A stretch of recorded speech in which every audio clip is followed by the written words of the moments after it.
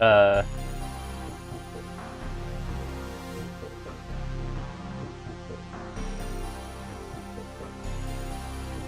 Does this thing work? Oh. Are you kidding me? Oh, I was looking at the wrong source, what? I was looking at the wrong bar on the visualizer.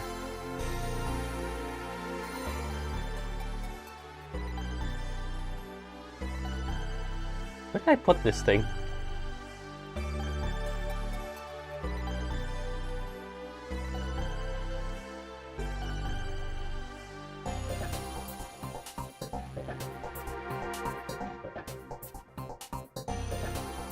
Oh great, I've broken one of the sources.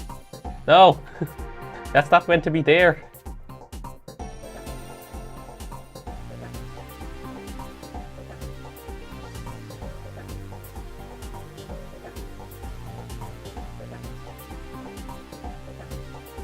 Hello, XMplay. You're not supposed to be here.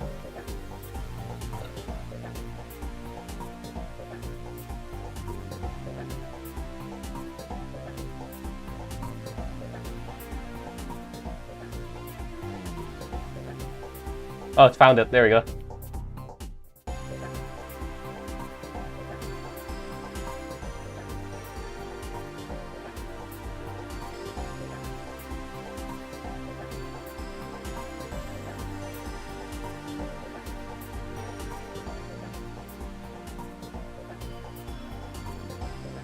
There. Oh, this time this actually works. Let's try testing it one more time.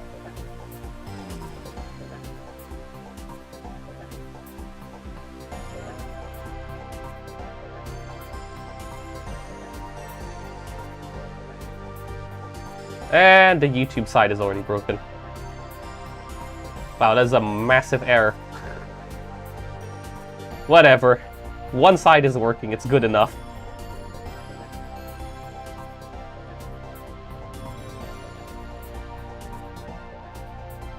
Okay, at least one side is working. That's better than nothing.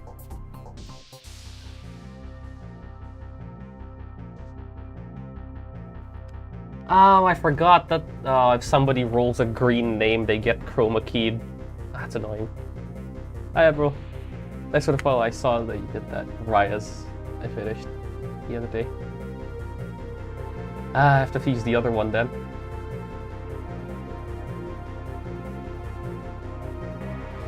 How did this make the colors again? Great. Now I'm getting sidetracked. Now I want to check how I wrote this.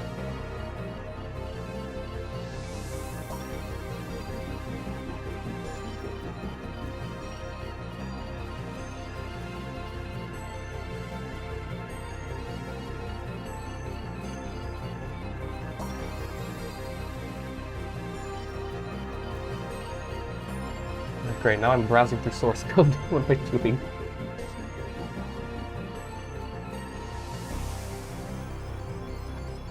I wanted to start GTWC. Oh well.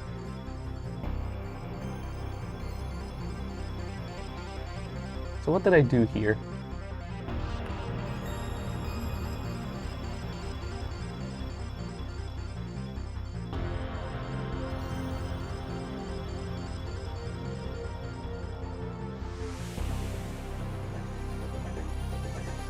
Okay, it seems to be random, but if I just restart the program...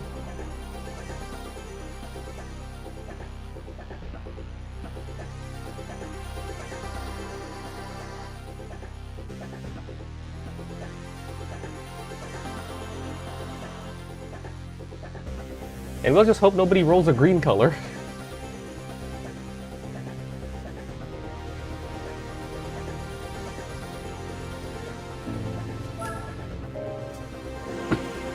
Anyway, GTWC.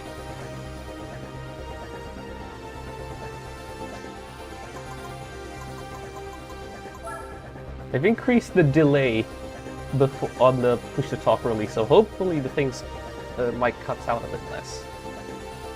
Hopefully. I don't know if that's going to fix it. Gears look good. Yep. Okay, max out the downforce. Did I max out the assists yet? Yeah, okay, good. Good diff. Yeah, looks fine to me. Suspension. I think I have too much rear cam here. Let me just adjust this.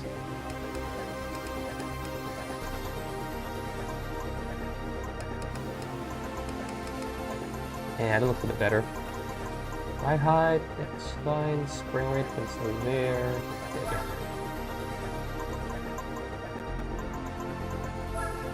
Backup nitrous, yep, it's already maxed. Brakes, it's 4, yep. Yeah, I think we're ready.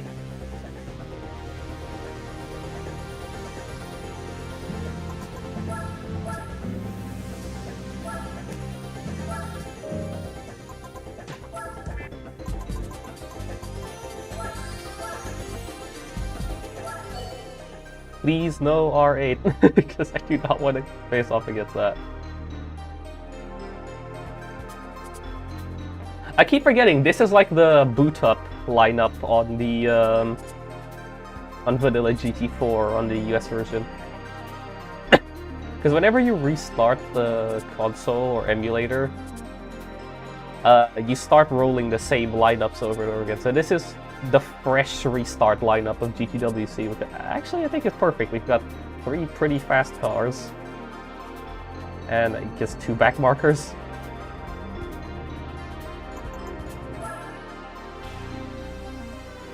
Let's start.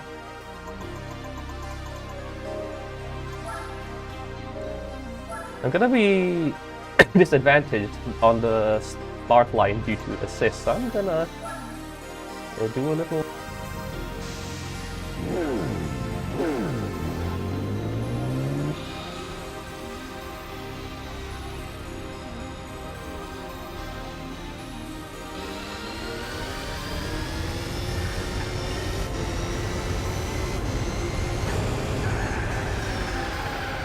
Immediately punted. Amazing.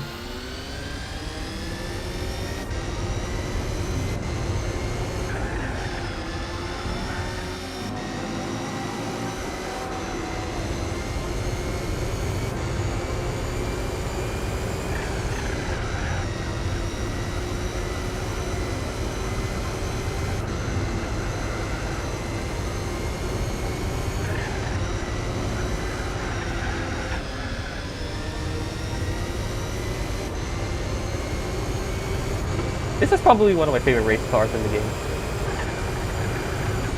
For its ability to do GTWC. Even though it's a GT500.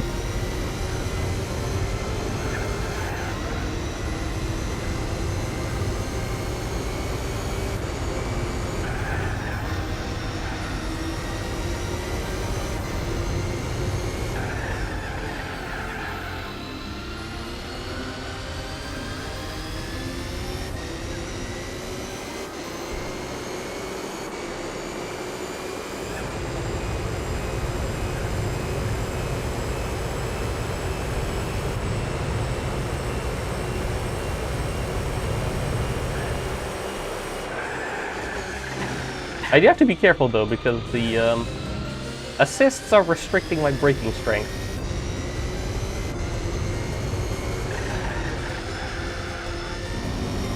And I can't trail brake as effectively.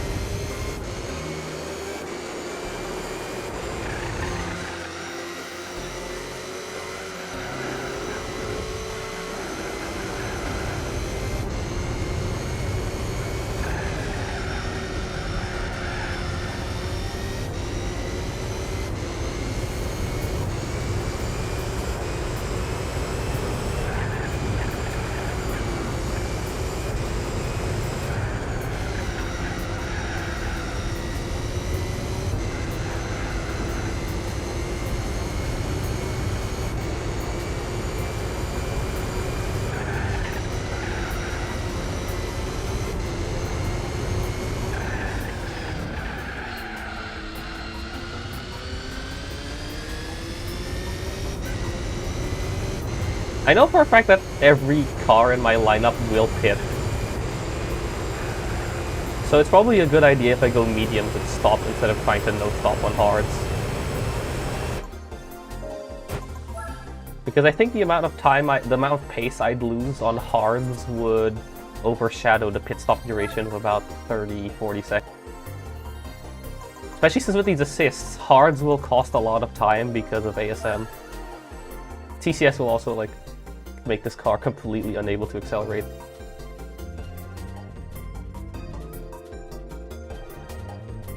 Status check, the YouTube side of my chat scroller has died. Not the one in the bottom right, but the thing that scrolls the text across the screen. Whenever somebody posts something. It's broken again. I still haven't fixed it. Although I think it's more of a YouTube skill issue because they keep sending malformed responses.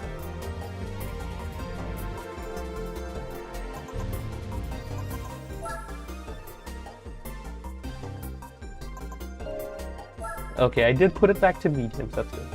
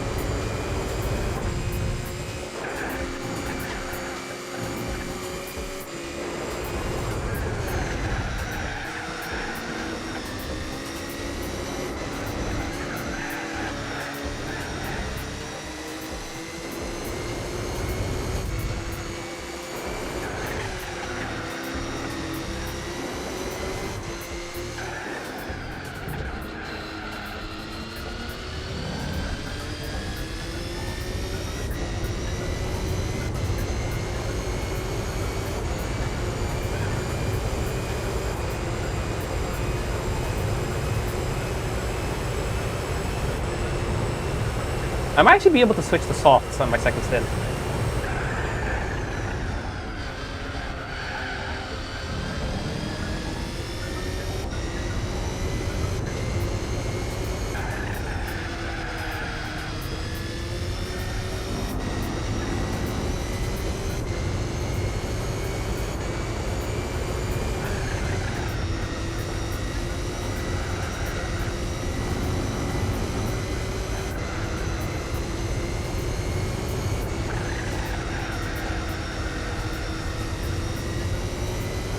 Where's the Toyota?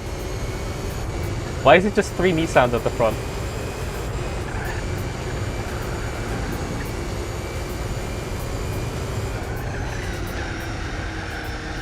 Ooh, bad entry into that one.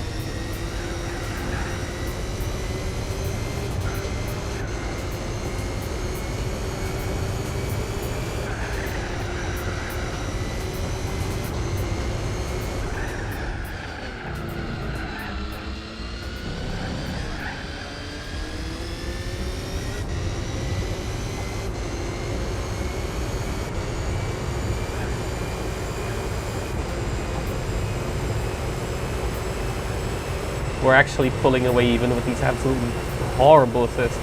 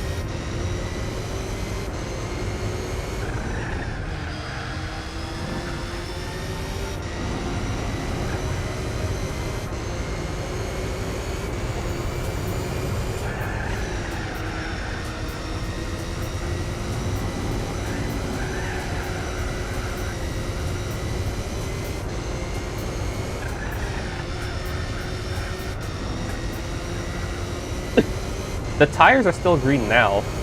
I can absolutely use softs in second stint. In the second stint.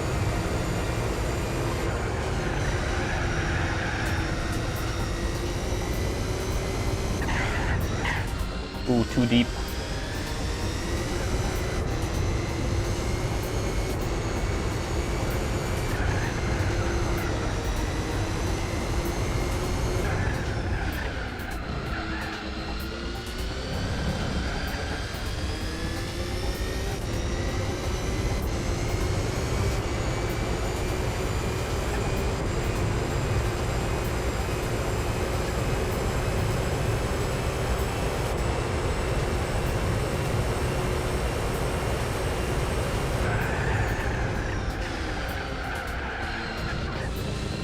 Too late on the brakes.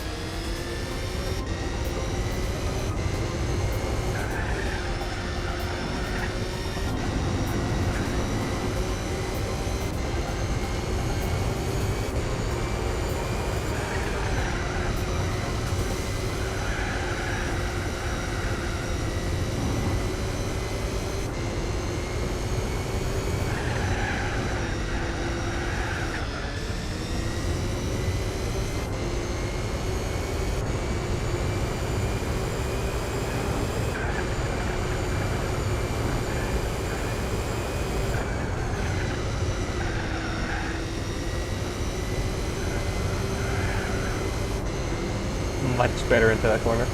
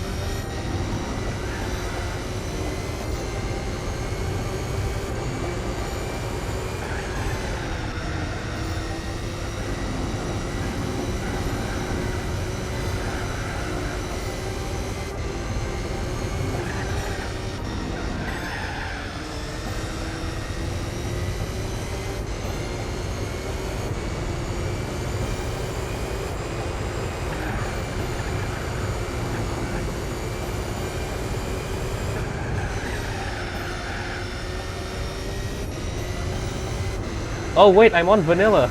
There's no Nürburgring. I don't have to worry about it.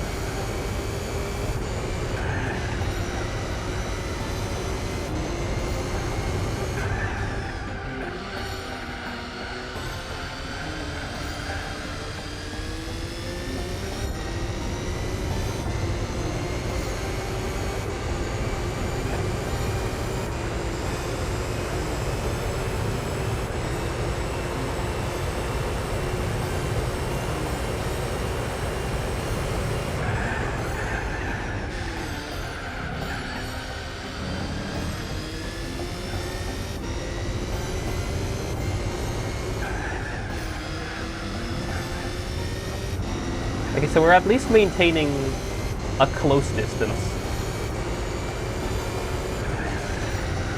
I could have bought super soft and stopped for super soft for the last 2 laps. Oh well. I only have normal softs. What can you do?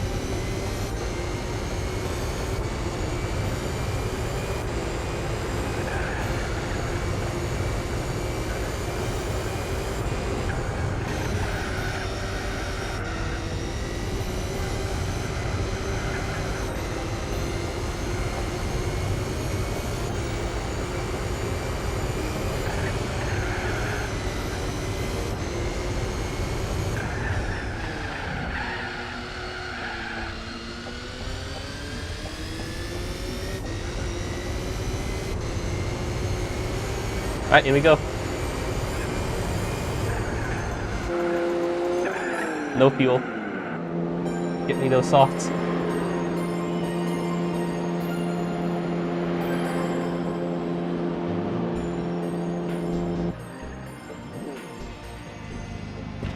If softs last 7 laps, I mean, sorry, if mediums last like 7 laps, easily this thing could do maybe 4 laps on softs. Or 5, maybe. In the best case scenario.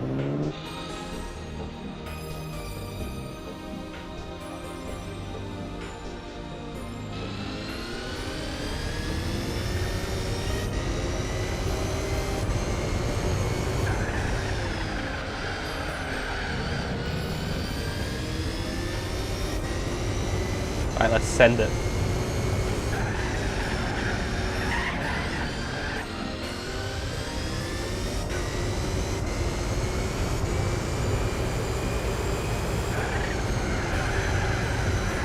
You have 5 bars of nitrous, you might as well use them. Well, now 2.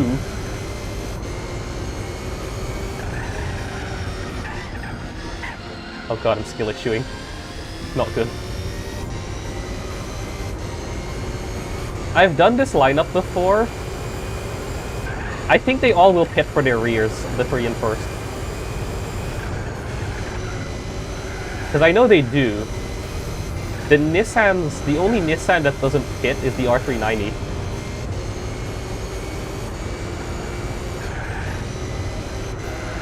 At least I hope they do.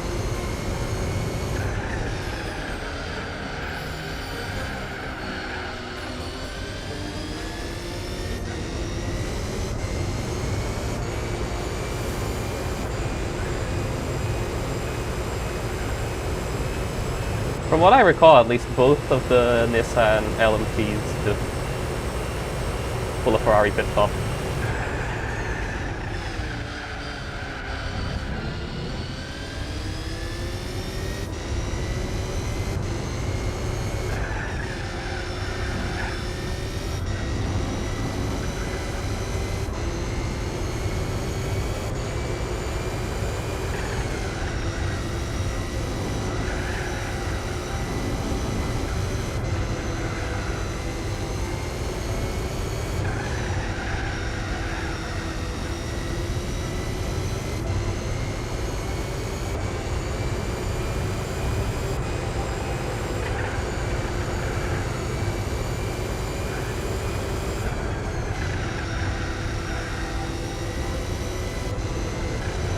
And there they go.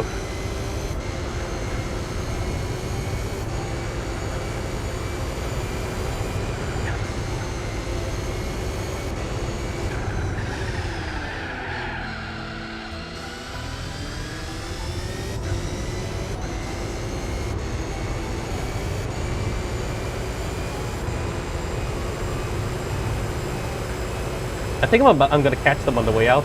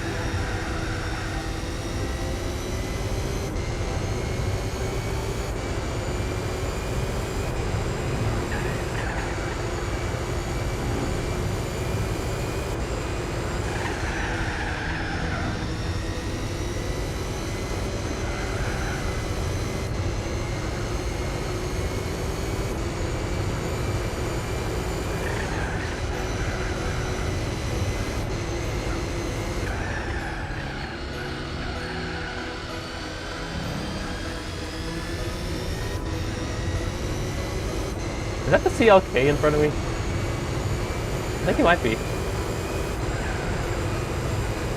Because it went in last. Actually, no, it might be the Vertigo.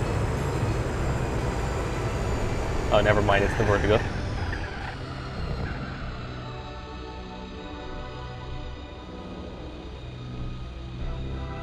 Thanks.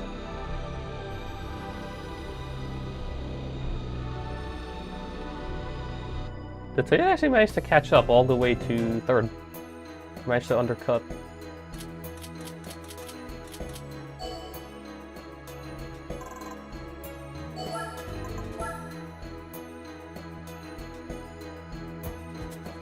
Okay, this is the one where I'm just going to use hards. There isn't really much purpose to using anything lower. You might as well just try and outlast them.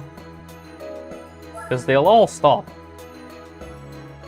at some point on this. So it qualifies so that you don't get penalized so hard by the rolling start. Because the rolling start on this is horrible.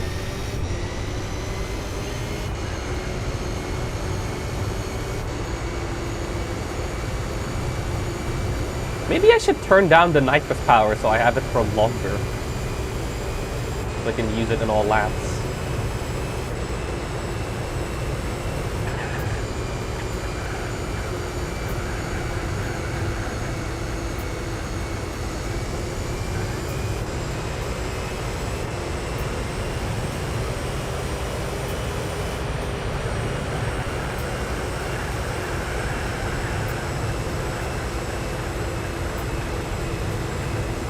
These assists are going to make it really annoying.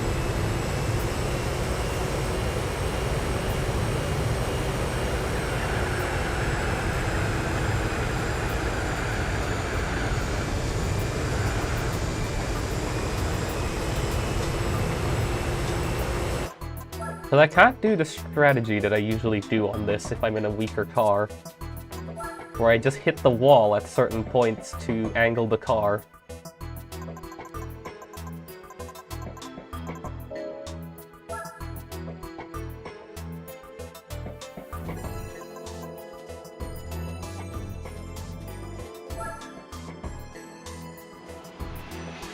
Yeah, 83 points because of the worst tires, but let's see.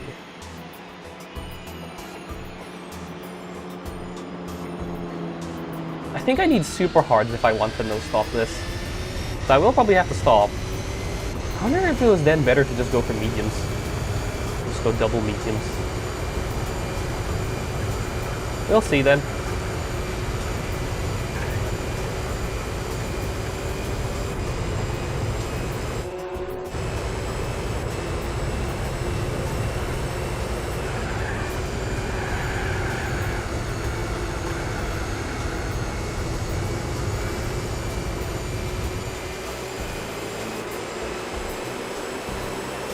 There's a loss here, that's also fine. There's still the rest of the championship.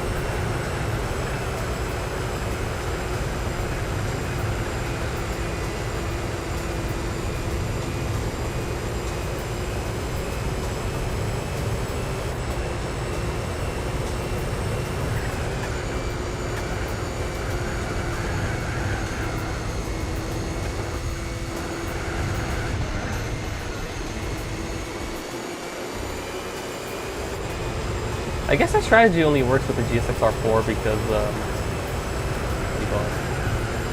I was already close to my max top speed. With this car, because it has a much higher top speed, I should probably stay somewhere on the banking.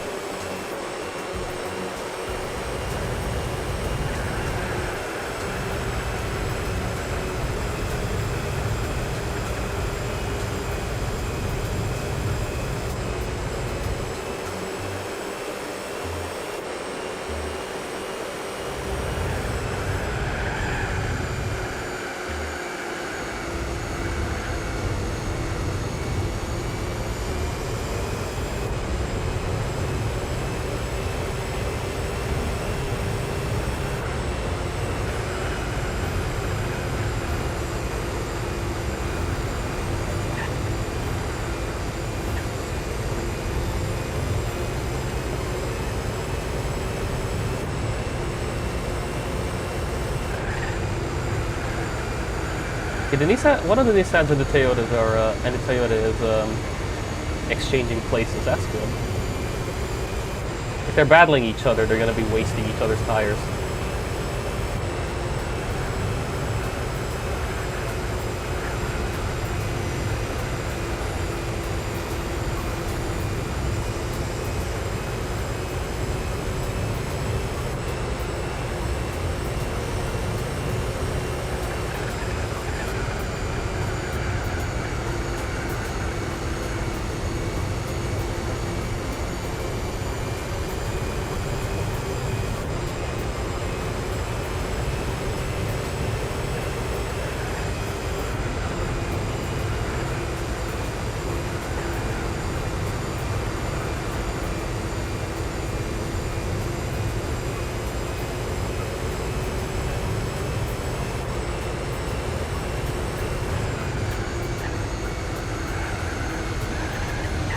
Oh no, don't touch the grass.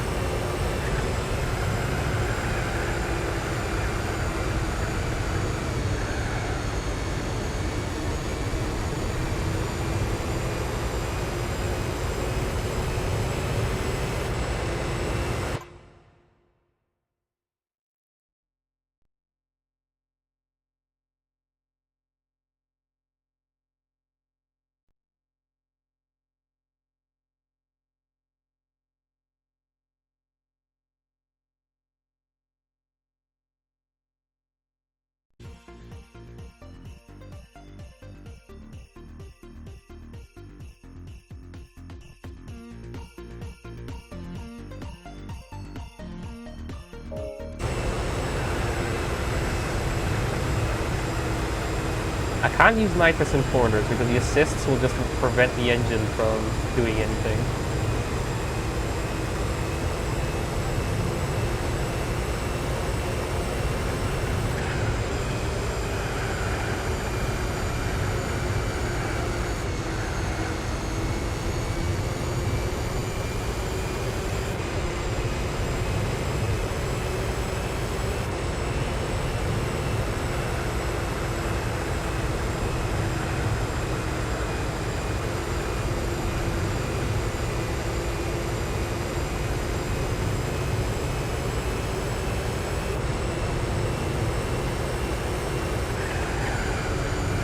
Yeah, it's just that there's a lot of requirements in Spec 2 for 100%.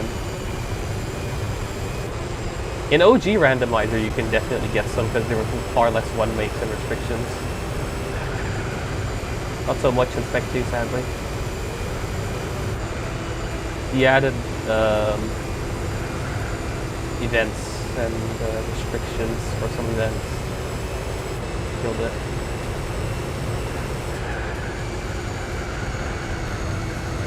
Out of all the 4.2 billion possible lineups of cars you can get based on your username, none of them can do it.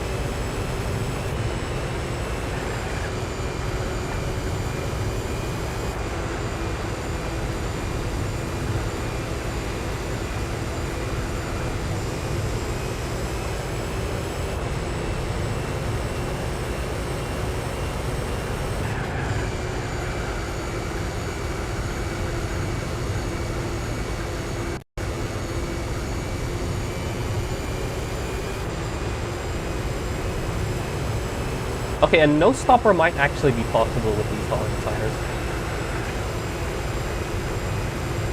I just have to be very gentle with them.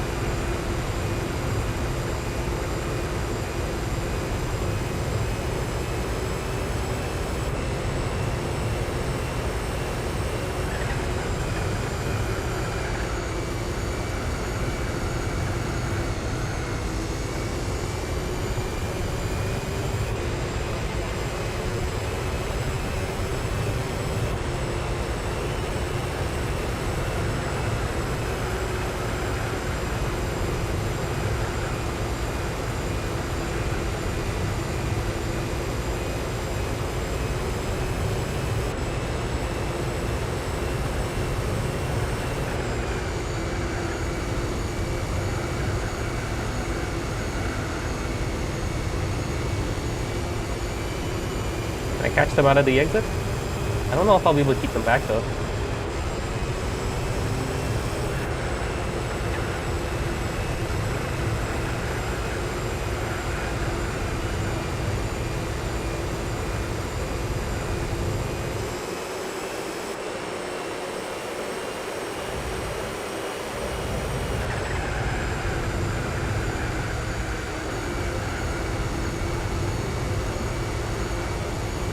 Wow, the Vertigo just had a massive skill issue.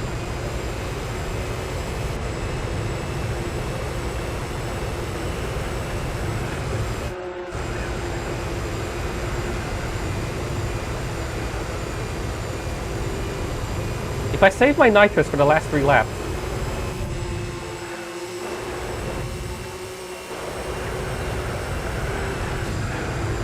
And just do a little bit of tactical pushing and shoving.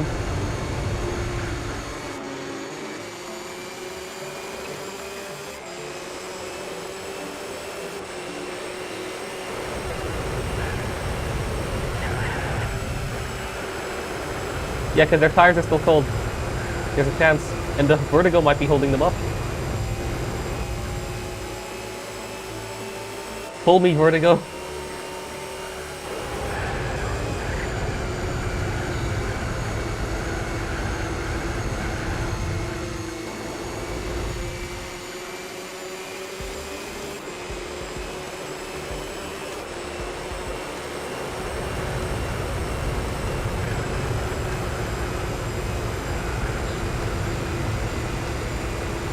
Okay, definitely not getting first in this race, so that's fine. At least we're finished ahead of the other Nissan.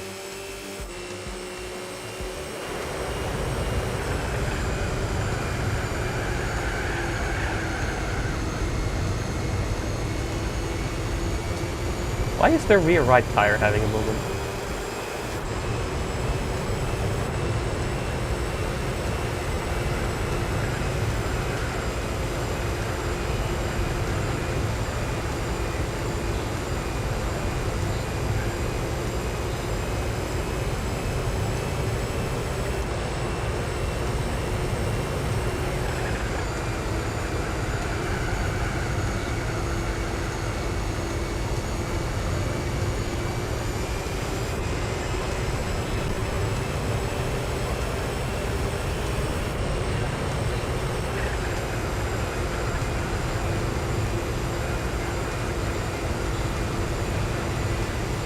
Well, still a podium at least.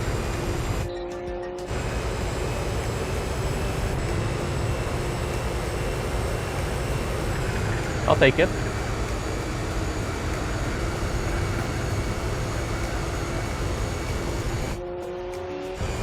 I just have to be careful not to get overtaken by that other Nissan.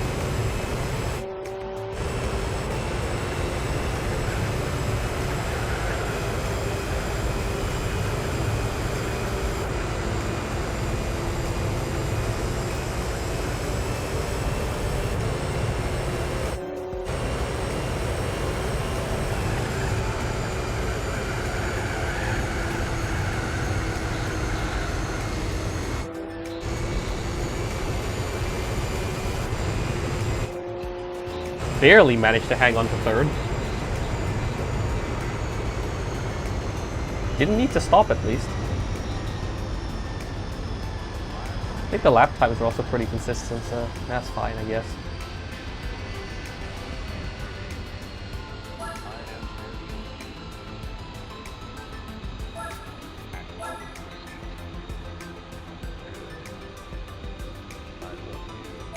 Okay, so I'm equal in points with Toyota. The next race is Hong Kong.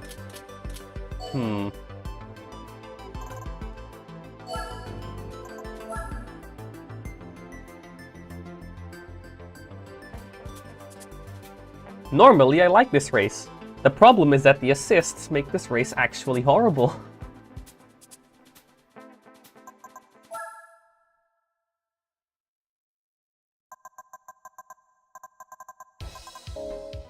Like, I'm not exactly sure what... I mean, with no assists and a decent car, this race is actually quite fun. The problem is, well, now I've got assists on. And the curbs really suck out all your speed if you've got assists on. So missing them becomes, well, paramount.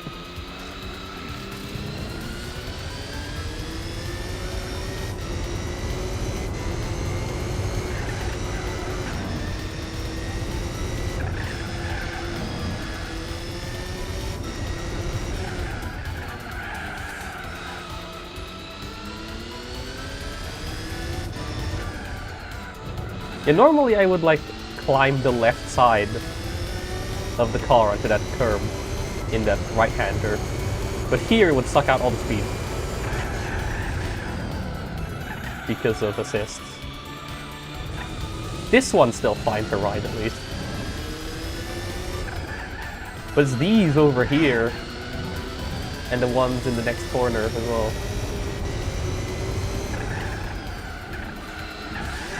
Like that.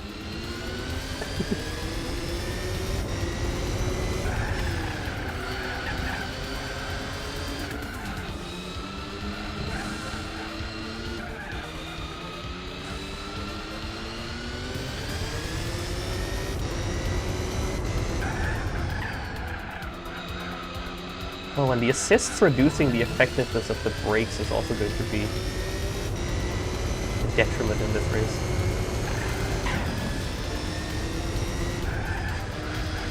He really is going to be hitting all the walls. And bonking everywhere. Like that.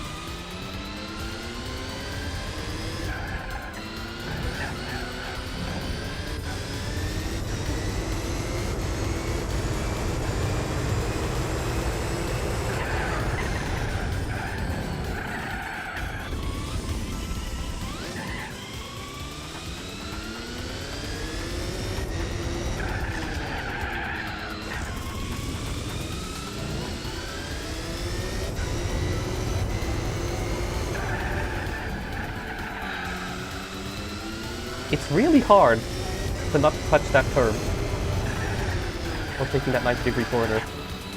It's such a tall one, too.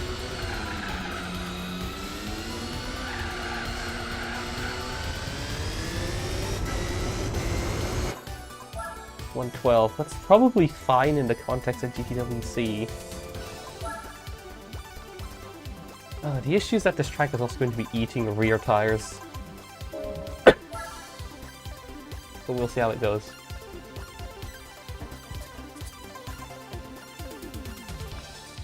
Not looking forward to a certain other race set on the other side of the planet that is in reverse. Somewhere in the middle of Europe, in a tight street.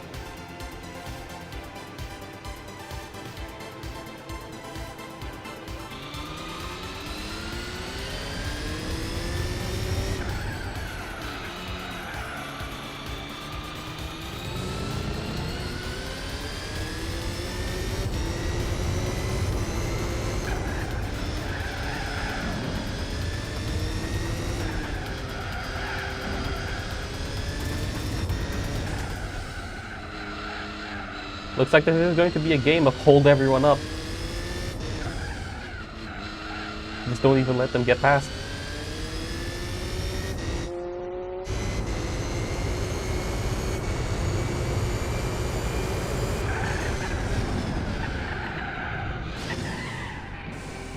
I already missed the braking zone, that's actually amazing.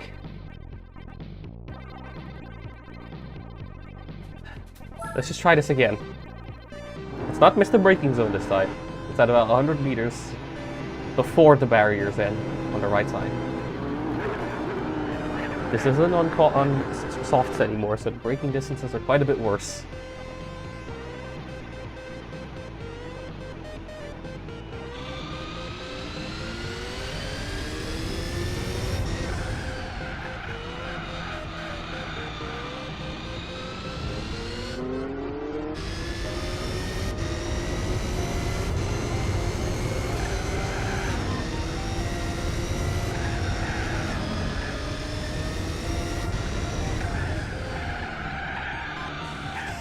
I missed the braking zone for that corner. Great.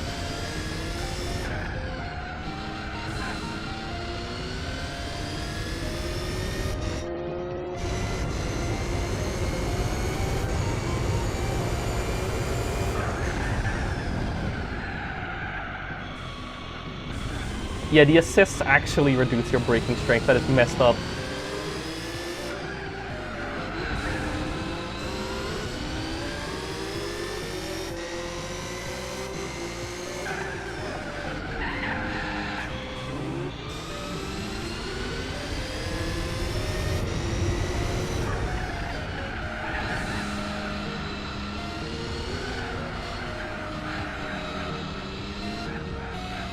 My rear tires are already green. This is not good.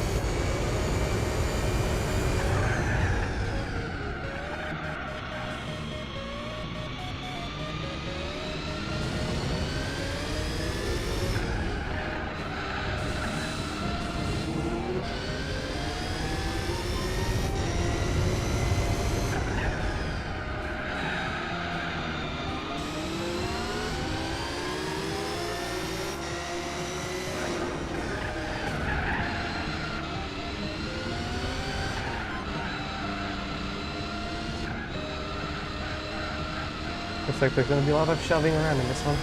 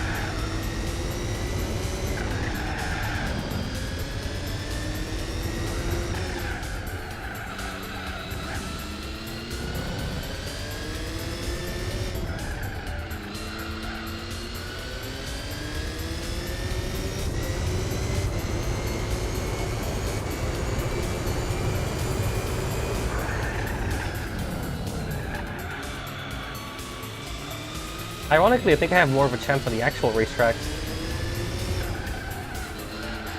Like Suzuka, Grand Valley.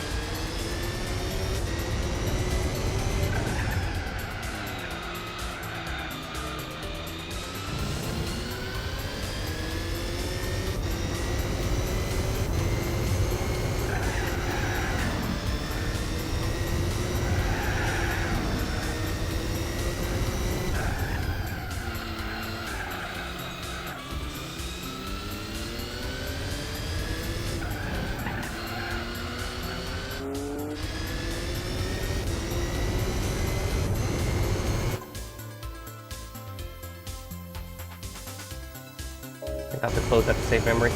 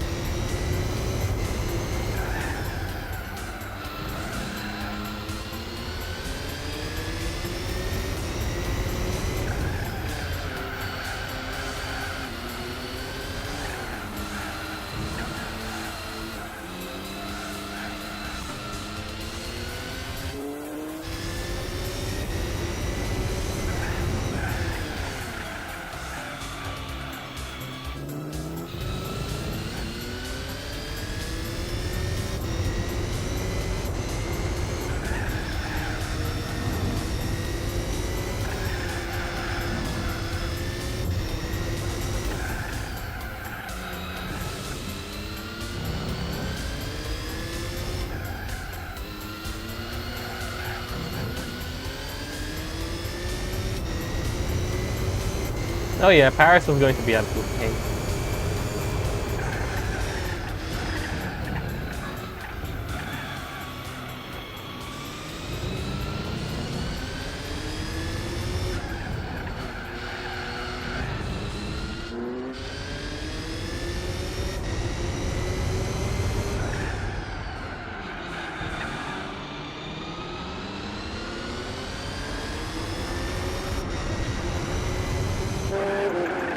We could probably say even a lost cause. One moment.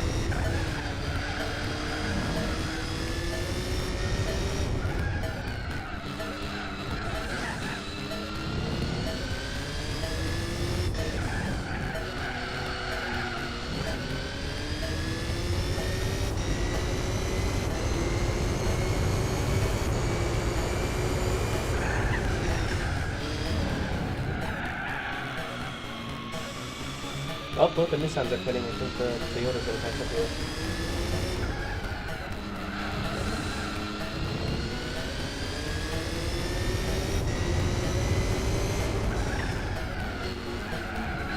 Next race is Seoul, right?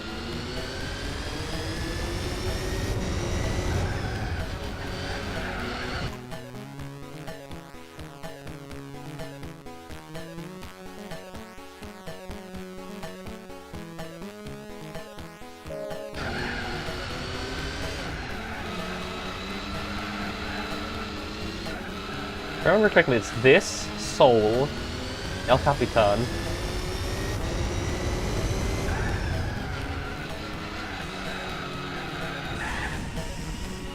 This race?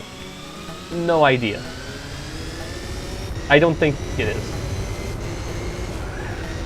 But the championship overall, I think, has a chance still.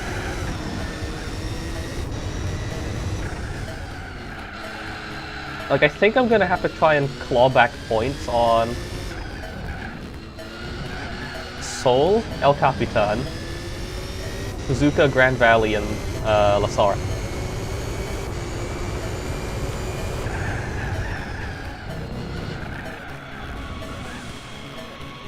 Yeah, no, you're fine.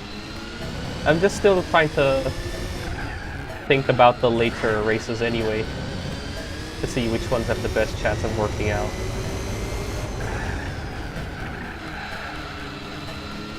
Because this race is normally winnable with this. Normally this race is winnable with this car. The problem is that all assists really drags down your cornering potential. So you just end up hitting all the walls, slowing down too much, that kind of thing. For things that aren't even your fault.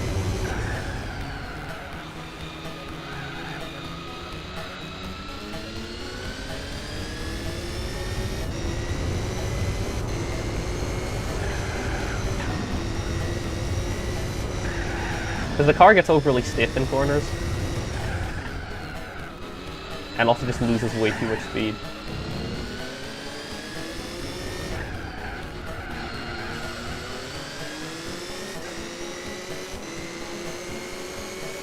If I can at least get second, it'll be good. Or a podium spot at least, so I'm not too far away. With all the assists turned off, except maybe one kick in traction control, cornering is fine.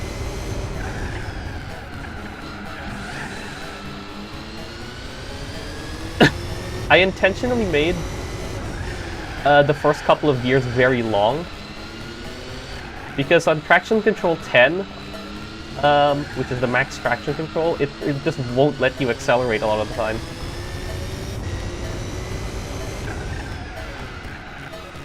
So making the first gear extremely long like this does actually mitigate it somewhat.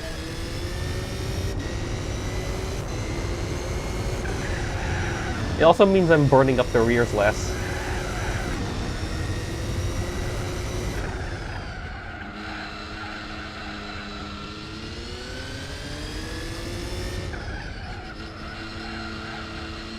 Yeah, precisely. Since the first gear isn't so short, Especially since this has a stage for turbo. If the first gear was still its default first gear, it just would wheel spin constantly.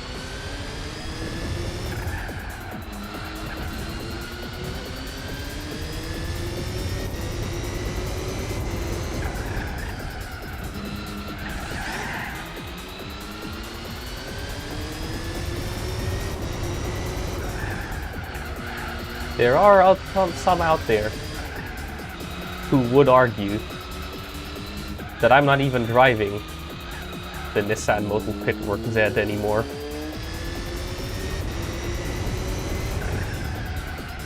Because I've changed the settings so much, it's no longer the same car.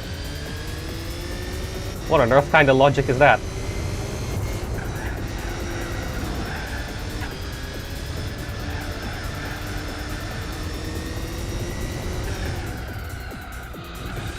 Like, if I'm playing this game casually, I want the car to be fun to drive. I don't care what was originally put by the devs too much. If I find that fun, I'll use it. But if I feel that bits of the car for my own personal taste can be improved, why wouldn't I change it? And why would it be a different car?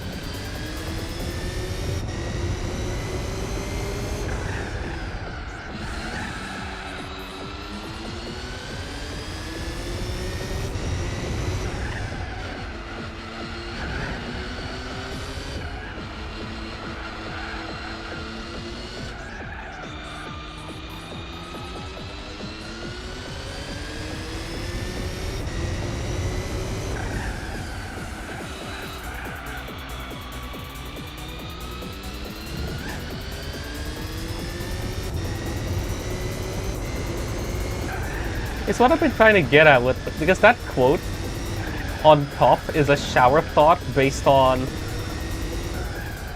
a take someone had where basically they just dismissed tuning and setting up cars as just moving sliders for no good reason. That is a real take people have about this.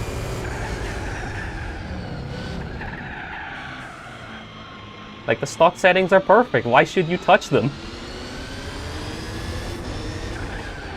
Yeah, perfect for you maybe, but not for me. We all have different tastes. And just because somebody wants to follow a guide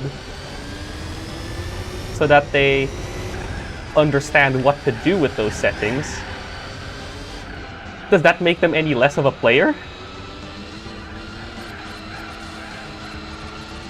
Yeah, it's what I mean. There's so many fun things. Fun, practical, and whatever, right?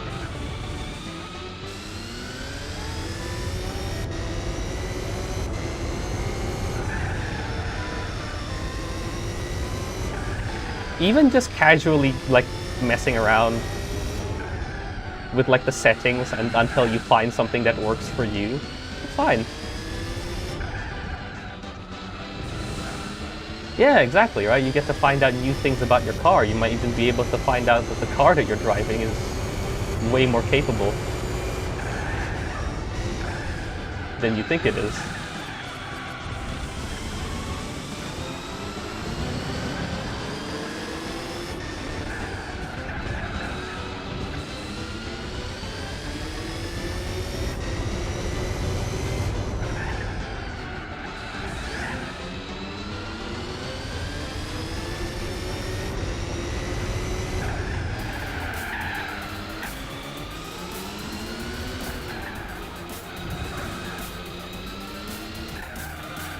I'm not gonna say any names, but seriously, like, that was a real take.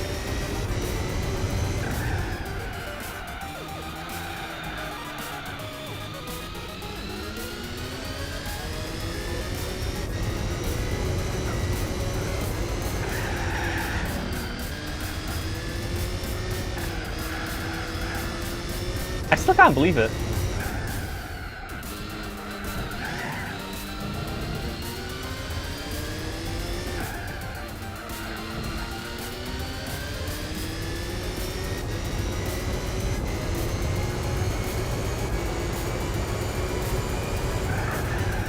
Especially in this game as well. Some cars initially feel like a complete write-off because they don't really feel too great.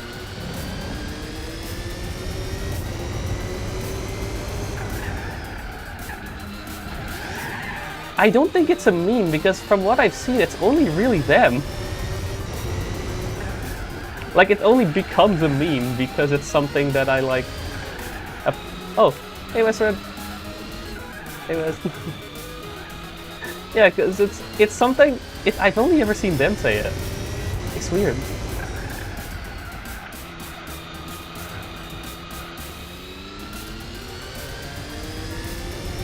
And it's not like they're a casual. Considering, actually no, if I say the next sentence, that'll actually just reveal who they are. So that was a bad corner. Hey Wes. It's fine.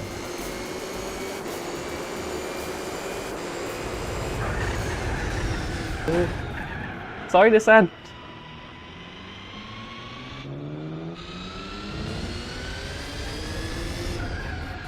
Tires are already dead and the assists are not allowing me to brake.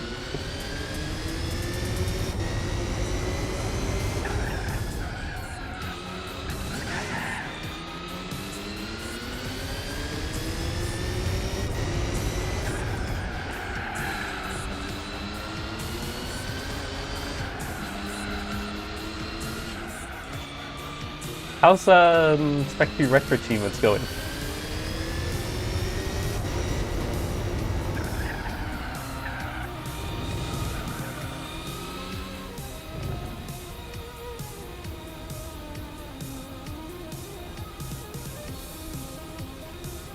Yeah.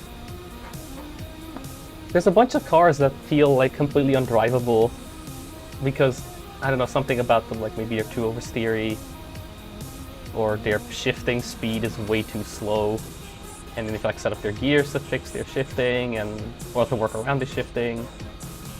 Maybe tweak their suspension so that they slide out a bit less. I forgot to check the mileage. I'll just change oil before the next race.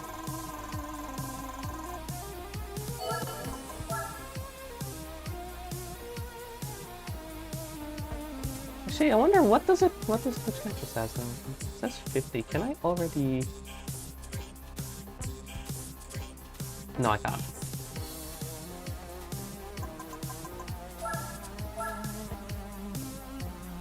Yeah, a lot of US cars especially have like strange. I think they usually have like a bunch of gears and then like standard gears and then an overdrive gear. So their last gear is always usually pretty long.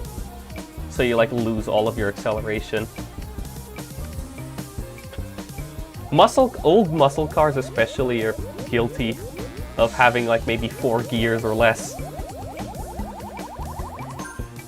So giving them a custom gearbox and a nice custom gear ratio tune-up makes them much nicer to drive.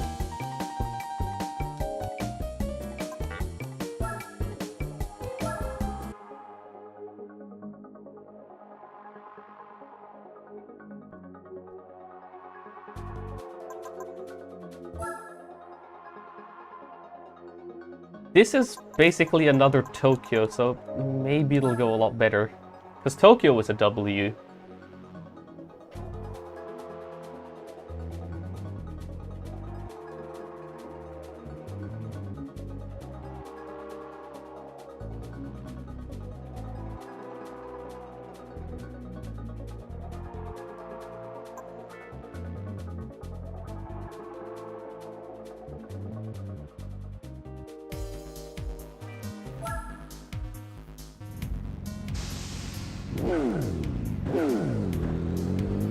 I think the first generation Corvette is also pretty guilty of something like that.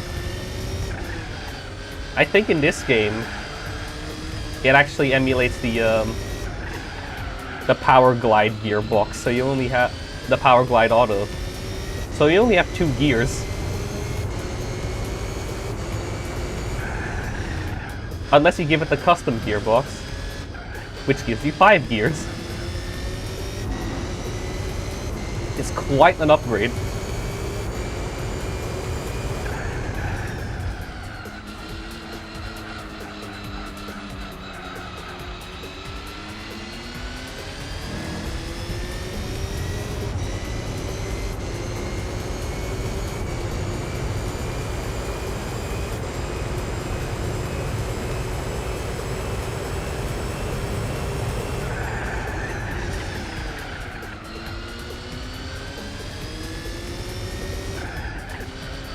Especially in this game, yeah, since the main context is racing.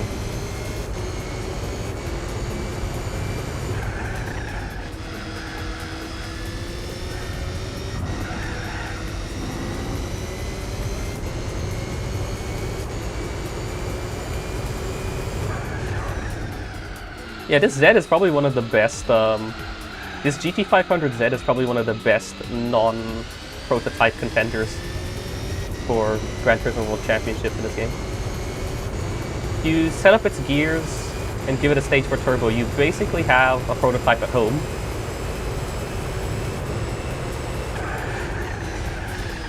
And maxing out its downforce because it's not maxed by default.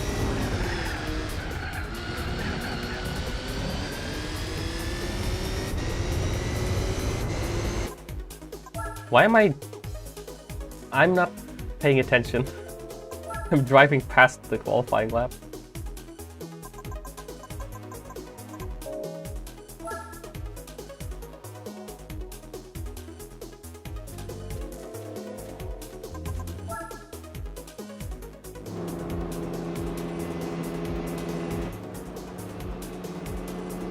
There is a car I wish could do GTWC, but it really does not have enough power to do so. So it just loses in all the straight lines despite the cornering of it.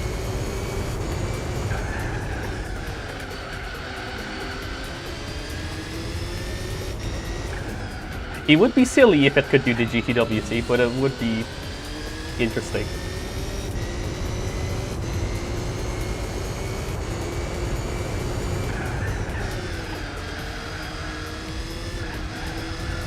Here I go again. I'm gonna start glazing the Suzuki GSX-R4 in this game.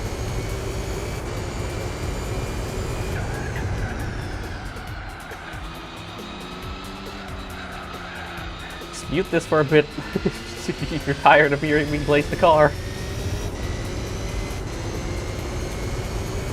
The funny GSX-R4 concept. You can get it from Suzuki Concept 1 Make.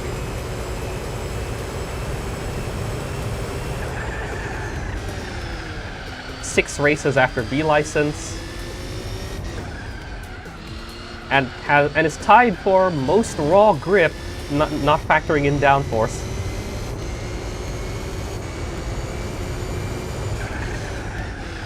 And is, I think, if I'm not mistaken, the lightest car that you're allowed to race other cars in. That is not a special car.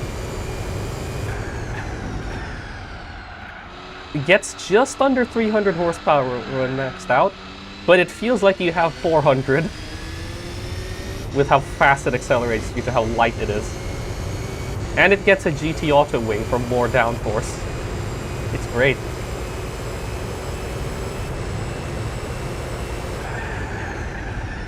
With weight reduction stage 3, it weighs 568 kilos.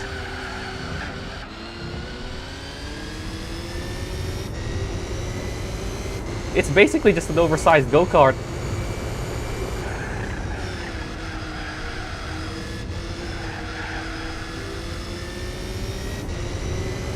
But it absolutely carries through the mid-game.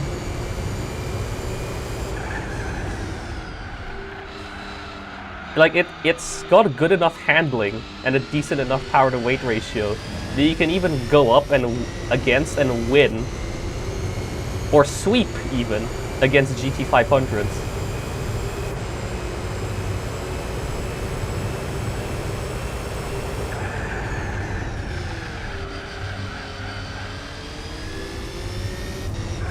And since it's won from an event, you can just win an unlimited number of them.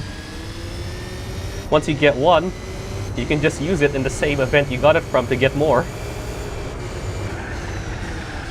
In case the first one starts wearing out. Or if you want a different color. Okay, it's not perfect. Like, it does have a tendency to lose its rear if you're not careful. And because it's quite light, it can be a bit floaty and will get bounced around if it gets hit by another car.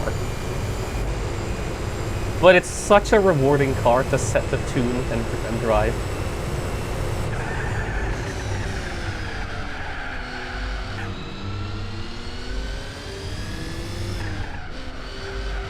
This is like 275 metric horsepower, maxed out, and it can do a sub 7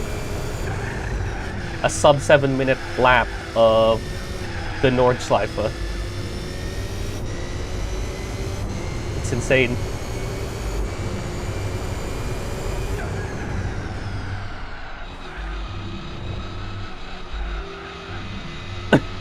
I'd argue it's probably the biggest open secret that this game has. I say open secret because the game makes no attempt to hide it. But nobody really knows of it because it takes a whole side quest to get one.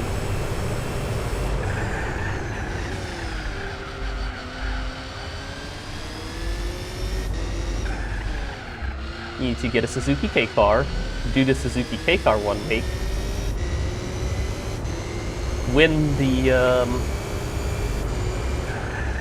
Concept Swift, tune up the Concept Swift, because you have to beat the GSX-R4s in order to get one, and they're very hard to beat while you're driving the Swift. Well, very hard if you're not prepared, that is.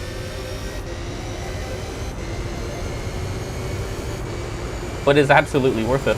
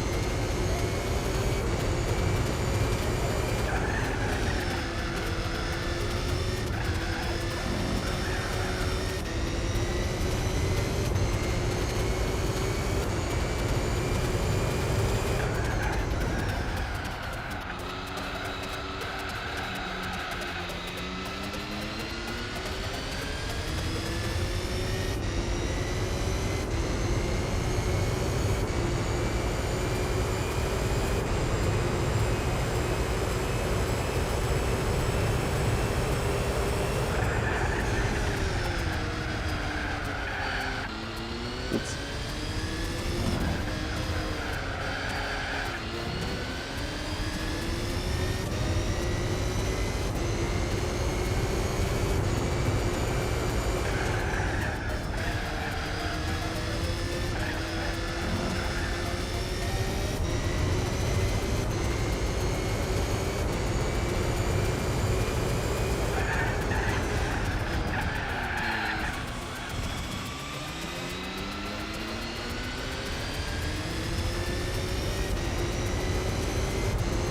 Very light. Maybe with an asterisk.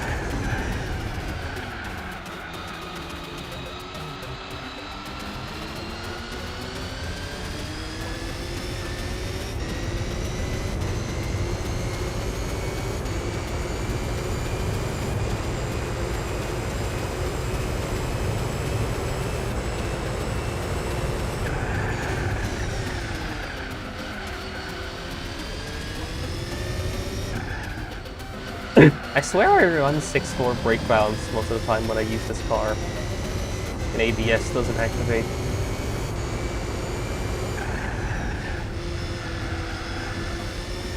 I'm gonna blame the assists. I think the assists are attenuating the brakes and not ABS.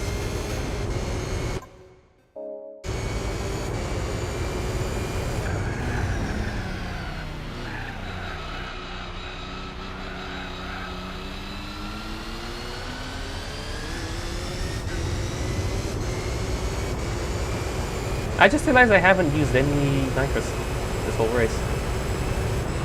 Had it queued up, didn't even touch it.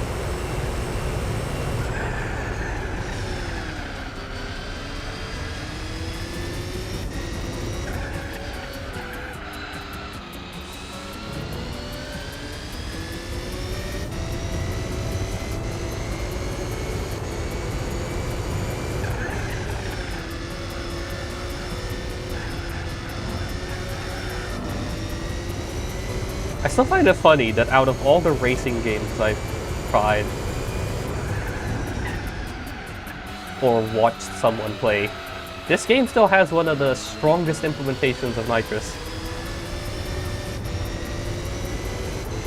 With some cars even getting double horsepower while active.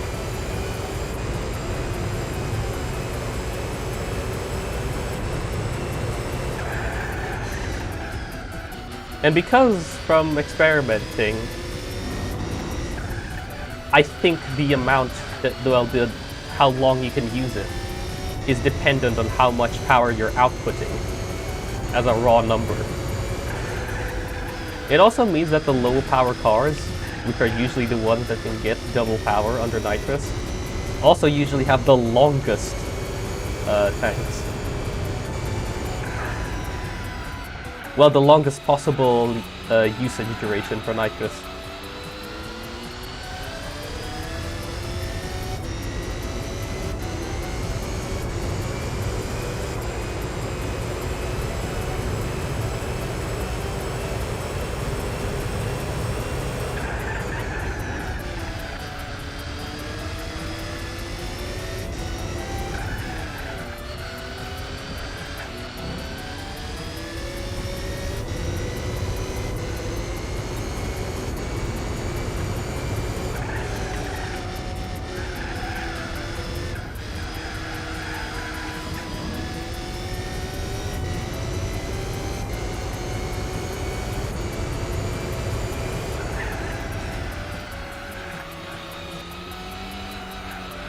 I think the AI will go in on this race. The question is, I guess I'll go in now.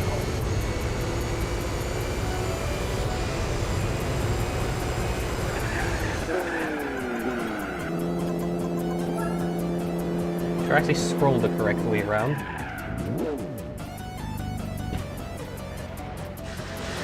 Soft should easily last 5 laps. 6 laps.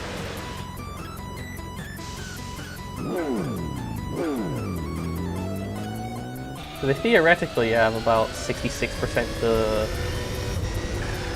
the durability of mediums.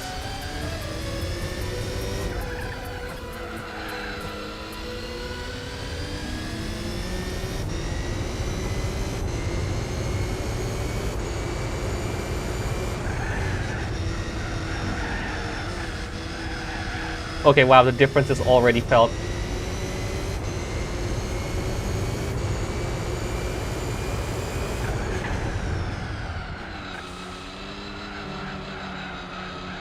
Yeah, and the brakes are far less attenuated with the soft equip. So yeah, it's gotta be the assists.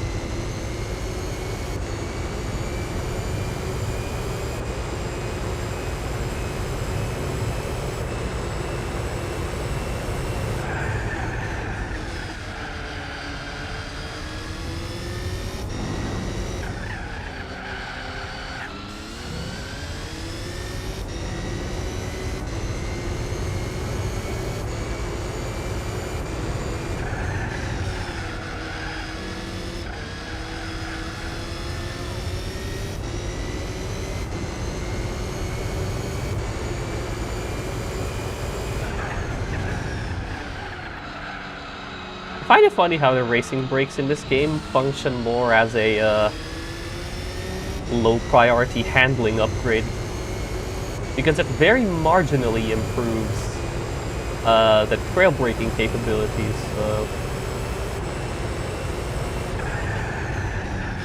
the cars that can buy it, but only if they have enough grip to support them. If they don't have much grip to begin with, like if you're on sports tires, they don't do much. But when you buy racing brakes on racing tires, you can really feel the extra trail braking.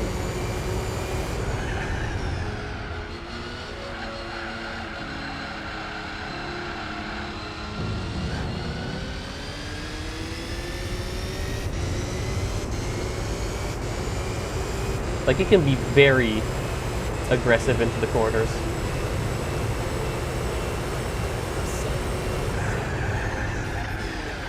Again, that's also assuming you're not being held down by driver assists. Because the driver assists kind of take that away from you.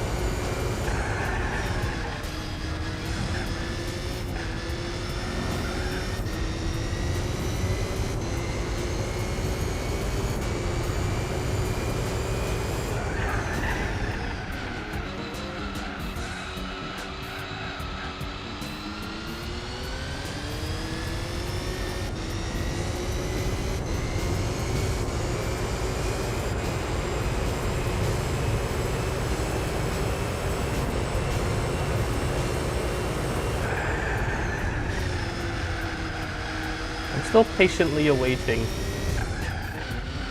all of the new tuning possibilities that will be present in the GT4 Retune mod. That mod is still deep in development. It's not ready yet. But I'm already liking the forget balance, let's just increase the limits of what people can do approach that it's taking.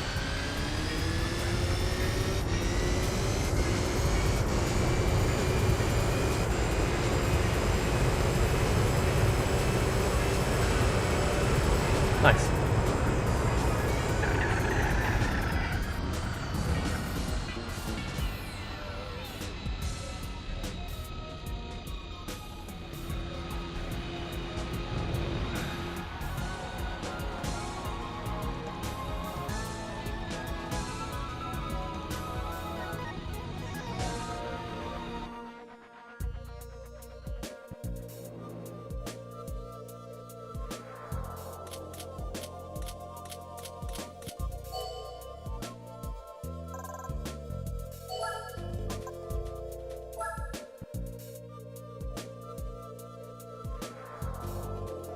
Okay, so I'm still behind by 2 points. But this is probably my best race, my best track. Not the car's best track, but like my personal best track for driving. So let's see how this goes.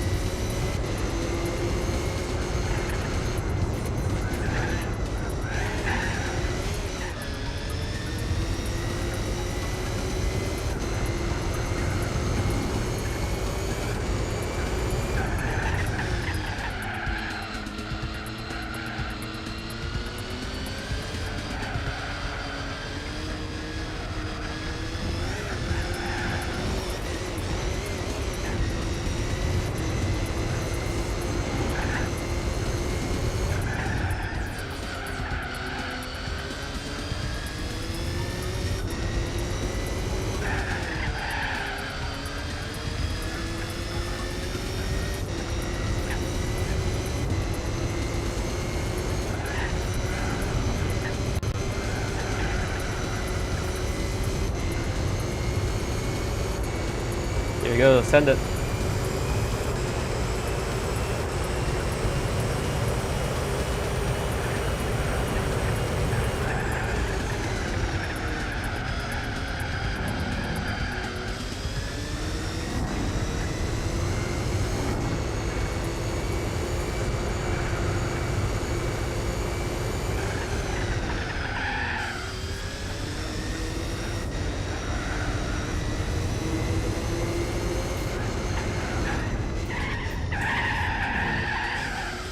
Saved.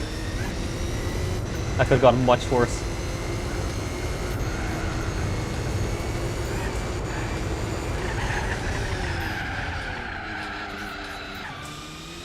That could have gone better.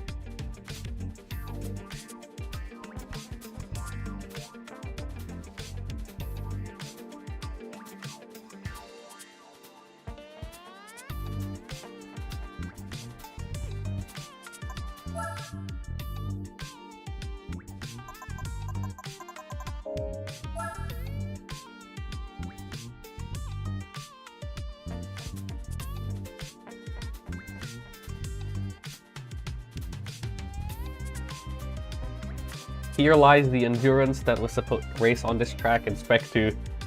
It's rally cars only. I can't take some of my I can't take an experiment with road cars on it anymore for 66 laps in Spec 2. Well, at least I'm in vanilla, so I can still do it.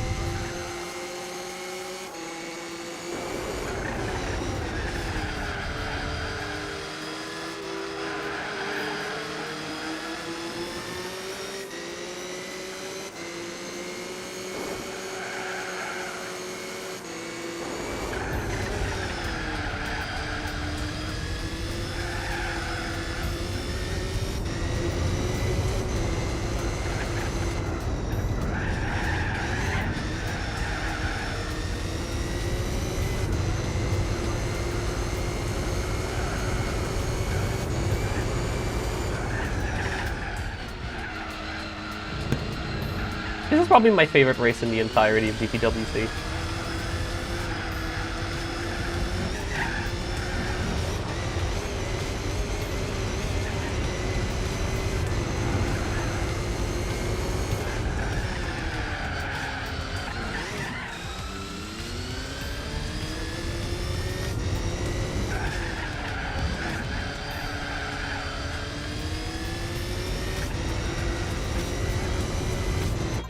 Actually, you know what?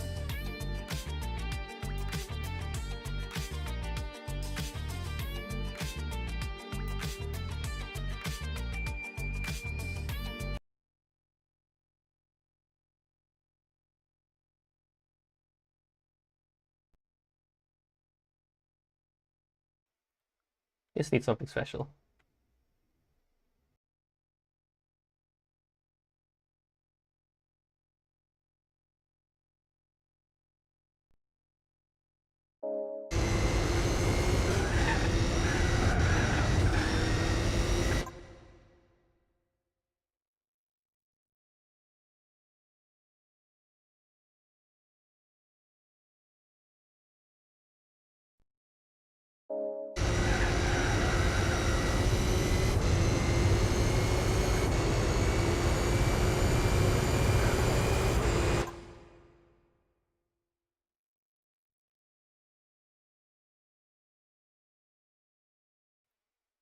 Oh, dang it. 1 minute.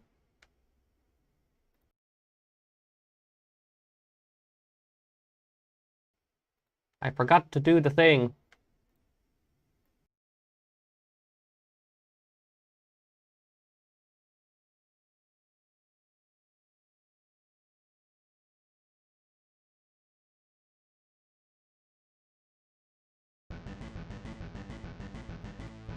Better.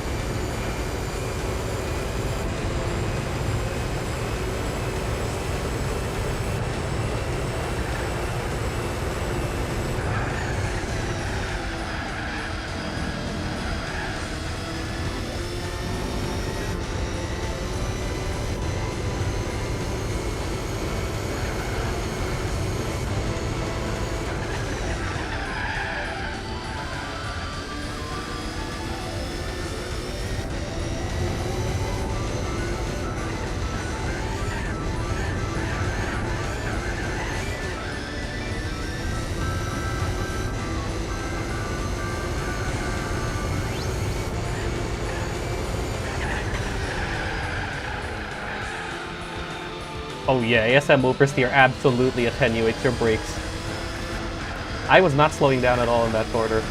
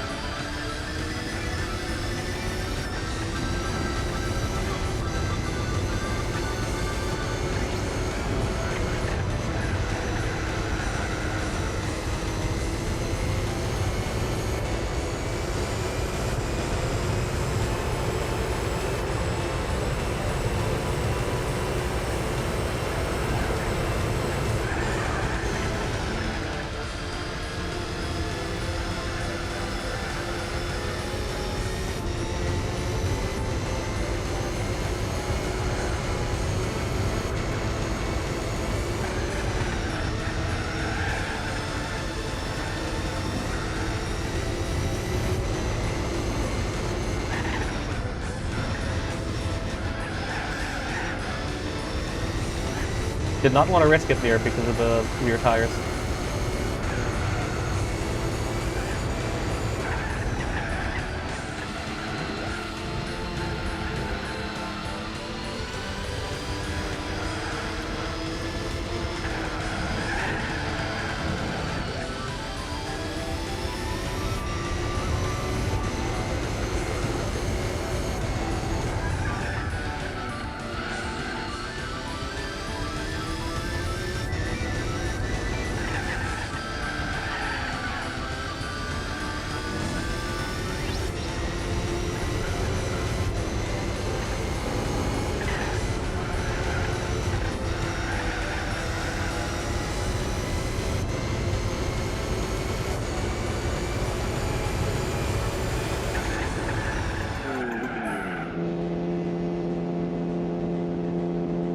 Yep.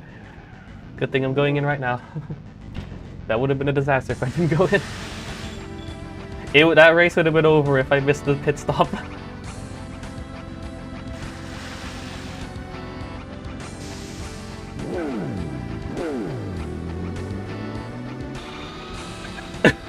You're gonna be on worn tires, I'm gonna need a fresh set.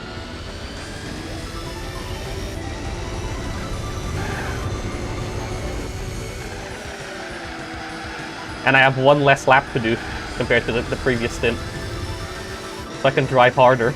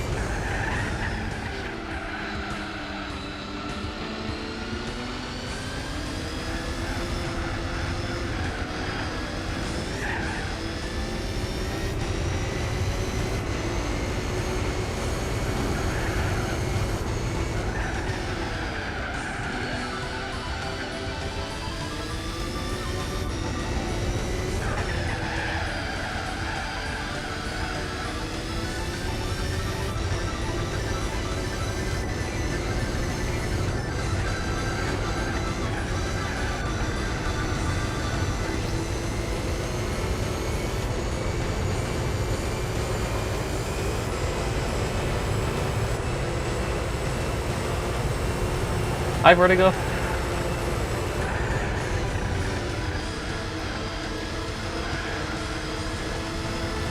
You're all going in.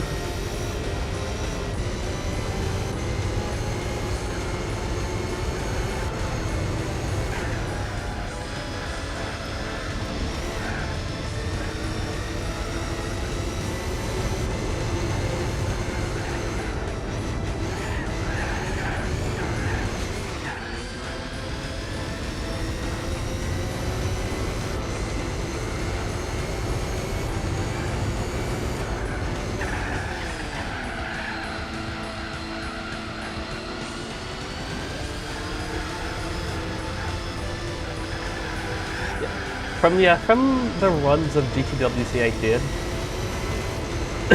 the two Nissans and the Nissan LMP1s and the Toyota 88CB are both they're around equal in terms of tire wear. Not exactly the same, but close.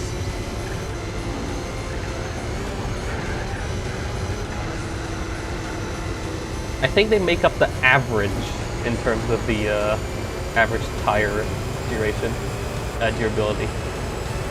The Jaguar is probably the worst out of the lot. As in, I'm not counting the GT1 opponents or or any class below.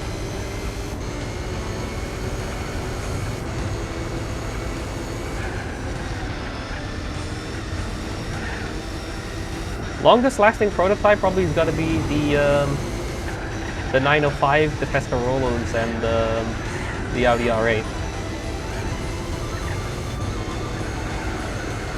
Longest lasting opponent that isn't a prototype, the 2J.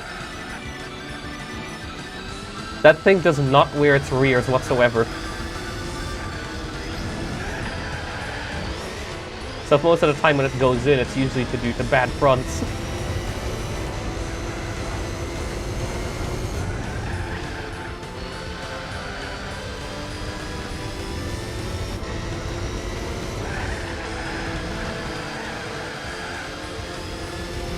Excuse me, TLK.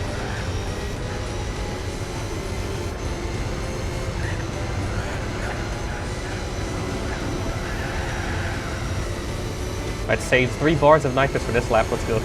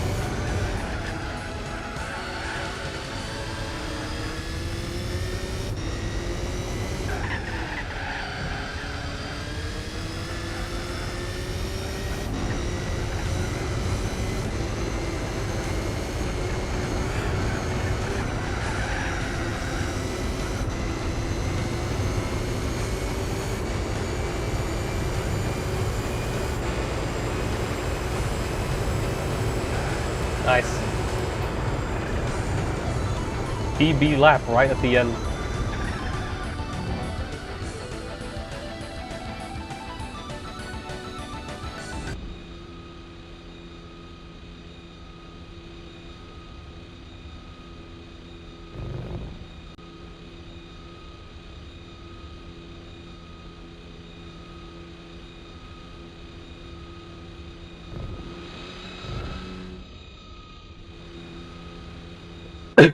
Alright, we're back ahead.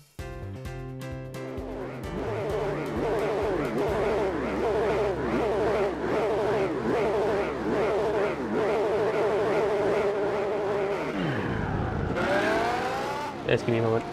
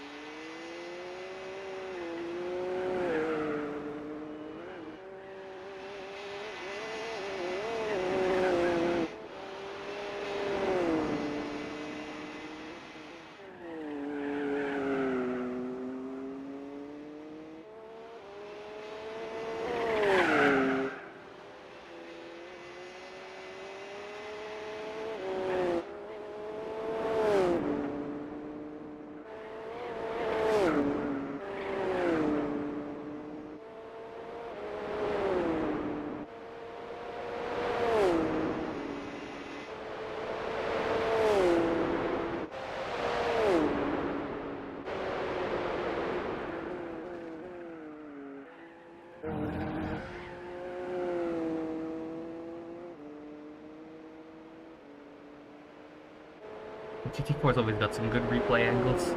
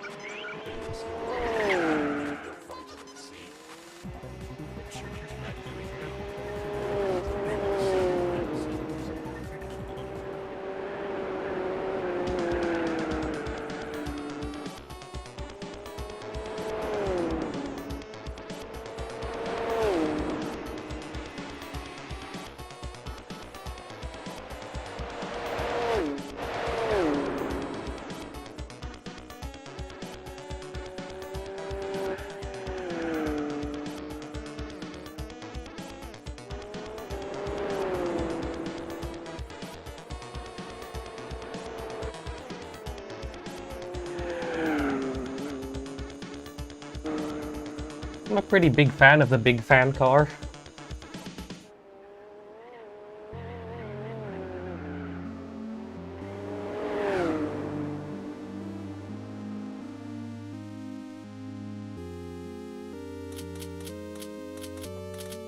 Got good durability.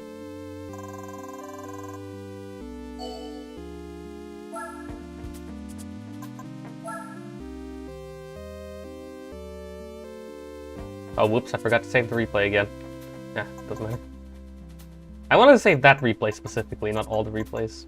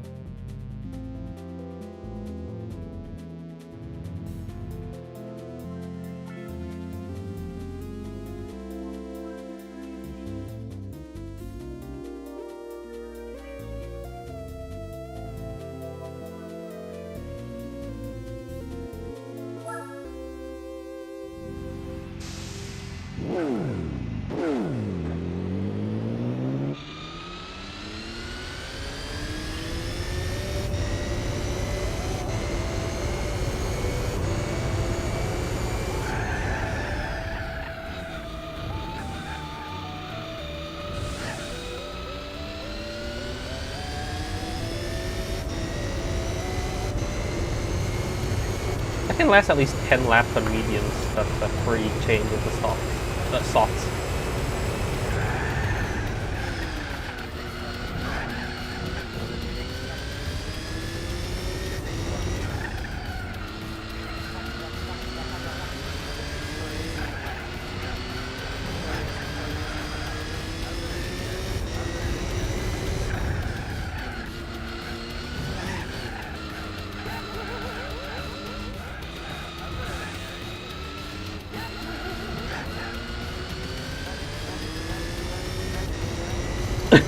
This is probably the only city track that actually works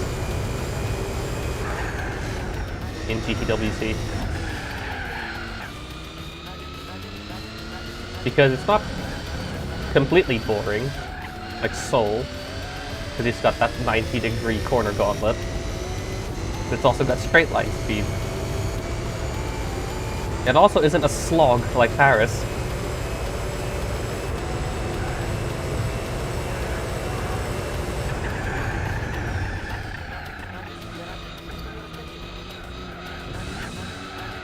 So someone please explain to me the vision in Spec 2, where Every single city race was either shortened, except for Paris.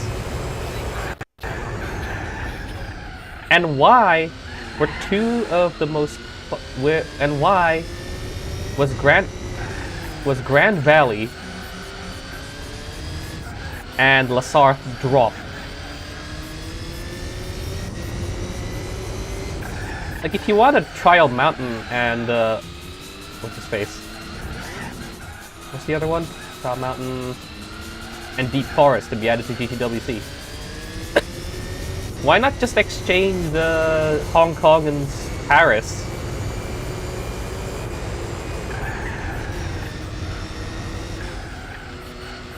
And if you remove Seoul too, you'd have a spot for Nürburgring right after La Sarthe.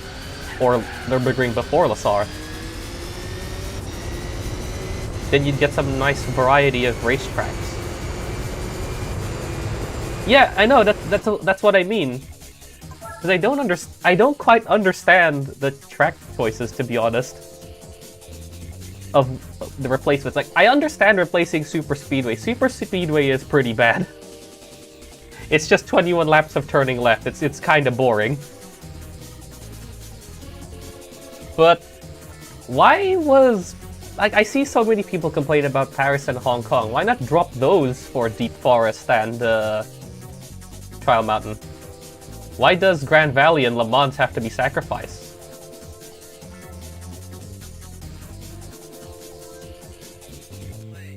Because Grand Valley is a pretty good track. It's a racetrack too. Like, you can have the Nürburgring and Le Mans on here. Like, I think that can work. If you drop... I think the 4 tracks to drop would be Super Speedway, Hong Kong, Paris, and Seoul.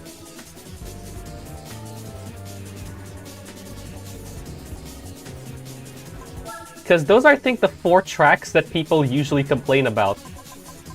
Super Speedway is boring. Hong Kong is too tight for... Paris is like Hong Kong but worse. And Seoul is boring. This track in New York is the only city track that actually somewhat works because you're in high-speed prototypes, there's straight lines, a long one for your top speed, a short one for your acceleration, and then some 90-degree corners to test your racing line.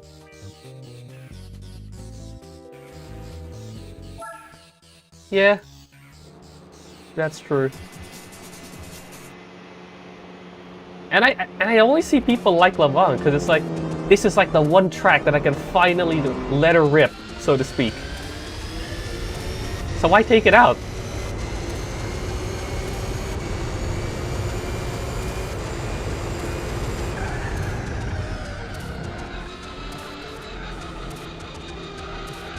Like, Nürburgring after Le Mans would have made it like a... Oh, no, Nürburgring before Le Mans would have made Le Mans would have actually elevate Le Mans. Because it would make it a much better... like, relief track at the end of the gauntlet of tracks. Because with the Nürburgring at the end, you've basically had to race against the prototypes, in all these circuits. Paris is still there. So you still have to survive Paris. And you get rewarded at the end with Nürburgring. Probably one of the worst tracks for prototype class. For prototype class or faster. Because of how bouncy the suspension is in this game.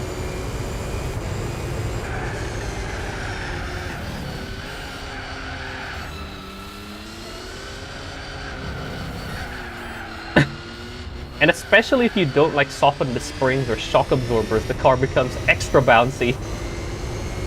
Think the SLR in Mission 34 kind of bouncy.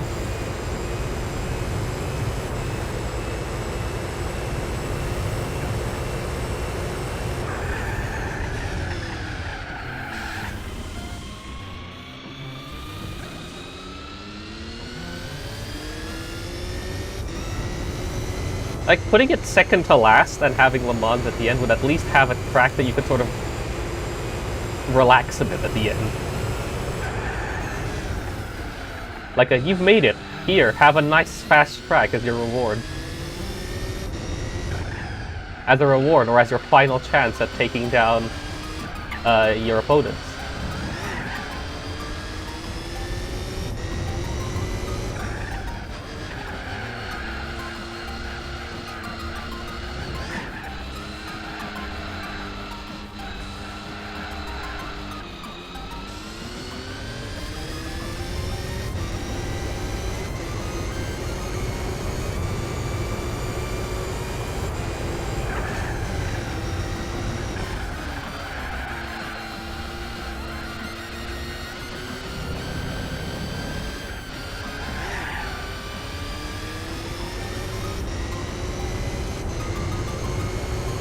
I do agree that the vision is mysterious, like how, after all the buffs and nerfs, the best legacy is now the touring wagon. I'm not even joking with this one. The 2003 Legacy Touring Wagon 2.0 GT, base model, not the Spec B, is the best legacy in version 1.08.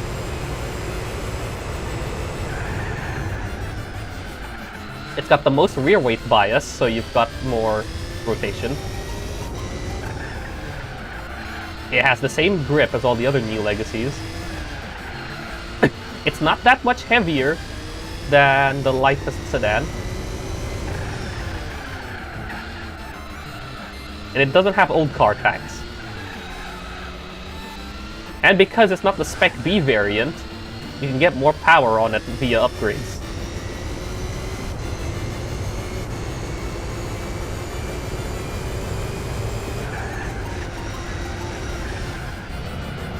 Actually, I'd argue the Spec B variants have also lost their personality in Spec 2. Because the Legacy Spec Bs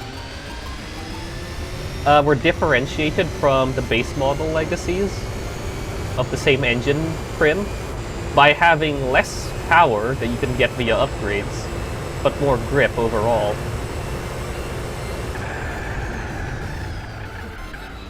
But that nuance was lost when the Legacy's stats were being shuffled around.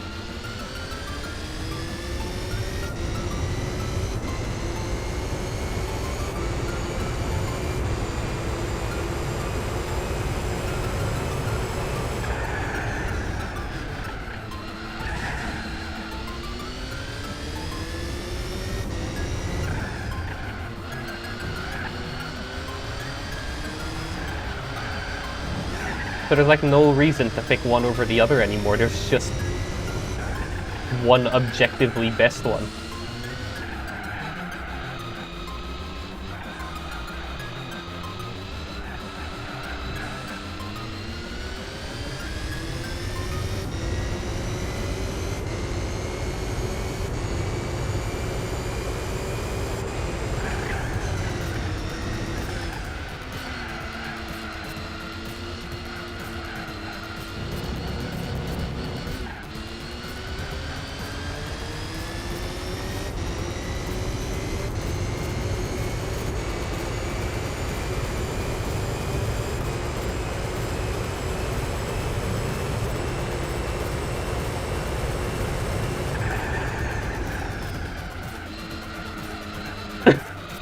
But hey, what would I know?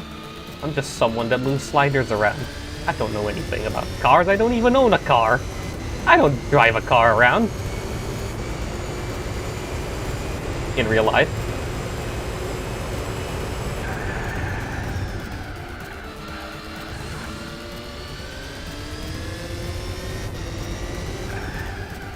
I just move sliders around. For no effect.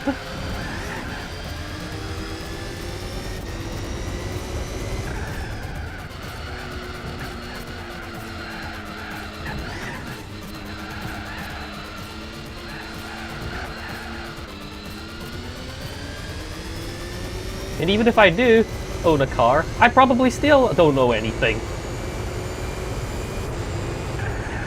Because my car's not cool enough to justify the tax, the road tax. I actually cannot believe I remember seeing someone say that to someone else. telling someone else that their car is not cool enough to justify the road tax, and I'm just like, bro, they just want a car from point A to point B.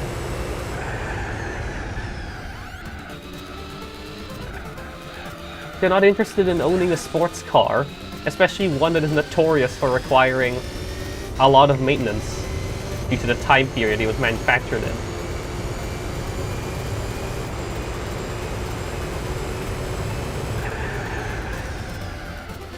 They just want an efficient machine that they like to drive that can take them from point A to point B. And they have that. Why are you blasting them for it?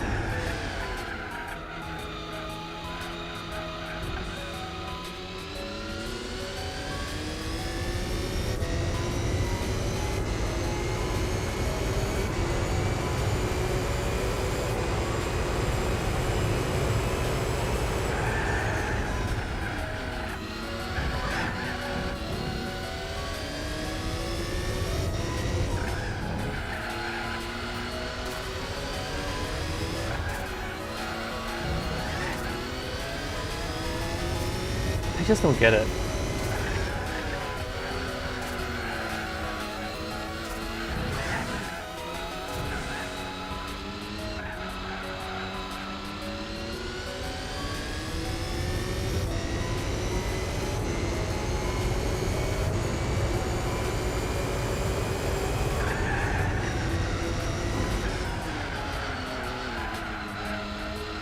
Imagine calling someone out for being pushy.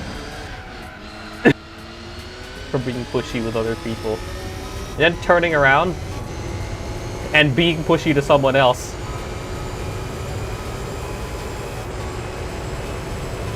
To the point where you start trying to coerce other people to be pushy on your behalf. Like, bro. Actually cringe.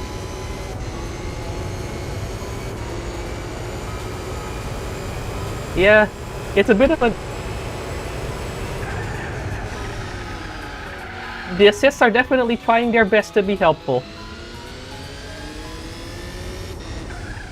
They're not very good at doing so, though. The only one who's making an effort at actually trying to be useful is traction control. And even then, anything higher than 1 is overbearing.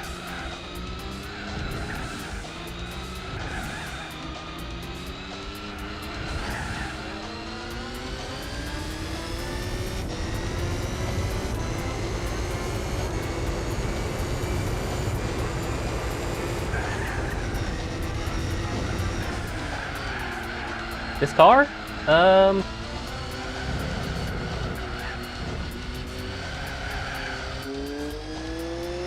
It's the Motul Pitwork Z GT500.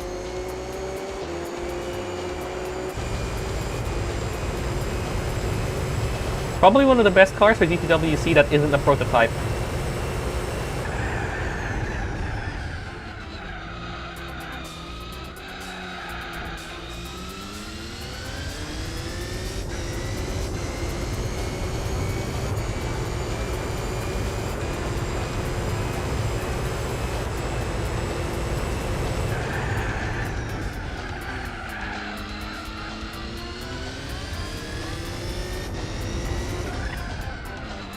Yeah, that's fair, I suppose.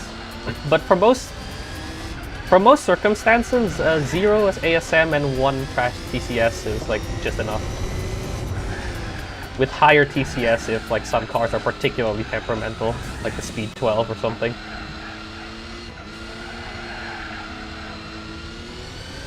Well, ASM by default is pretty bad, if only because both of them are enabled at the same. Having just a little bit of one enabled does actually help.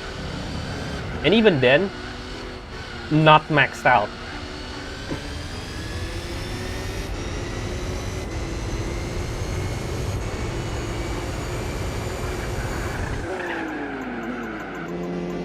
Like a couple ticks in ASM understeer is probably enough to aid someone getting into corners if their timing for braking is bad or something.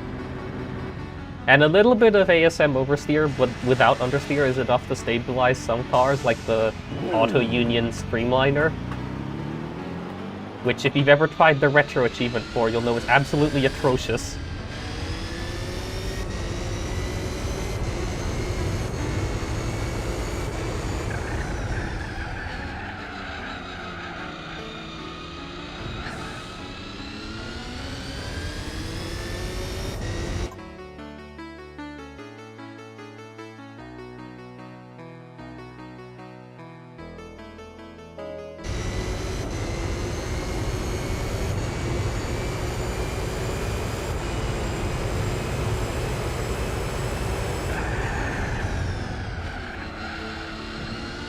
I wish I was brave enough to drive with no assist in this game. I'm not. Ironically though, I can drive perfectly fine with no assists in Enthusia. But not in this game.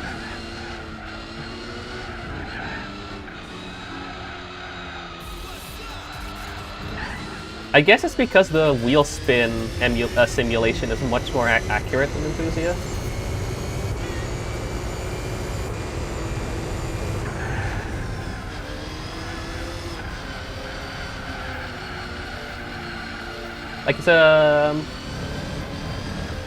Like it's a kind of like you can power through the wheel spin as long as you don't, you know, abuse the throttle. Here it feels like if your wheel starts spinning, they just don't stop spinning until you let go of your throttle.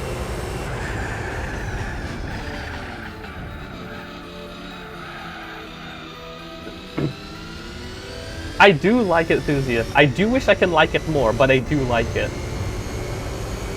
The career does have some of its spotty moments, but I do like the game overall. I think a while ago I spent some time trying to S-rank all the driving revolution stages.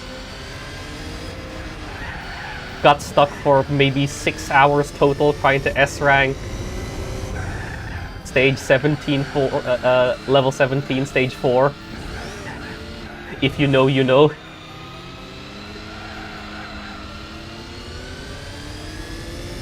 Audi R8 on low and steering, 1 full lap. Don't miss any gates. And don't get a gate judgment worse than great. Oh, and don't hit the wall. 6 hours for that.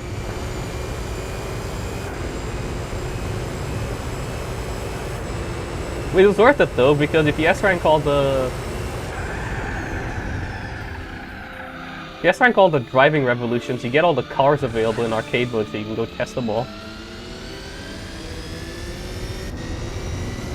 I just wish some cars' the suspensions in that game didn't feel like they were made of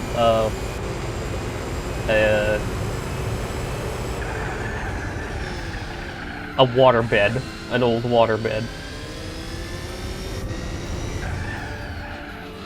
Because it seriously feels like some cars' suspension in that game just completely collapse under the weight of trying to turn without much of a way to fix it.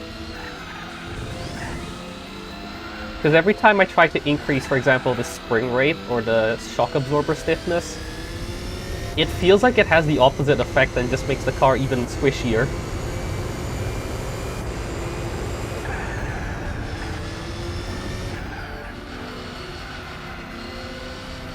Their rear-wheel drives are especially guilty of that. Like, you can kind of work your way around it for, like, the front-wheel drives and the four-wheel drives. Their rear-wheel drives really suffer in that game because of it.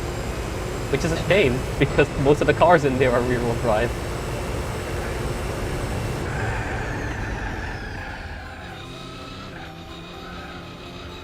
Ironically, it's the more stereotypical, this car will kill you kind of cars that are actually the easiest to drive. The Roof CTR is one of the easiest rear-wheel drives to drive in the game. Yes, the CTR, based off of a Porsche with its rear engine, is one of the easiest rear-wheel drives to drive in that game. At high speed, that is.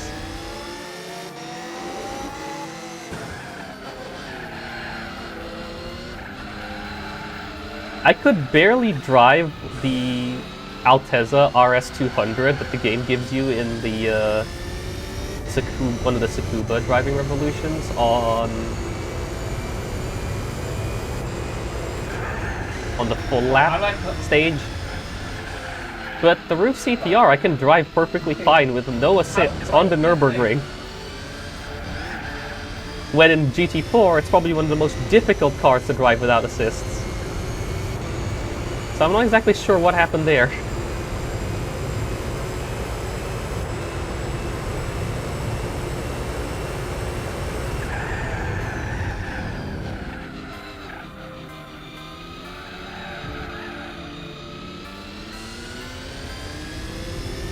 I think, yeah, one of the things that I think Enthusiast does well is definitely the suspension, well, at least the visualization of suspension. How I wish I can just steal the VGS, the little VGS widget, and stick it in GT4. It's such a good visualization of front to rear weight transfer and side to side weight transfer. And it like very concisely shows you the grip levels of all of your tires.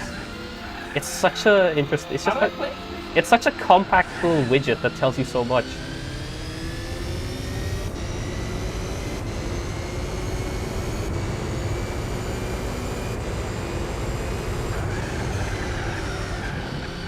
Actually, I wish I could put that in more racing games, to be honest. It's just really good at showing the information it needs to show you.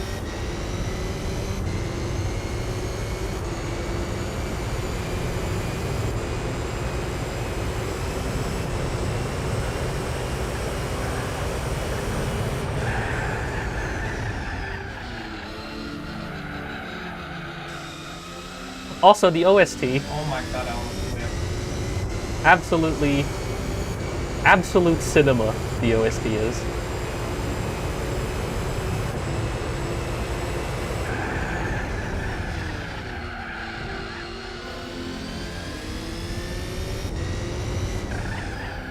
I love the fact that on the disc as well, if you rip the files, all of them are stored as like 48 kilohertz uncompressed.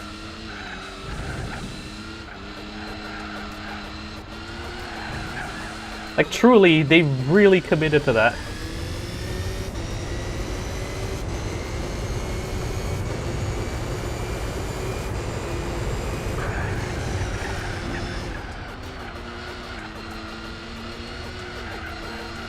Like, especially the Nürburgring with its early morning setting, with its associated track playing in the background.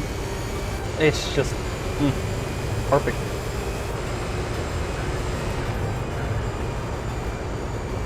Especially if you're doing the Nürburgring on the King of the Year race.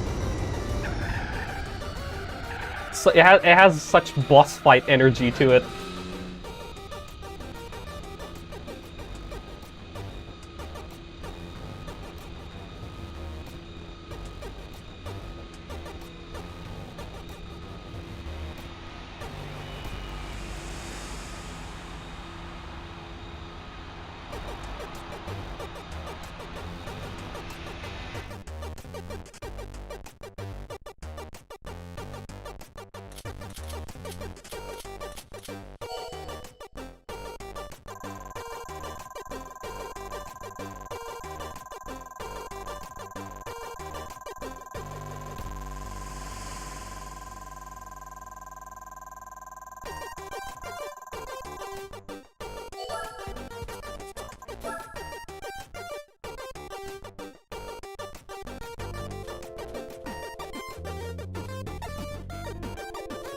Actually, now that I've mentioned it, now I'm obligated to do so, right?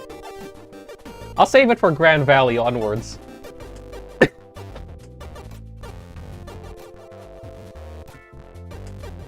Oh no. Oh. We're in this race. I'm just already going to take the L on this one. I don't care where I finish on this. Oh no, not this.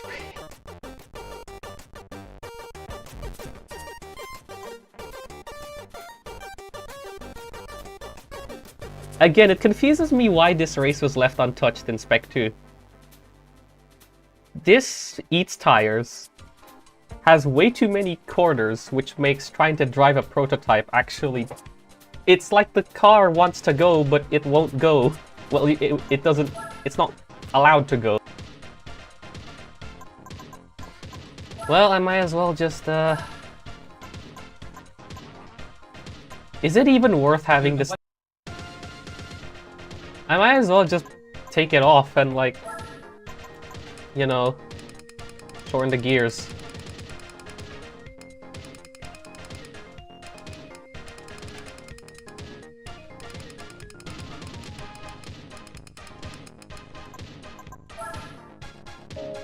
Just to make sure the rear tires don't shred themselves on the way out.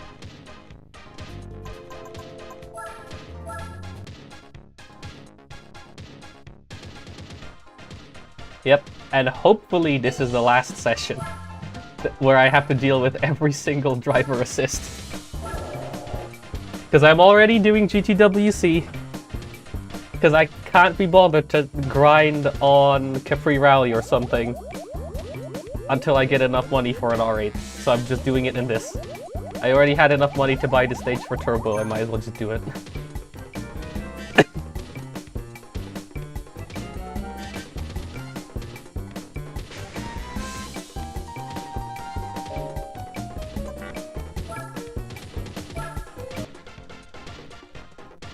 Yeah, I just went for the startup lineup, which is this lineup. No stoppers. Or late stoppers.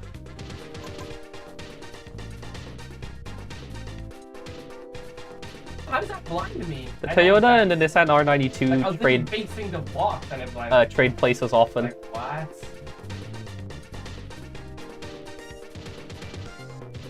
I'm still gonna qualify, but I'm definitely just taking the L on this one. This is not happening.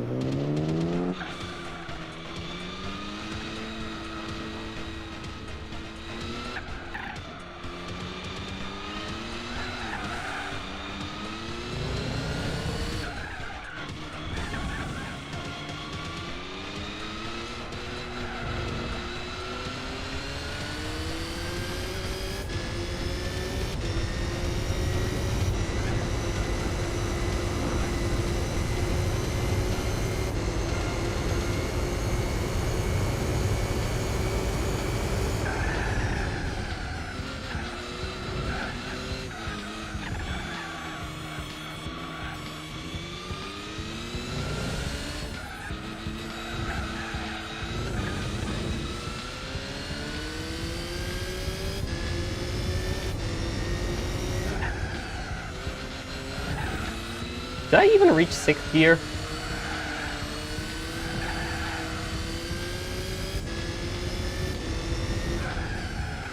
Because if I didn't, I could probably shorten it even more.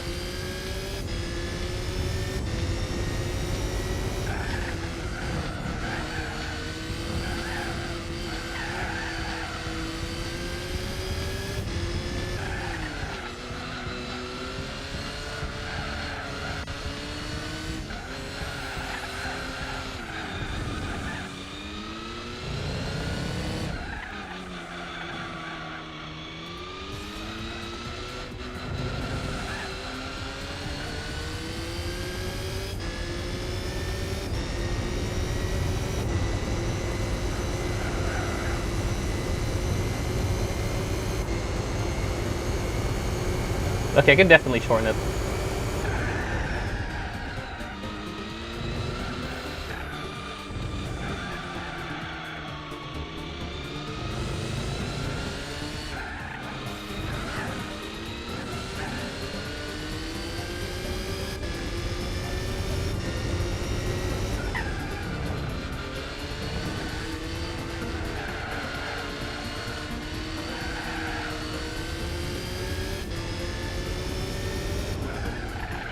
How am I still ahead?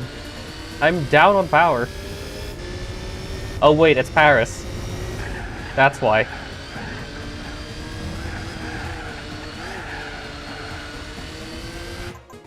The AI doesn't like this track either. Maybe.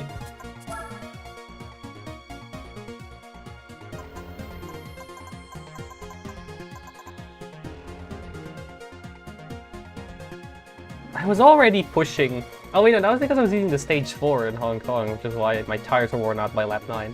Since I'm not using it now, would they be able to last 9 laps? Yeah, I'm just gonna say they are. Just shorten these a bit more to like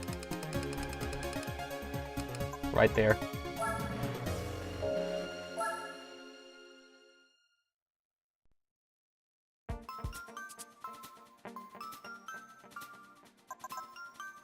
And for anybody in the know, yes, this car has had the illegal gear setup done to it. Right at the end of Wednesday's session. Was it Wednesday? No, Thursday.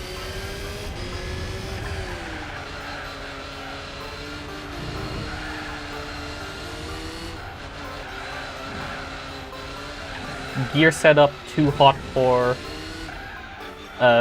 online public beta.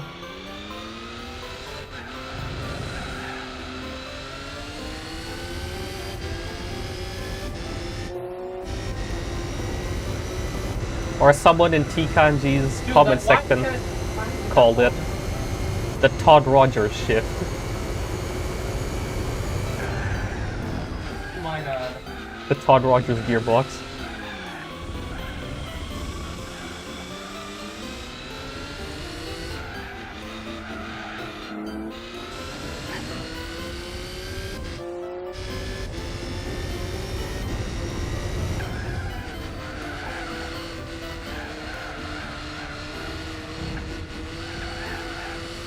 It's a bug that you can do with the gear setup menu that's only present on the retail version of Gran Turismo 4, and not the online public beta or any other like beta versions or that kind of thing.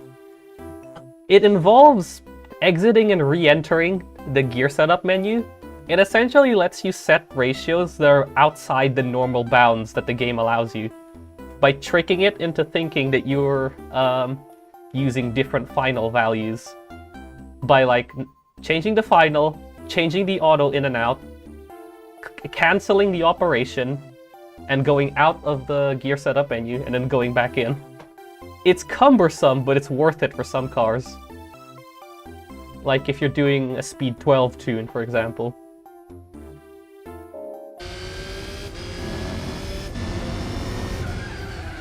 Because it lets you make absolutely close gear setup.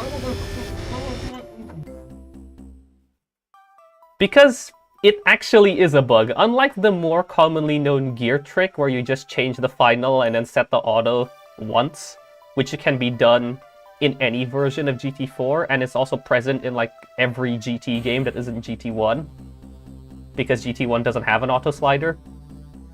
It actually just exploits a bug with how the gear setup screen is programmed. So you can kind of consider it cheating, so hence Todd Rogers gearbox.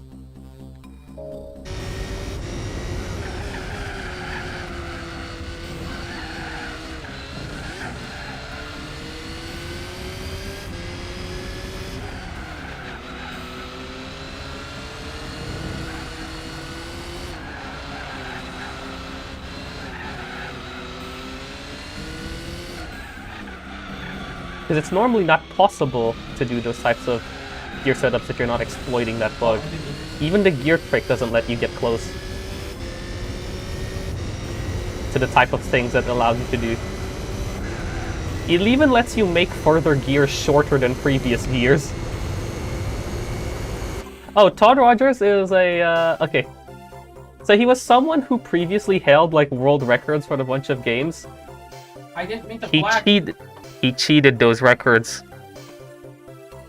And one of the records that he cheated was like on this Atari 2600 drag racing game. where he claims you can start the race in second gear, even though you can't.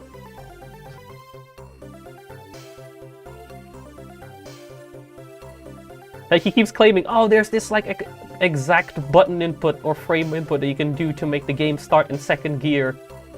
No, you can't. He's just waffling. He's been doing this for years.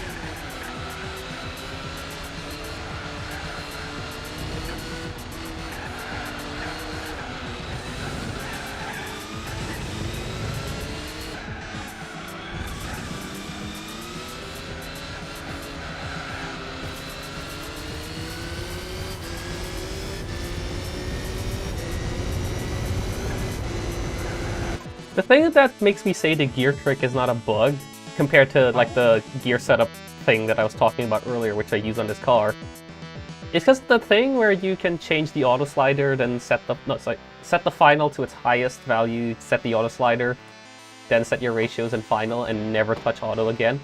That's a thing that you can do since GT2. Even in all the way in GT5, 6, and 7 as well.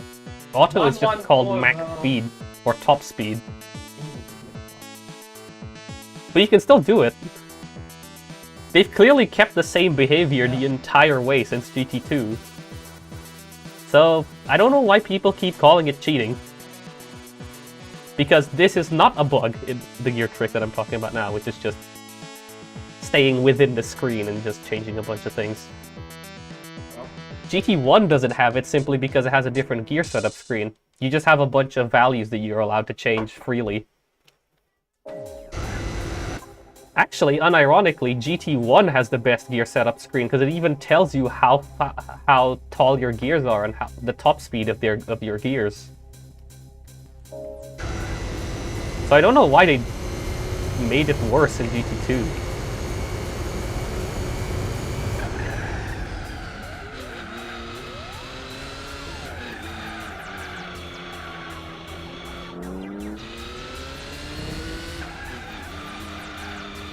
Yeah, it took all the way until GT7 for them to get that feature back again. Why did it skip 5 games? 6 if you count sport. Like, what was the point of removing that info? It was a useful bit of info.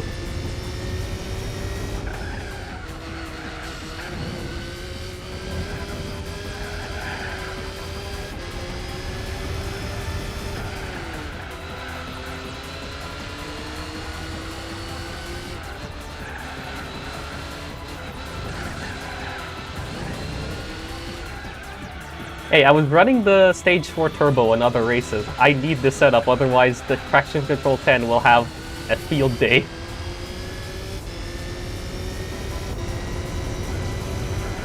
ASM is already attenuating my brakes more than ABS can ever will.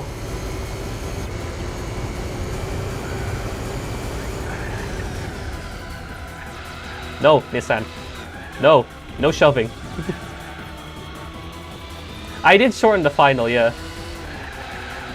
I shortened it all the way to 3.8. I think it was like on 2.85 earlier.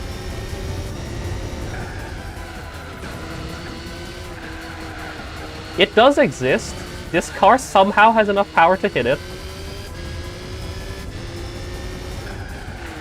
It'll just only ever hit it on that back straight. Can this Nissan stop shunting me?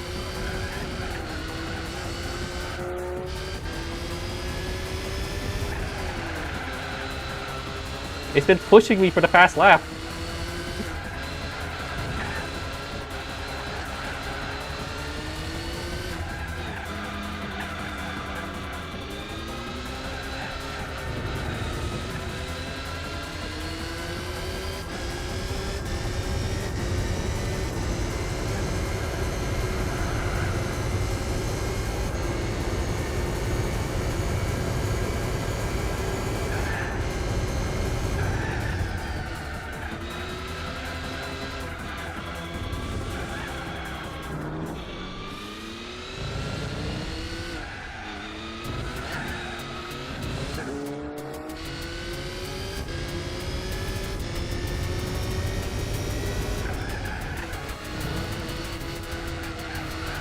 How is this working? I'm basically sandbagging, and they haven't gone past me yet.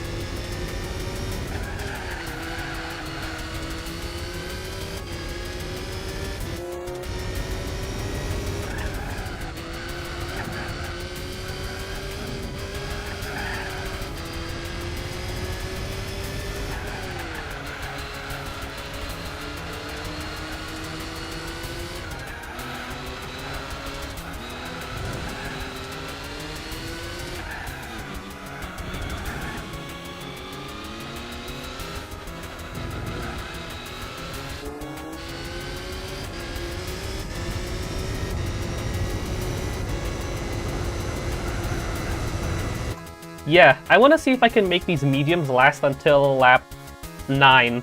Because they already were struggling to last until lap 9 in Hong Kong when I was using the stage 4 turbo. Wait. I just got stuck in the net. So I've taken it off here so that maybe I'll be able to keep them alive for longer.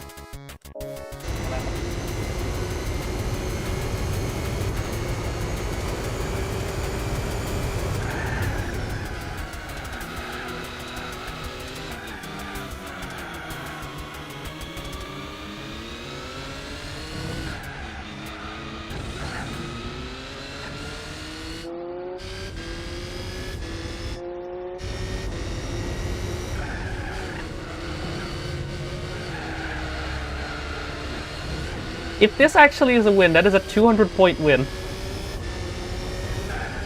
Which would be ridiculous.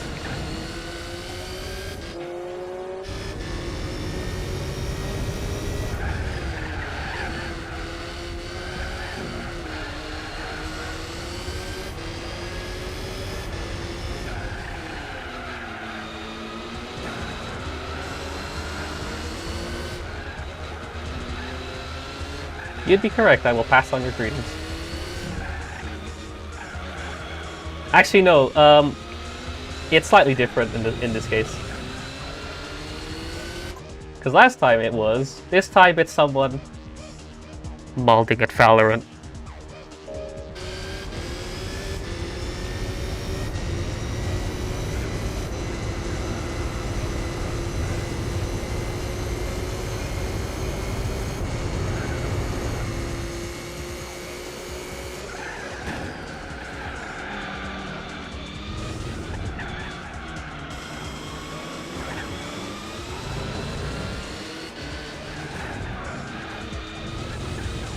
No, Miss Sands, if you're gonna keep pushing me, I'll push you back.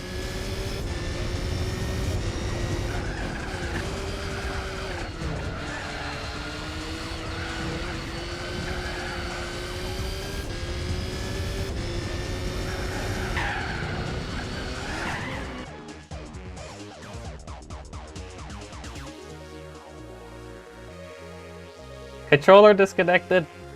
Dang it.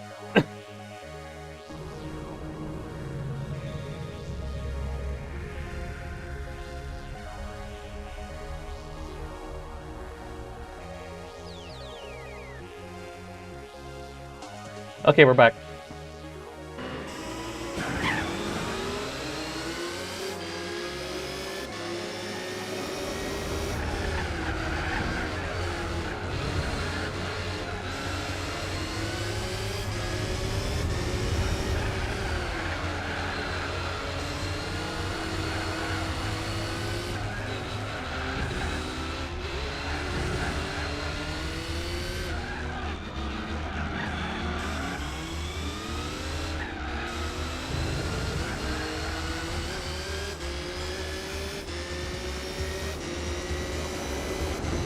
Well, now it's over because I accidentally left my controller disconnected.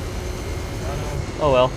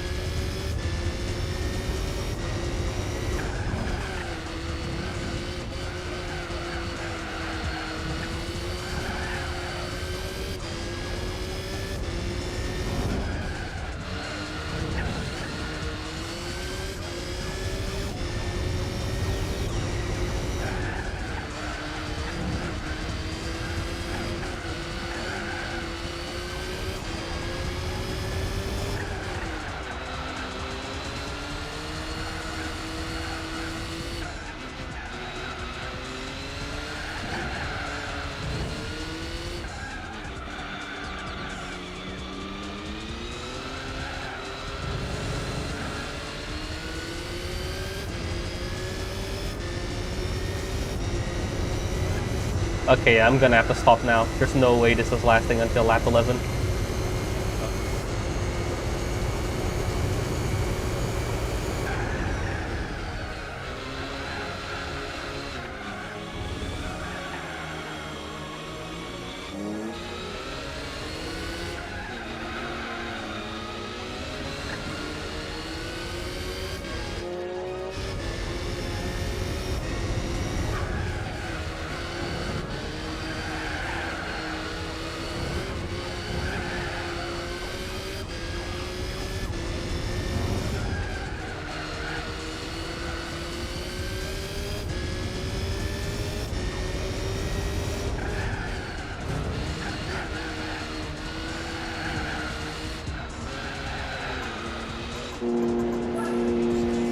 I'm surprised the other Nissan isn't stopping. It's just this one, the R92.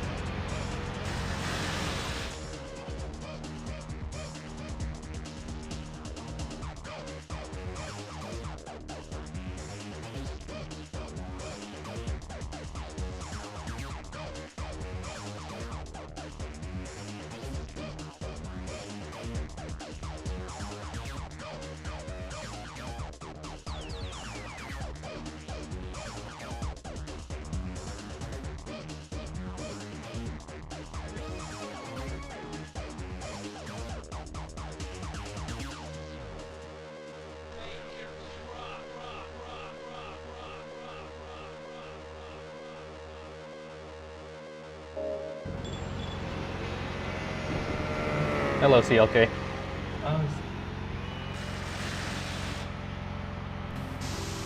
Hello, Vertigo as well.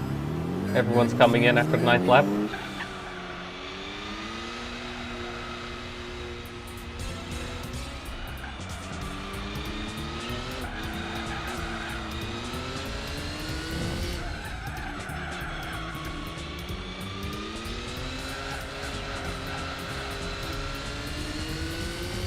Well, at least if I lose the podium in this race, I can genuinely blame the controller for having a major skill issue at a bad spot.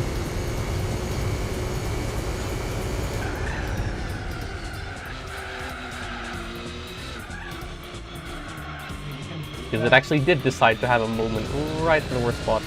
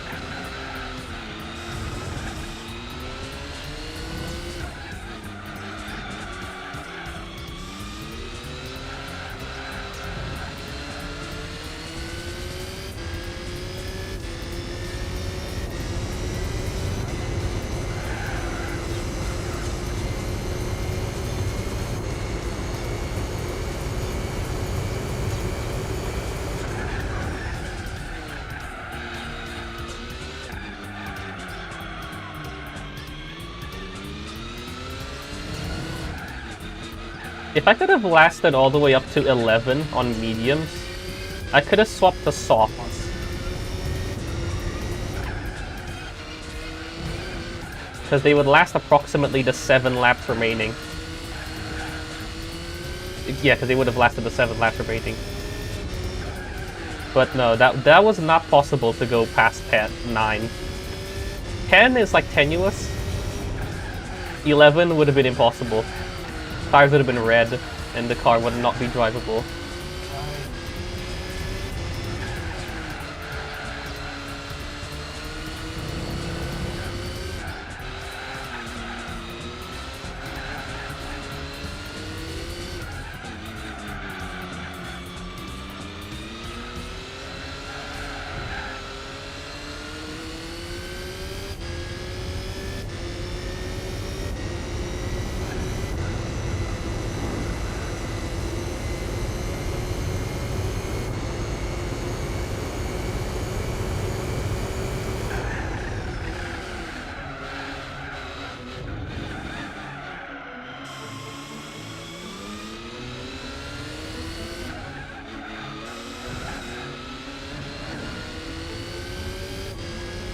This is going to be like that time I did this race.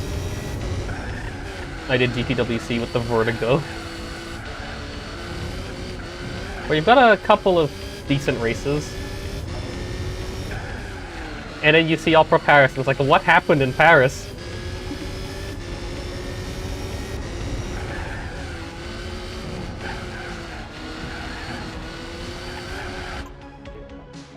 Thank you, Automod. I will, deal with that. How did he pick the one?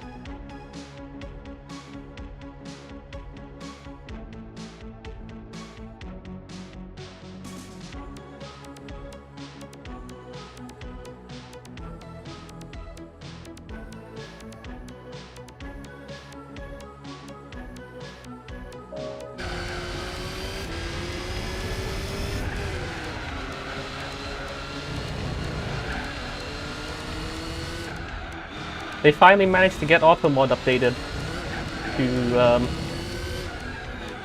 flag some of the cheap viewer spots. Also, yeah, LMP's in Paris. What an amazing concept. Can we go to some other part of Europe, please?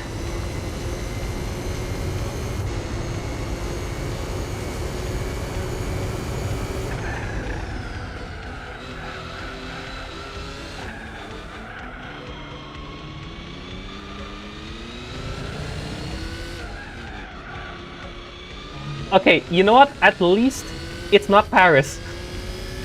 It's not worse than Paris, I'll say that. It's a low bar to clear, but it's still better than Paris.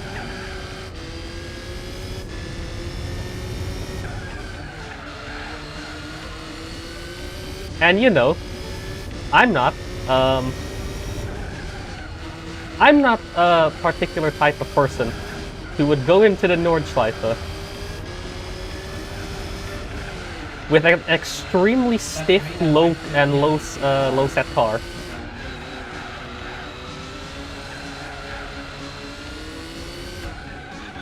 My pride is not above moving some sliders for a better driving experience.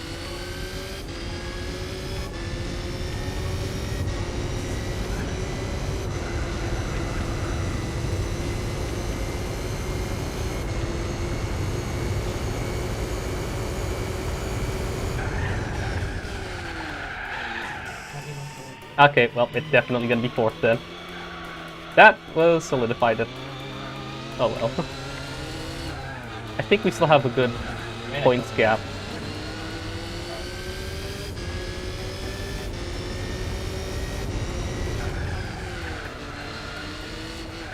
Yeah, that makes a lot of sense because stiff springs and a low car on the Nordschleife just sounds like a recipe for disaster.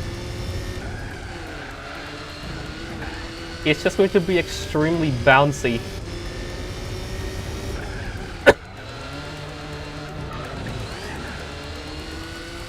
And every tiny bump in the road would scrape the bottom of the car.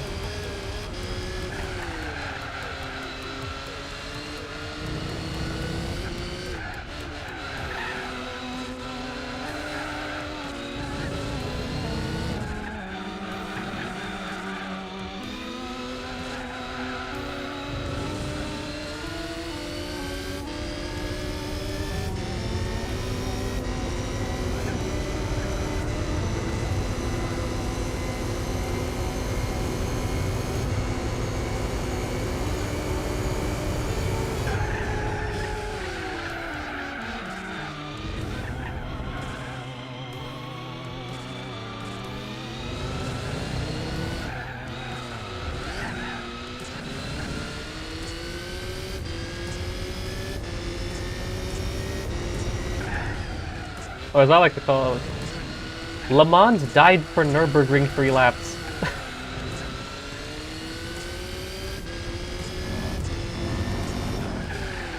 Why can't Nürburgring 3 laps happen before Le Mans?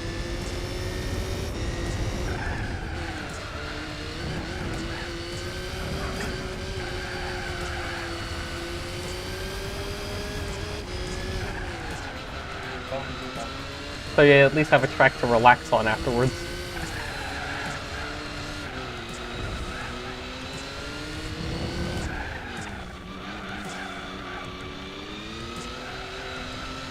This is Gran Turismo 4 GTWC, not Sunlust. You're not trying to set up a map 29, map 28, map 29, map 30 3-hit combo on the player.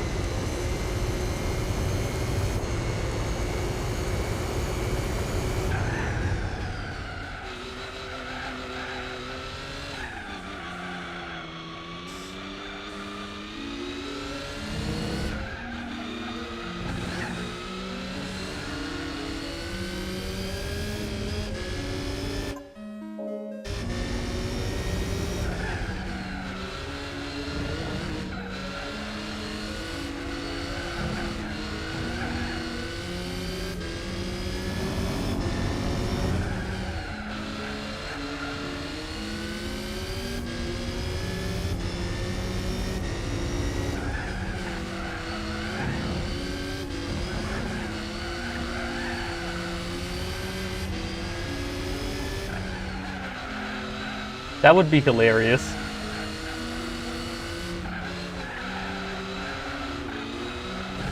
I am sadly on the US version.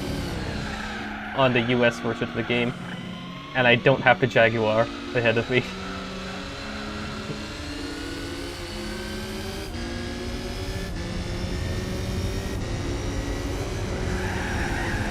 I hate that invisible bump so much.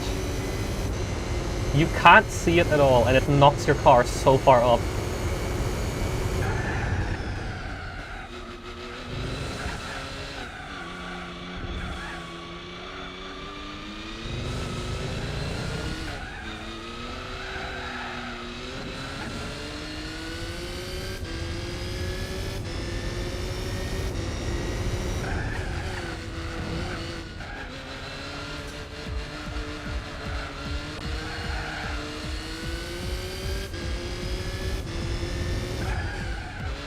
At that point, you might as well set the track in Southeast Asia in a village road. Might as well turn it into a Dakar rally stage, am I right?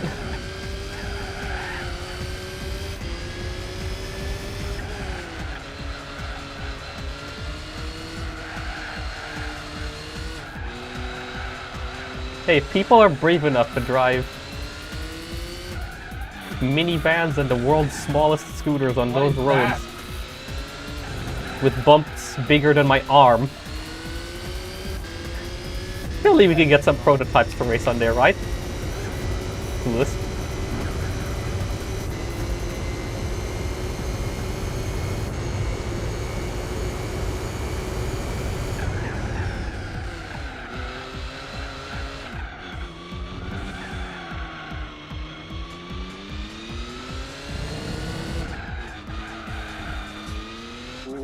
Am I being caught up by the CLK behind me?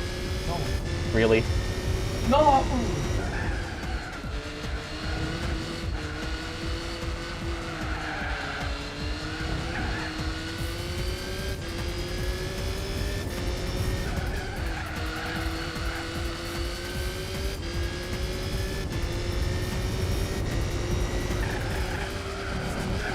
I do wish you could underfuel in this game.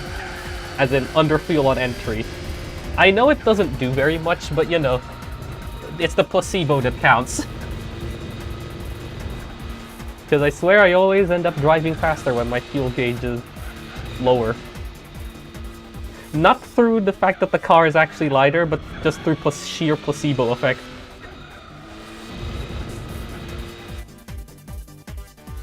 Come on, Test Drive Le Mans on the Dreamcast lets you do that.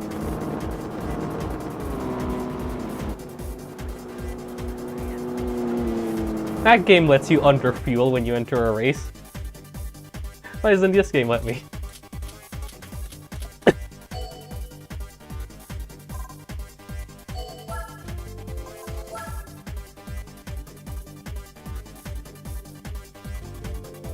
I forgot it's Suzuka before Grand Valley.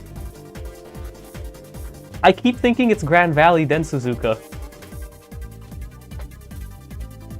Why did Grand Valley get dropped from Spec 2?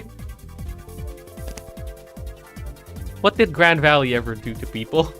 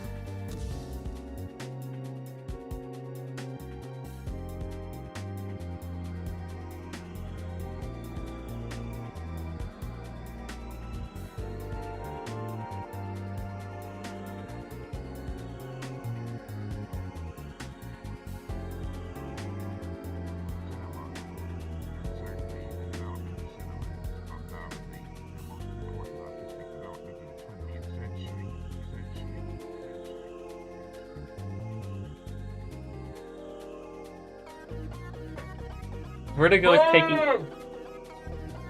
is taking a position out of the Nissan R89.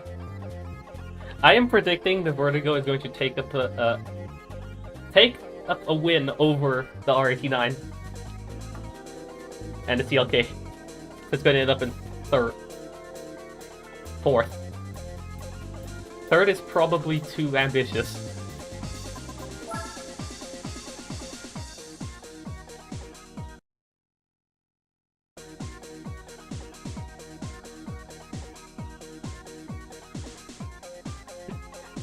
And this is why I use push to talk.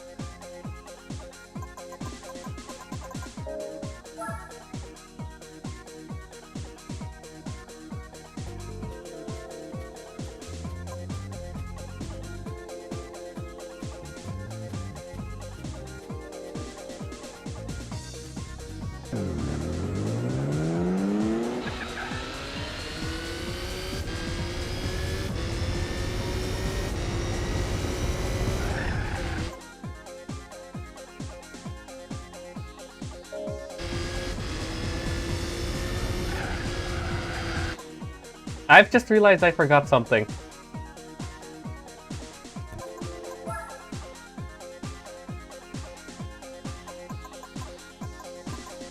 That's probably a sensible thing to do.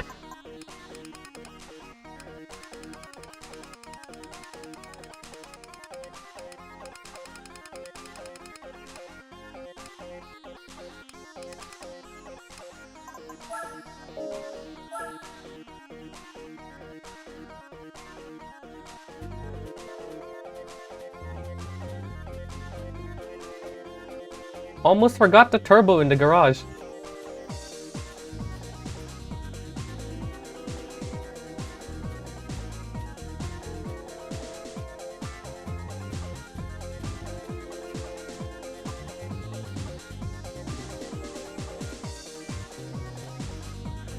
I'm running it all the way to 360 simply because the traction control.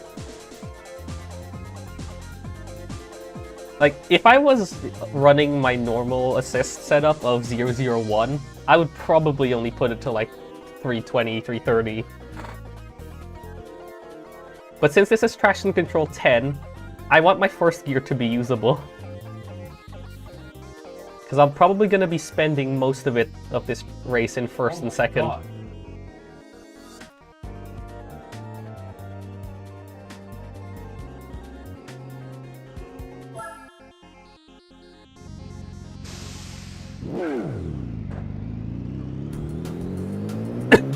I don't also want to run out of gears on the lead-in to 130R.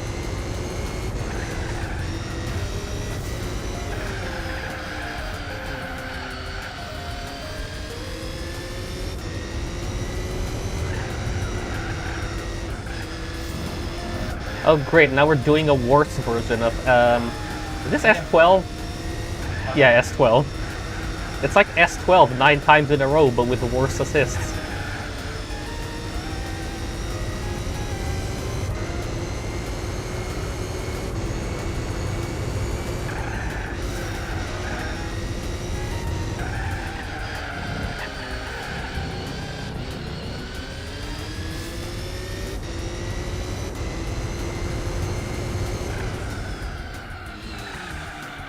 Yeah, so lessons learned from this playthrough.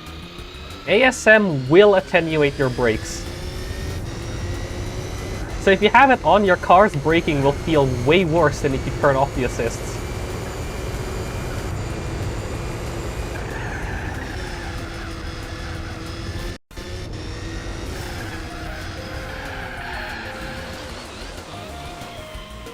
Oh, that was a lag spike.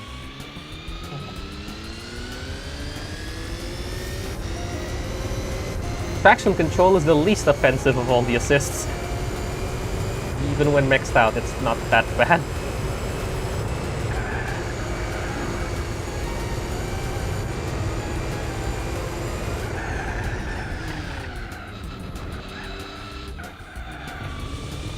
Like, you hear that noise as if I have the brake pressure set too high. Like the brake bias set too high. That does not happen with this brake bias setup if I have the assist turned off.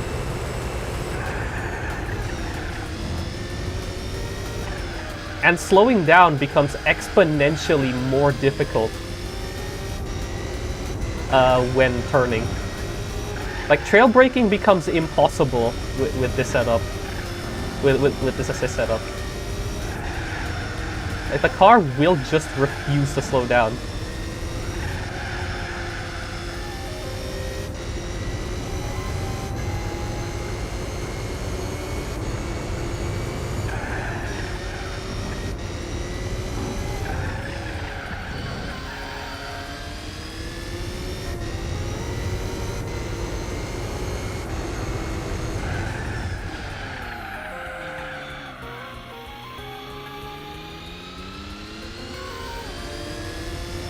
Something about ASM enabled also eats your rear tires extremely quickly. Because I don't normally chew through rear tires in this car. Even with the Stage 4 Turbo. Because with this gear setup and the Stage 4 Turbo, normally I don't eat rear tires.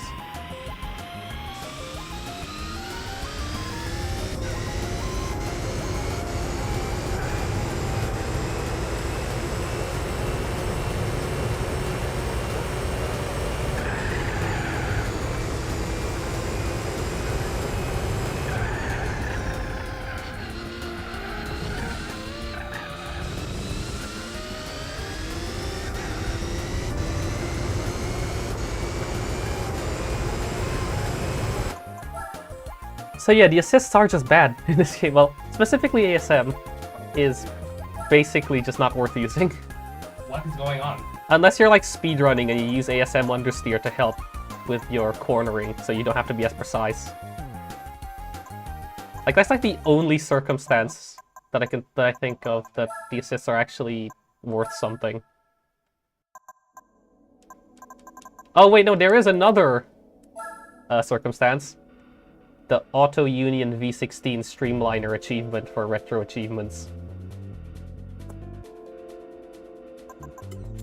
No negative camber. What? On the Nordschleife. Are you mad?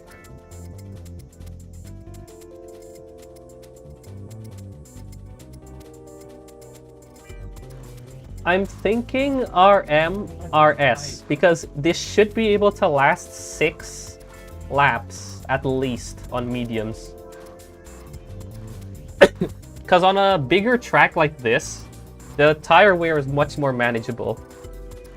Like, Seoul, for example, I think I could have made it all the way to 15 on mediums. In Tokyo, I made it to like lap 7 without changing.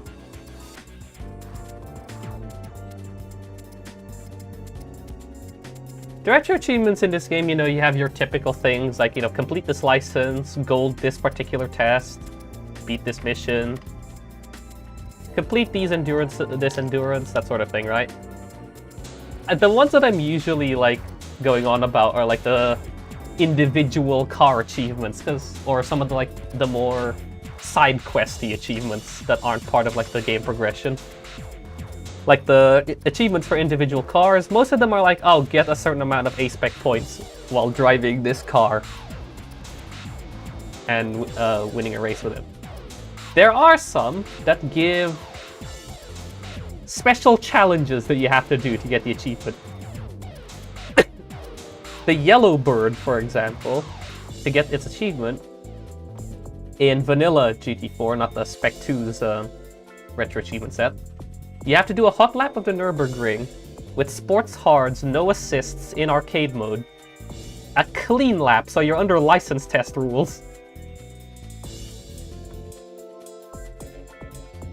Now the other one that I was going on about earlier was, that weird-looking Auto Union V16 streamliner that you get from Grand Valley if you're not on the Japanese version?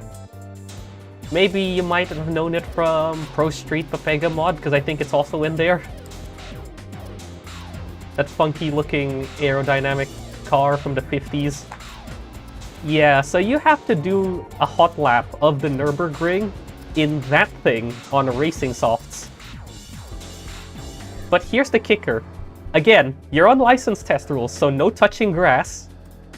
Oh, where's my teammates? Oh my god. No touching grass, no hitting the walls, and you're in a car that cannot get negative camber. The wheel wells, the wheel coverings block the ability of the car to get negative camber under racing suspension. So you're on the Nürburgring, no camber, and you're not allowed to use a ballast to stabilize the car, and it is one of the most oversteery... Can they make the camber? One of the most oversteery cars you could probably ever drive in your life. That is How do you miss? That is like one of the other situations where I think assists are useful, because ASM oversteer does actually save you in that car. Yeah, the Audi is the Auto Union V16 streamliner. Oh my gosh, what is this? I think there's even an achievement in that game for using it and like getting to top speed with it on like the oval track, if I remember correctly. It's been a while since I've seen Pro Street Papega.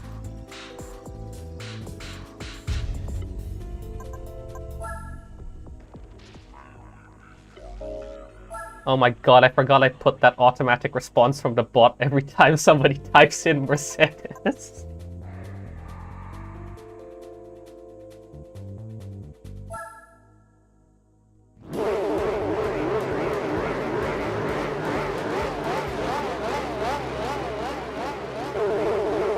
I think it's like 108. It was like 320 kilos or something like that.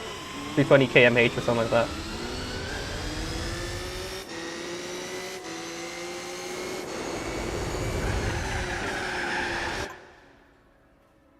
Wow, that was amazing entry into corner 1. 10 out of 10. Would enter into T1 again. Speedster trophy type of line after he gets shunted by an NA Speedster.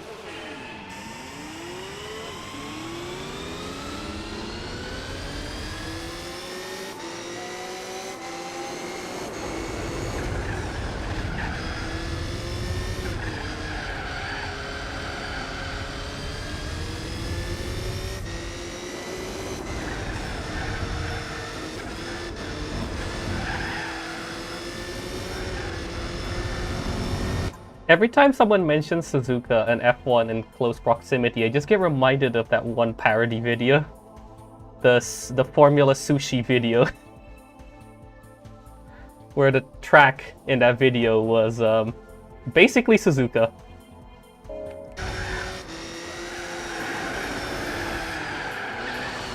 Oh my god, why have I forgotten how to drive on this track?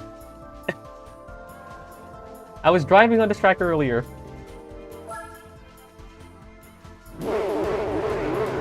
Well, early, I mean on Thursday. Yeah. With all the sushi plates.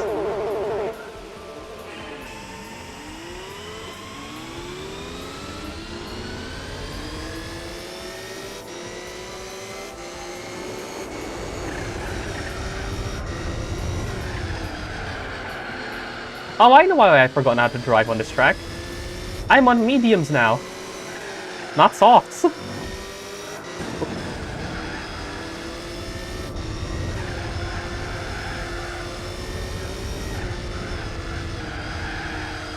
The muscle memory from qualifying is being annoying.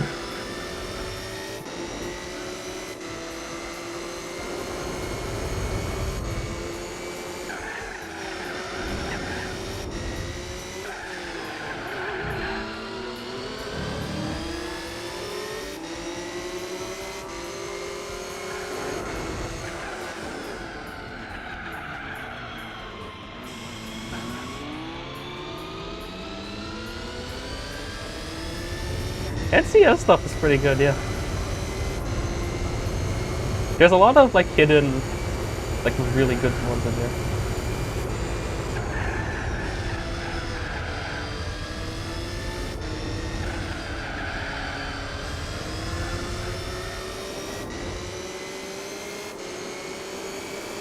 Oh, this is going to be a close race. This will be fun.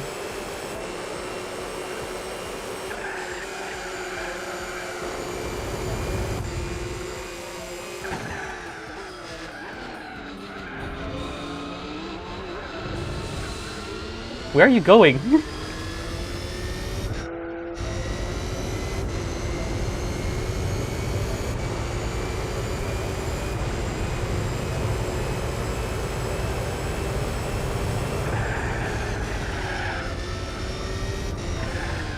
Absolutely quality entry into the Casio Triangle from the Toyota.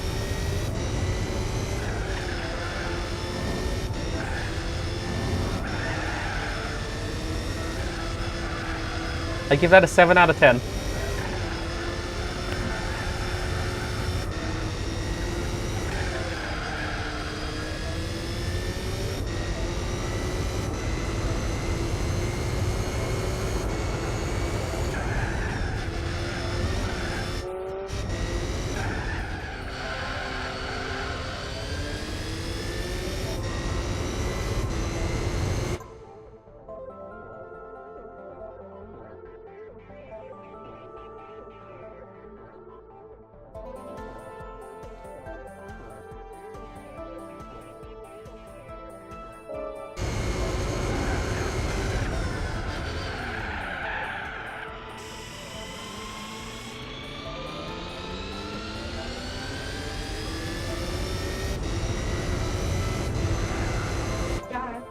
Oh, I see. My old habit on this track just almost killed me there. I tried to trail brake into that hairpin. That normally works. ASM oversteer says no, you're not doing that.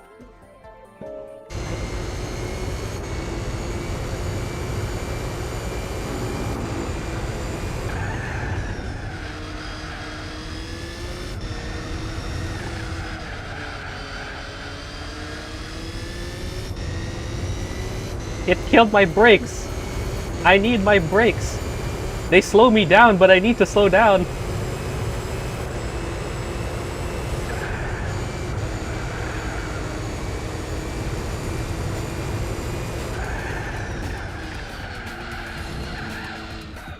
Or I guess in other words, I want to slow down on my terms, not on ASM's terms.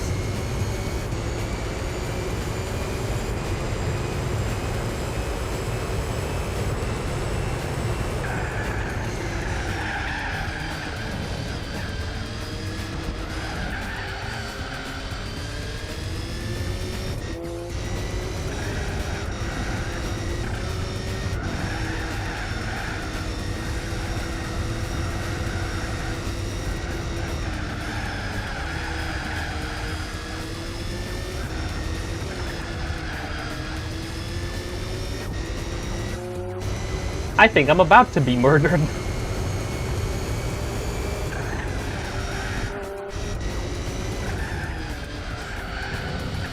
I don't know, something's telling me that that's going to be the case.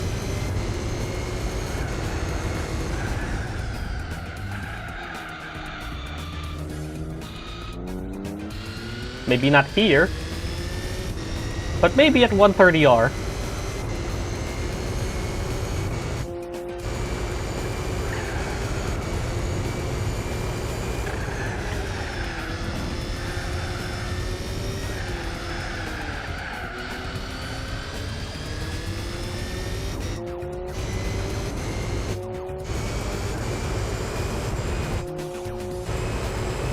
Get away from me.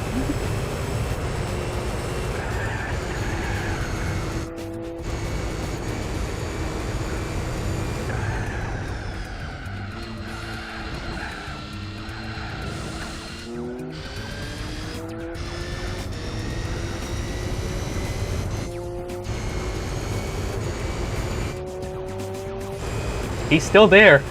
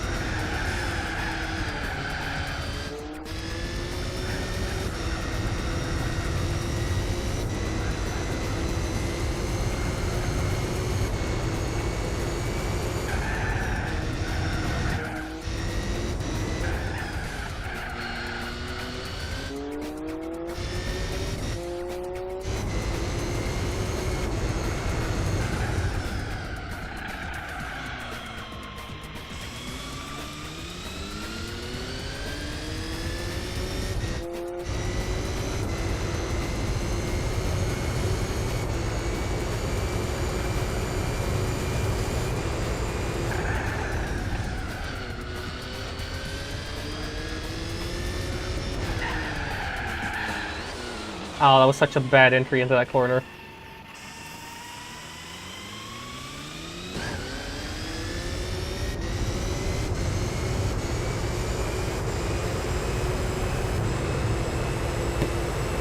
That was my fault.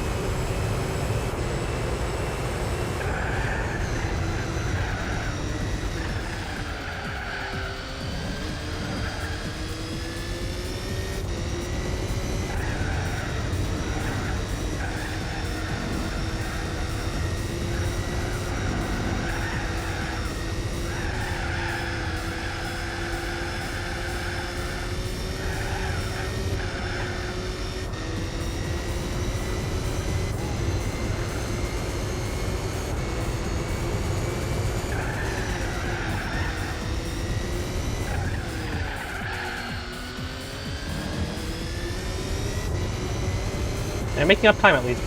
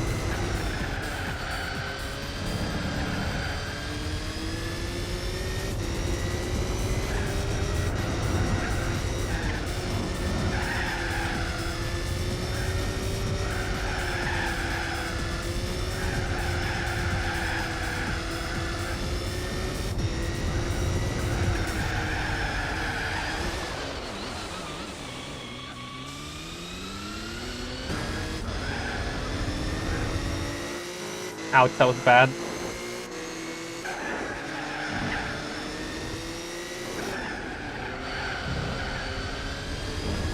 Oh, hello.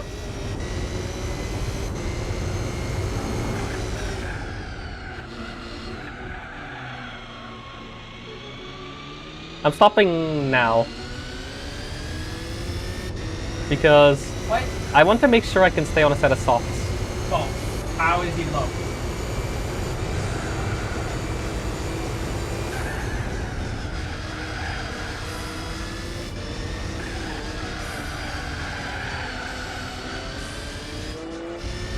Can this Nissan stop having skill issues behind me?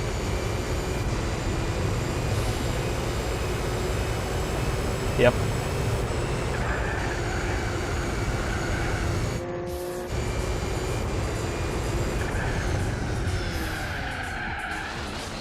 Oops, my brakes are gone because our tires are bad. Clearly the other Nissan is also having issues.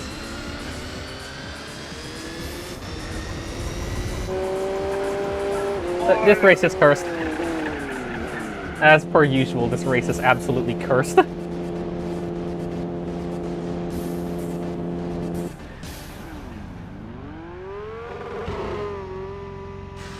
Yeah, I don't know if I'll be able to make it. Because I made that one crucial mistake on entering the Casio Triangle in that last lap that I just did. It's fine. I think I still have enough of a points buffer that if I do well on Grand Valley and Lassar, it might be fine.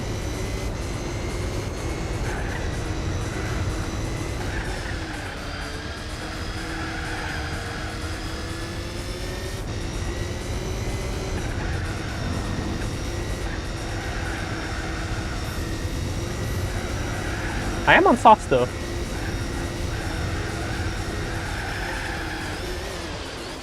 Not if I do that.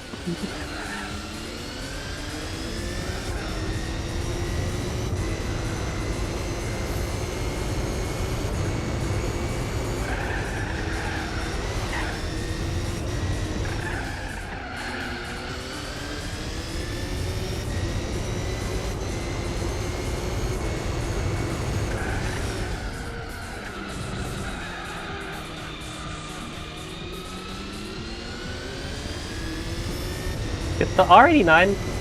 Take first. What?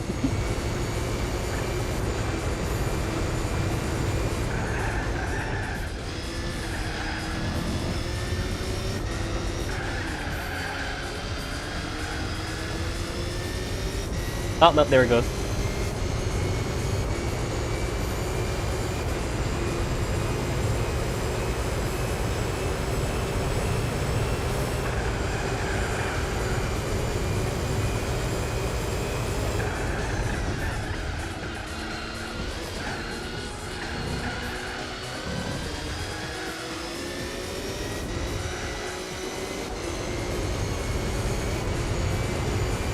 If the AI could switch to super softs, it would have the chance to do the funniest thing.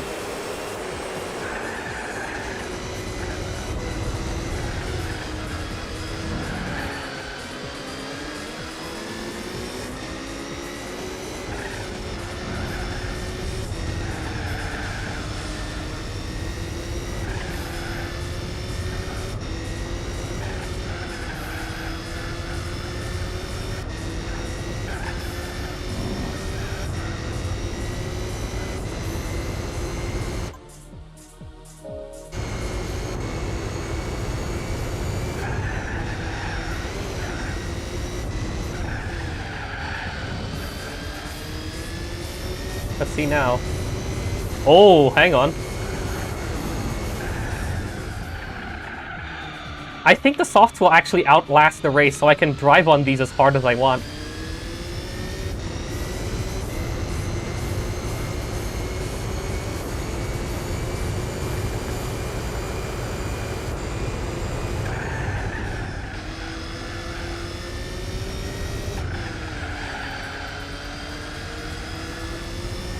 Yeah, I'll have greens entering into lap 9. So I can drive as hard as I want on these.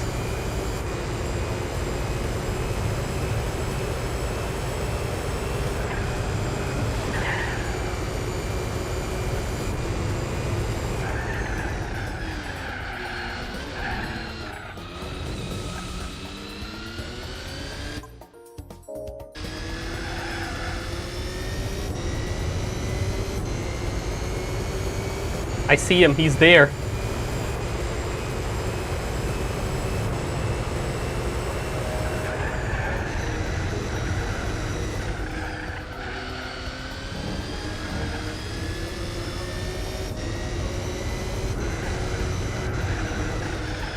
Second is also fine.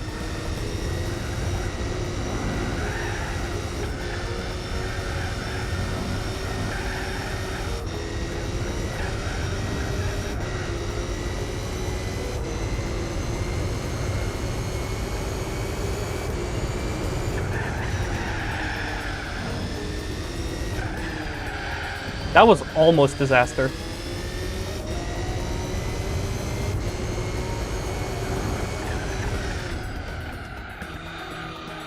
I don't think I'm gonna make it. The crucial mistake was the lap 6 entry into the Casio Triangle. If that didn't go badly, probably could have made it.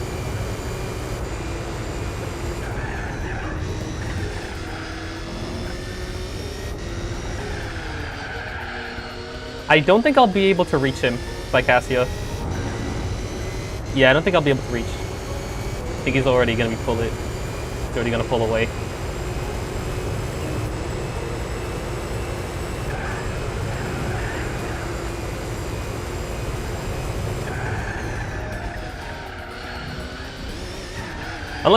Yeah, no, that's not gonna do anything either.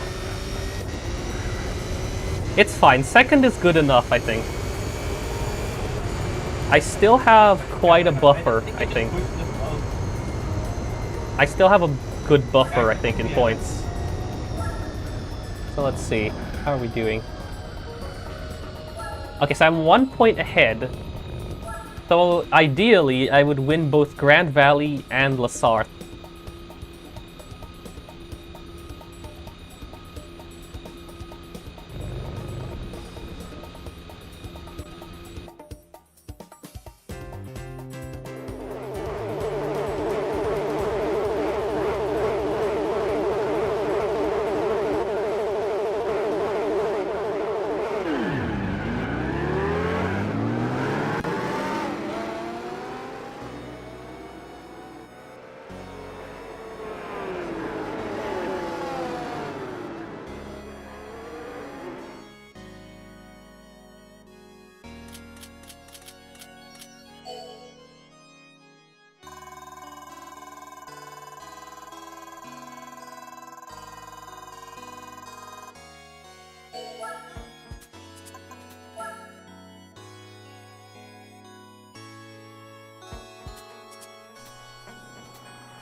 So we have Grand Valley and La Sarthe. These are definitely doable. I just need to... If I get first in one of them... Yeah, so I have to get second and first, basically. At the very least. Or first or first. I can't get 2 second places or lower.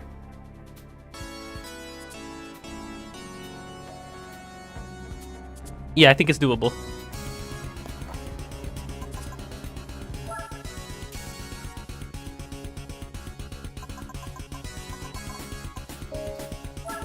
Yeah, basically. Because I think, let's see. Yeah, the other cars are out of the contention. Well, no, not really. If the Nissan finishes first, it'll have 56.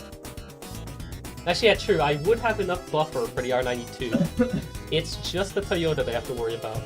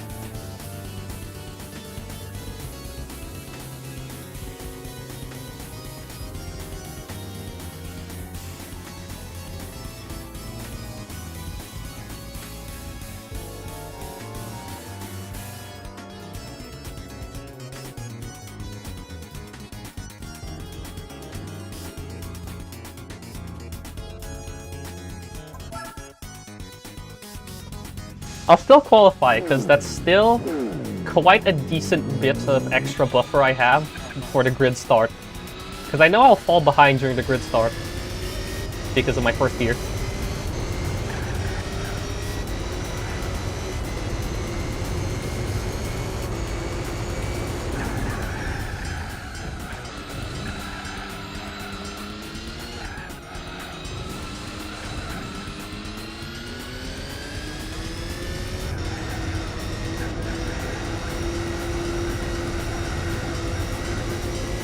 Okay, so I can just ride that one if I...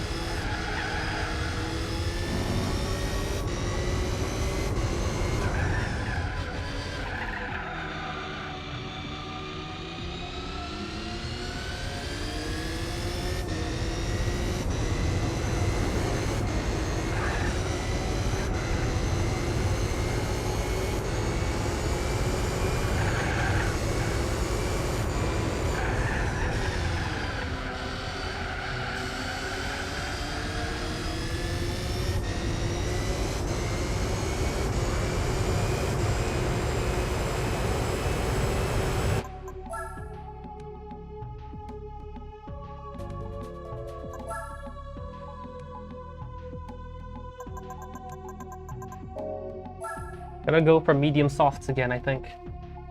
I think it should be able to last in on this track.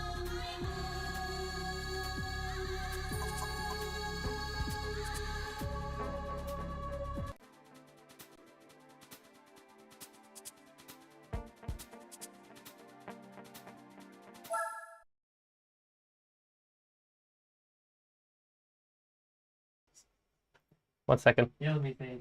Just provide me.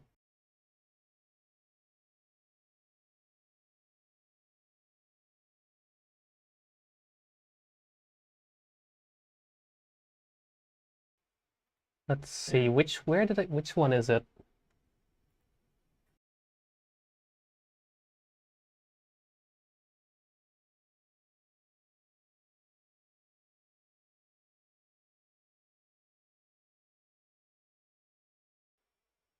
I don't know which one it is.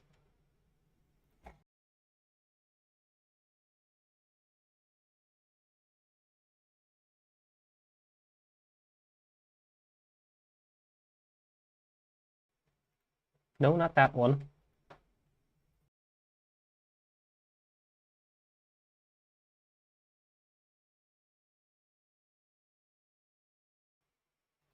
Found it. Oh my god.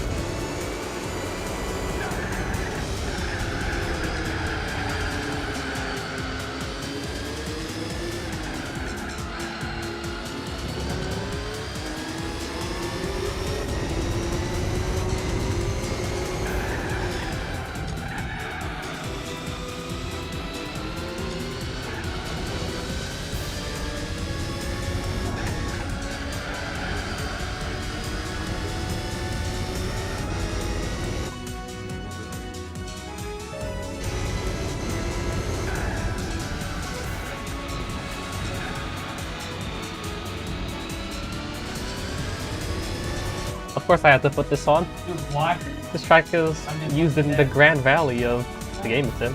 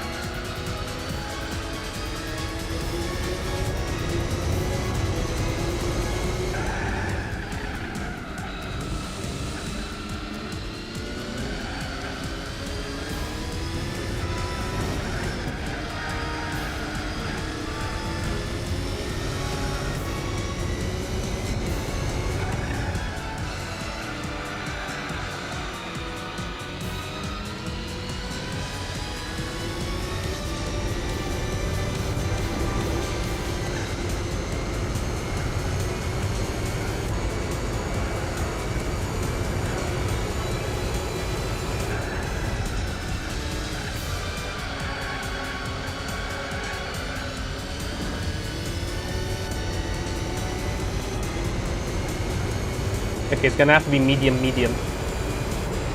Softs will not make it.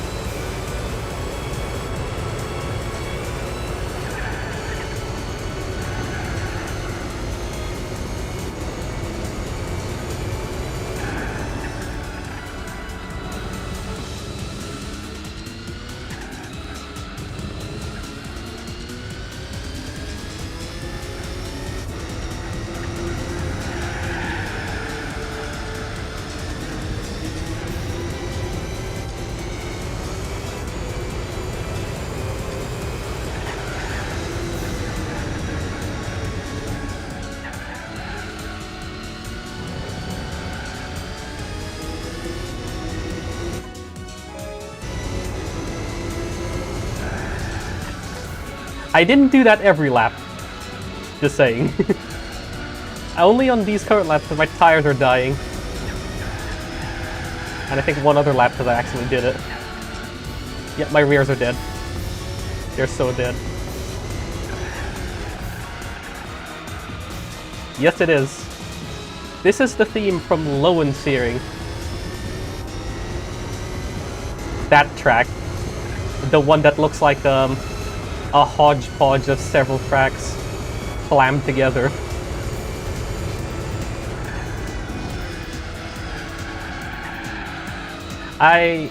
It's definitely burned into my head because of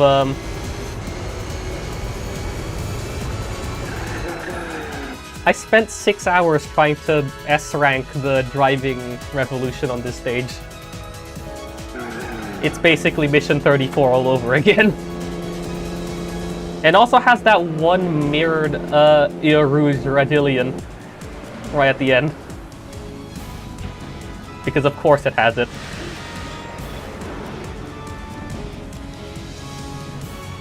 Why not?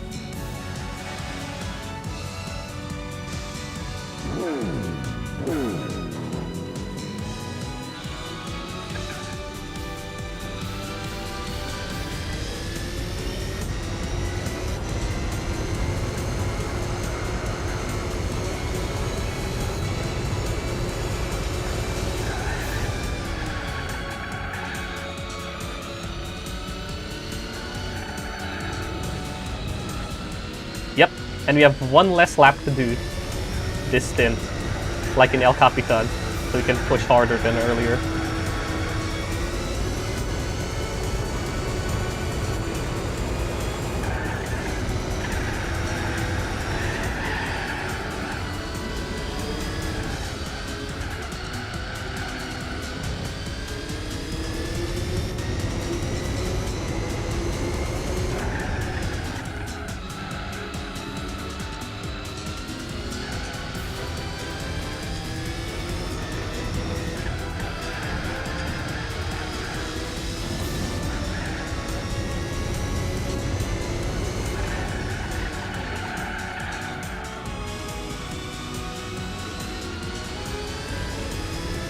Let's go.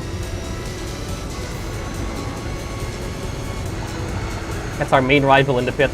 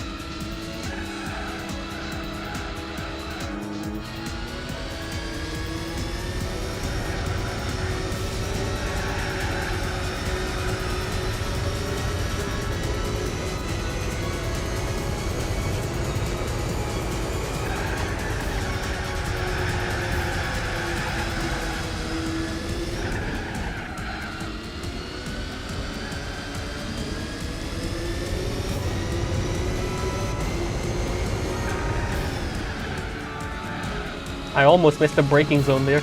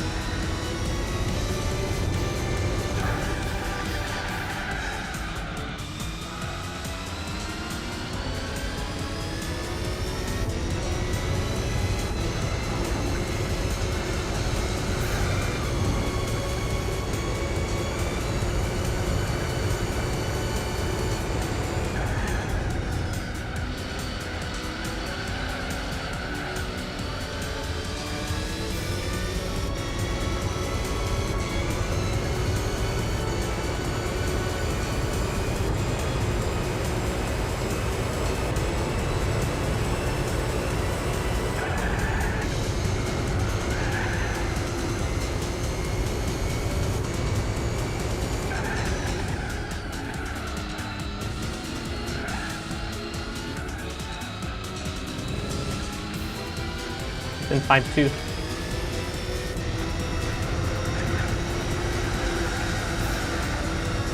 They both went in on the same lap. I think the R92 just entered first. They both went in, yeah, on lap 8 to 9. I think it depends on the track. On the more technical tracks, the R89 does better. Because it has less power, so it eats its rears less. But on the higher speed tracks like this, the R92 dominates because it's got more power. Dominates over the R89 it is.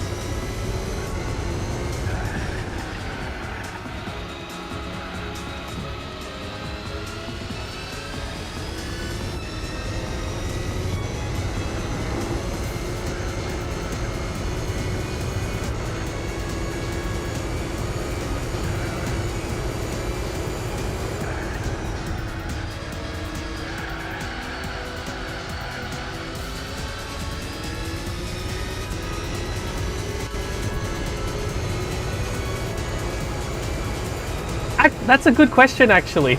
They might. And the 88. Oh wait, no, that one fits.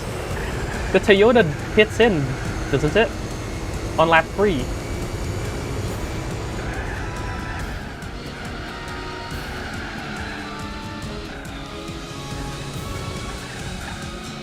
If the Nissans finish ahead of the Toyota, that would actually be amazing for points.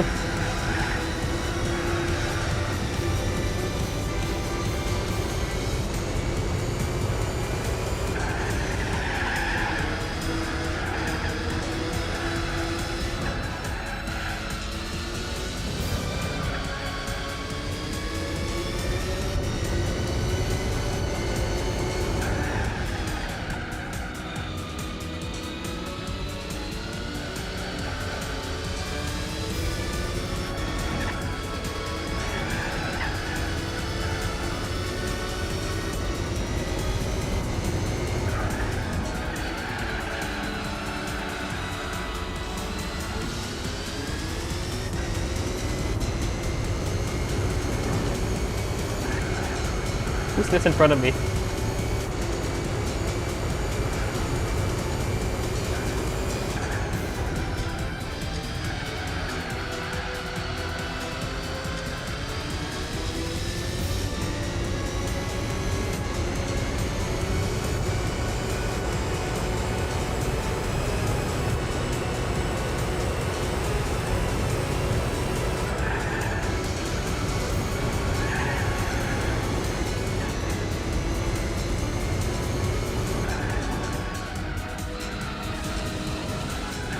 Is that the CLK in front of me? I think it might be.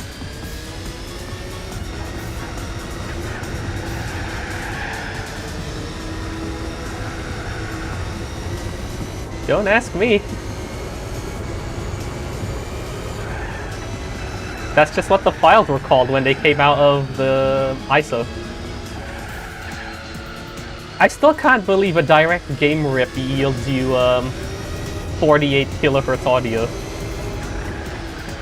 Like, they really put like studio quality audio files in Enthusia. Like uncompressed 48K.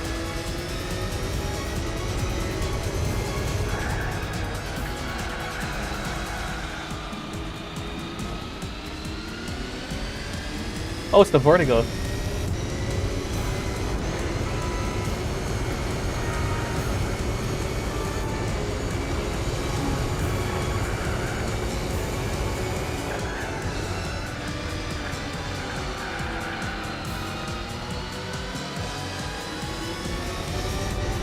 Yeah, yeah. Funnily enough.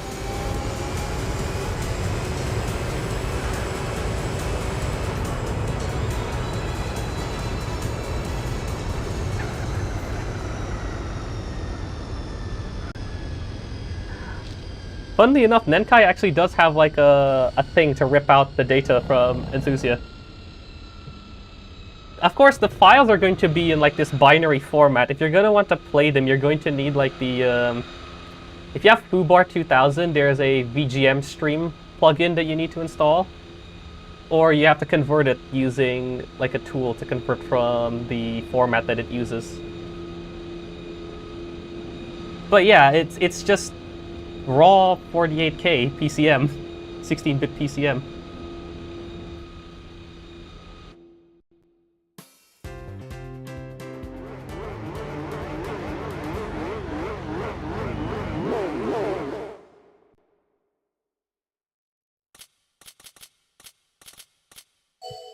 I did not look at the standings. Okay. R92 got second. GG.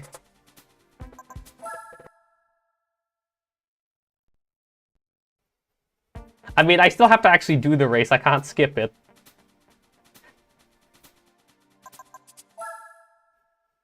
I still have to do a vlog. I'll just put it on hards and just no stop the entire thing. Except right now I have to do something and come back in a few minutes. So I guess it's just going to have to be here for a bit. I'm just going to sit like this for a bit.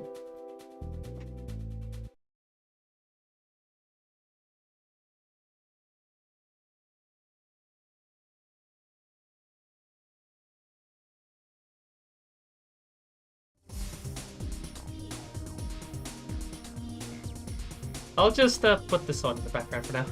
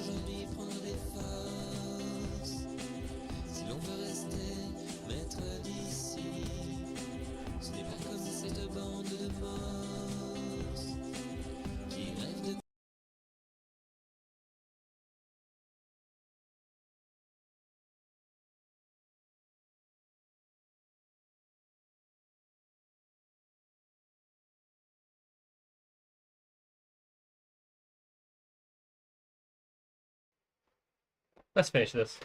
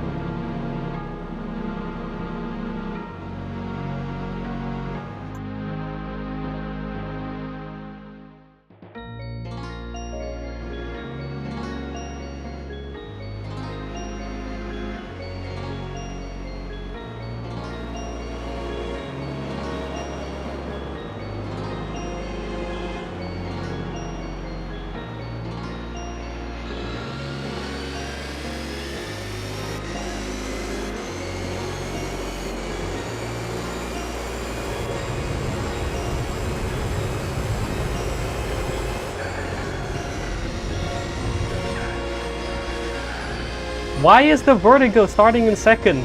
What?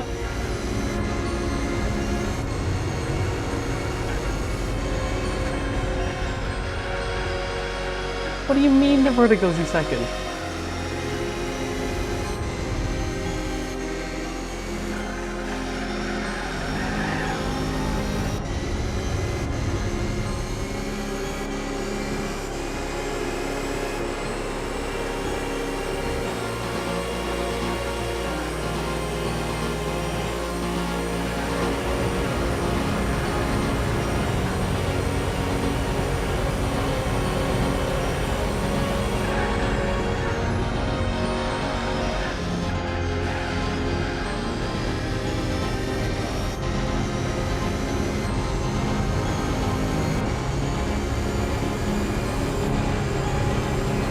Let's chase a prototype.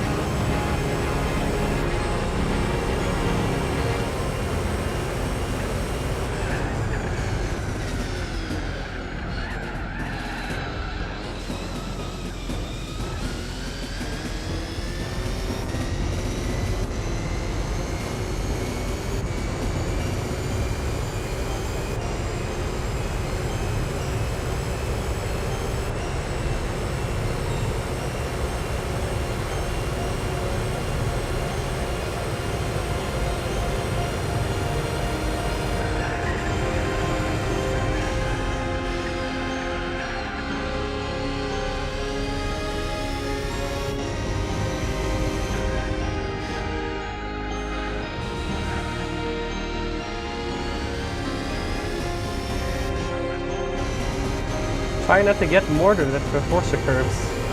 Let's go.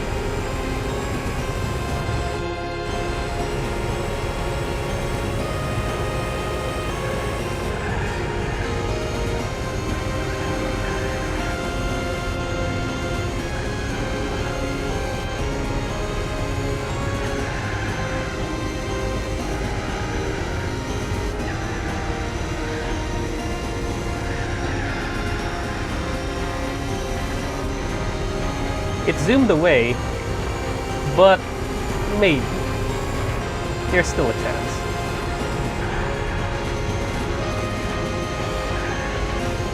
Because if I recall anything about the pit strategies that the AI uses in this track on vanilla, there's still a chance.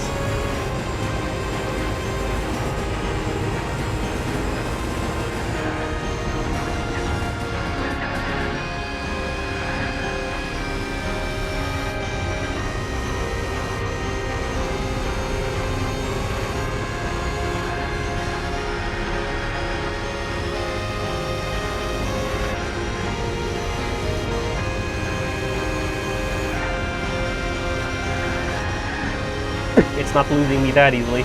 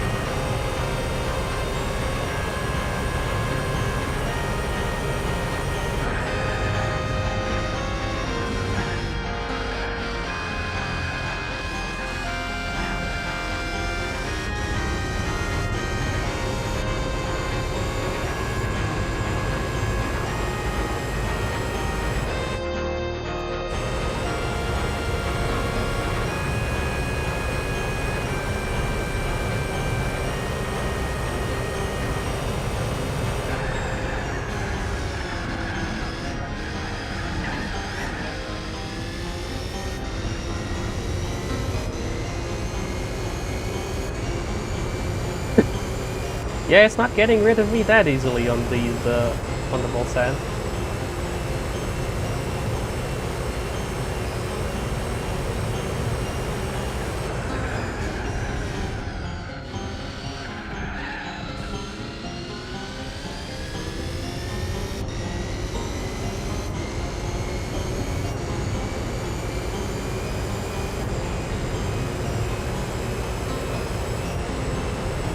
It's still there, it's still visible.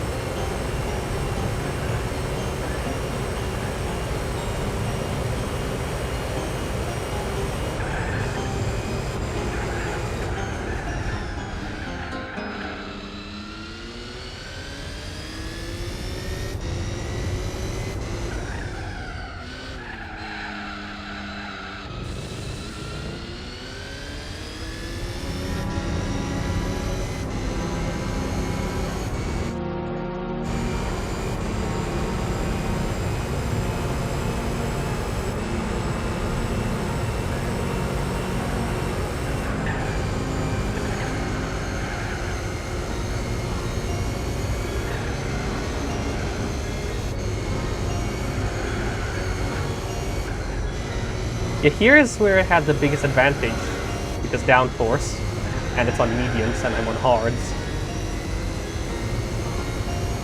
But otherwise, it's not getting that much further away.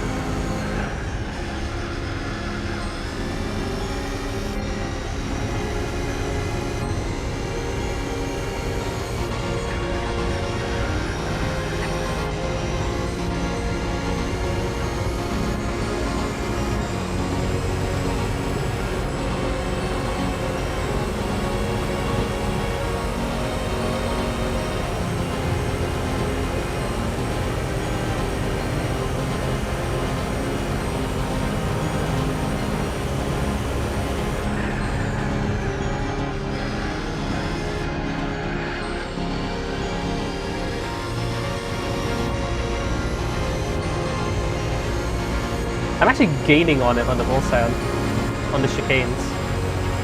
Well, slightly.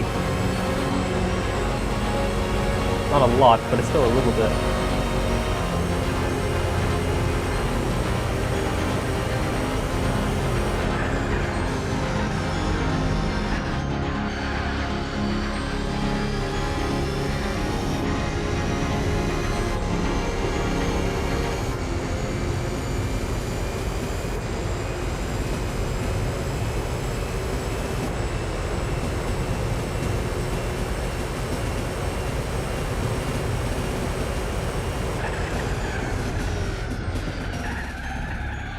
Almost missed the braking zone.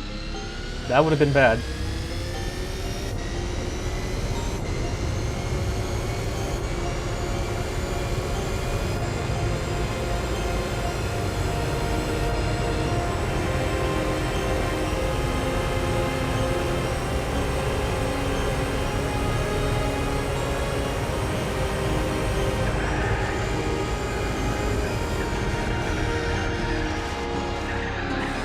Oh god, that was bad.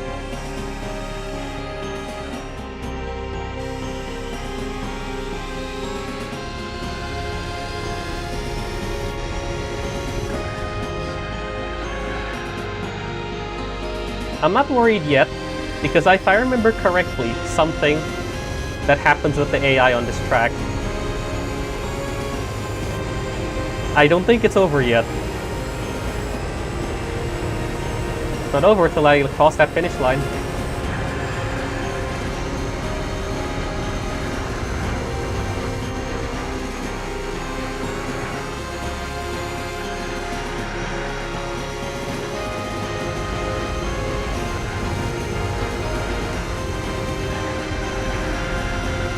And rip Bozo.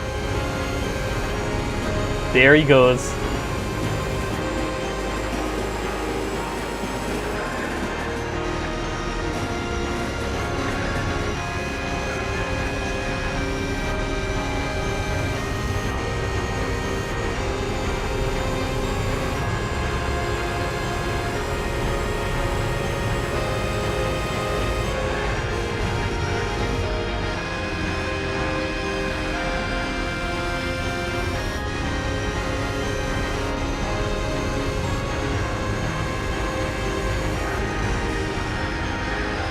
There are but maybe 3 or maybe 4 cars that are able to no stop.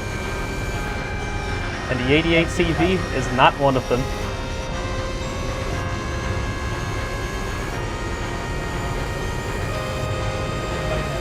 Maybe 5.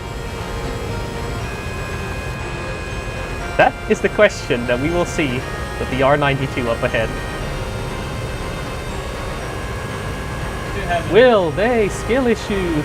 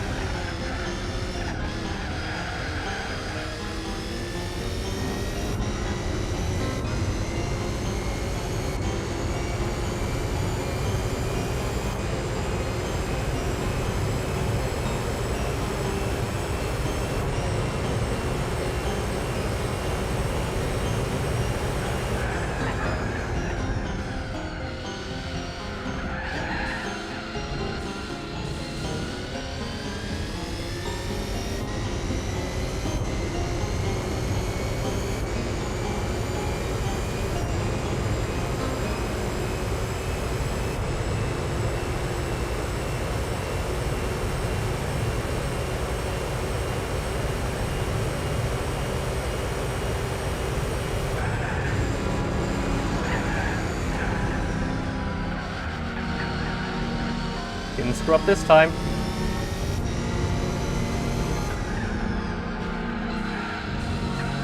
Oh. Was that a fishtail?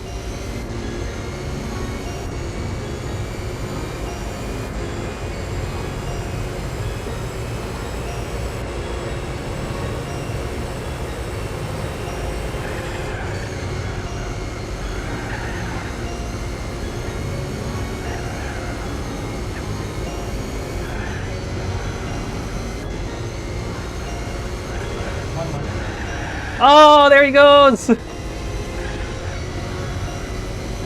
Into the sand!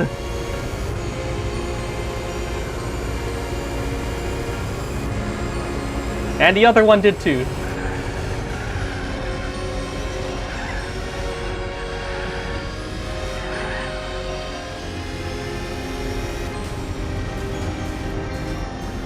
Verdict. Yes, you can beat this game with all assists on. Don't do it! Just turn those assists off. Don't do it! For your own sanity, just turn the assists off, please.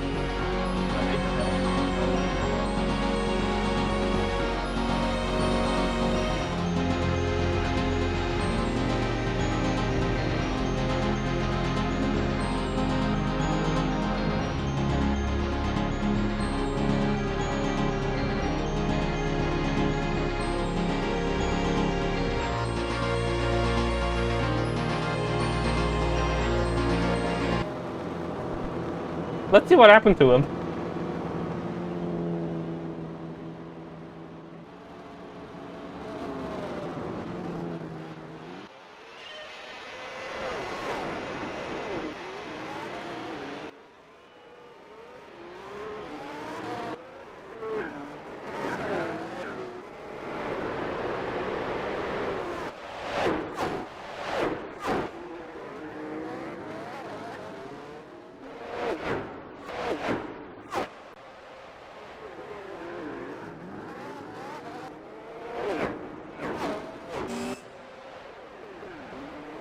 I just love the image of someone sneaking in a GT500 with an illegal turbo kit installed.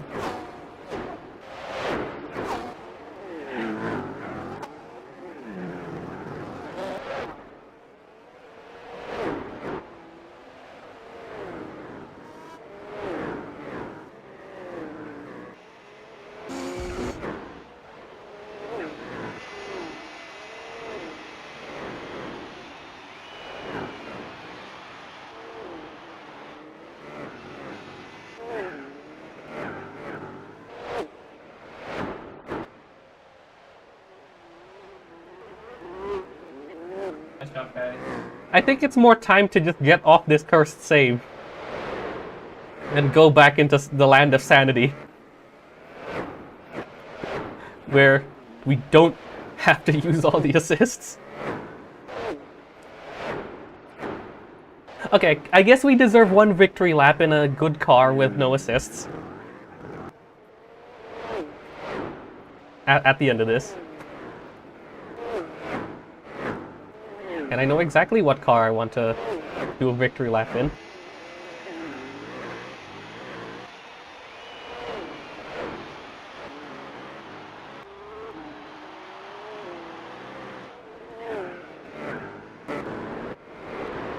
Okay, we're in lap 3. We're not there yet.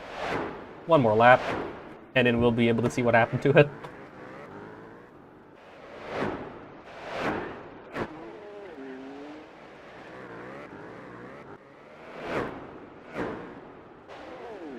Car for car would be nice, but I have a better idea. Maybe not one victory lap. How about 2 of them around the Nürburgring? Nice. Side. Against a similar opponent set. Nice.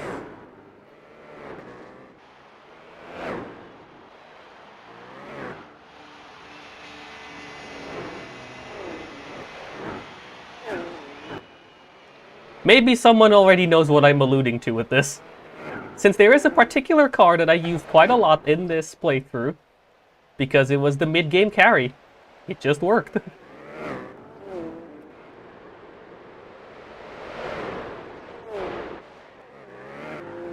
Alright, here we go. What's this guy doing?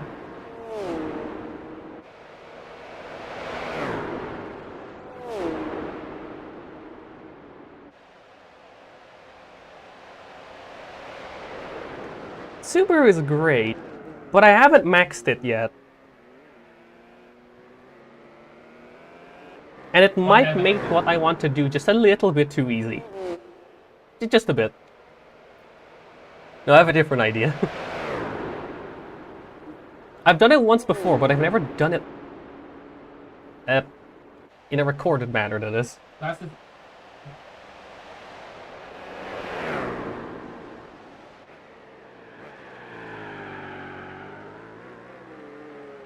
What, man? What? Oh, that was a fishtail there.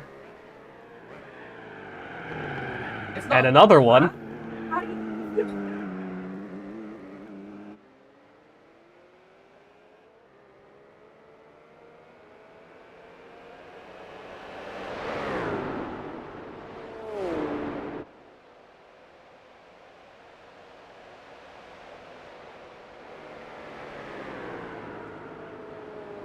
Oh.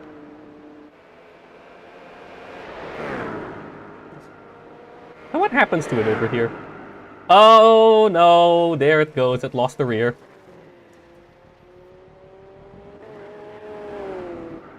What about this guy? Same thing happens. Oh, wait. Nope. No.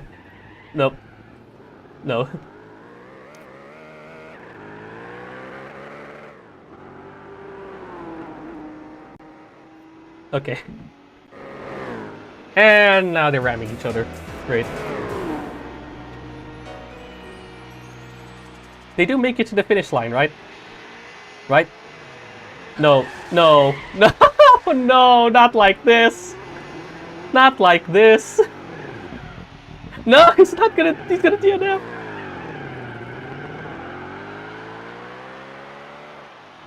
Oh my god. Is he gonna make it? Barely. Barely makes it. The vertigo is still gone. Sorry, vertigo.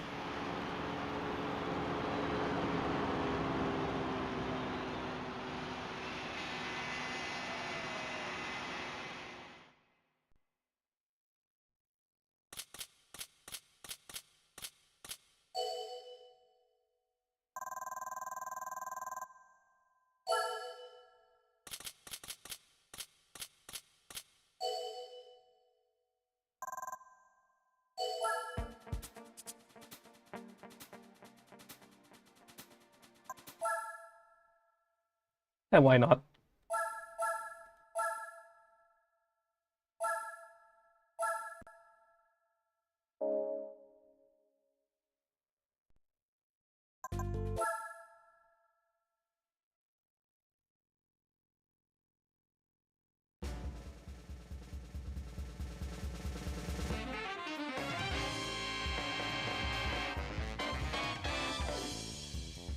Now someone please tell me why in Spec 2 you get GT3's cover car for GTWC.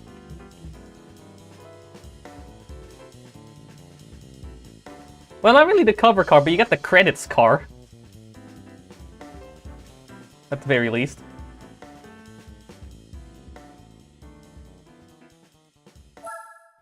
Man. I mean, GT4, I want to see this cool Ford GT that's plastered on the cover and on the opening. Why has it been relegated to some to one of the endurances?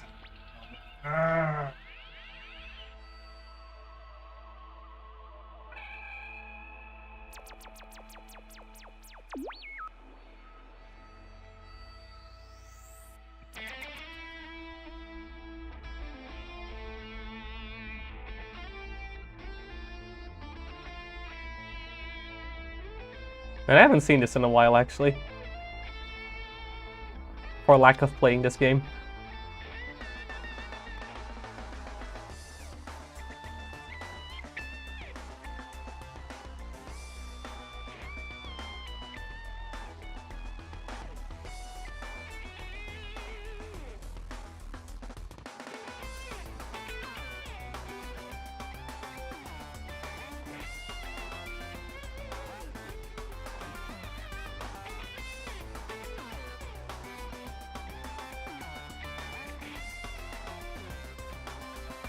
There's 3, I think. Norio Takama did not have to put that much effort into making the drivers behave the way they do, since you barely ever see them.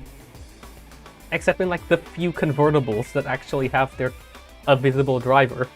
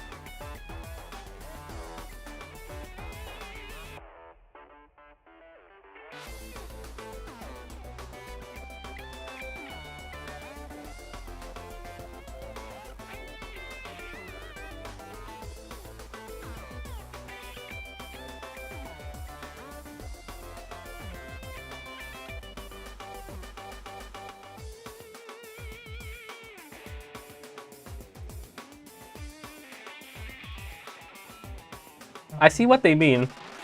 What you mean. They couldn't have like stabilized the footage in post. Actually, no. Roof managed to get a drone to shoot their now famous Fascination video.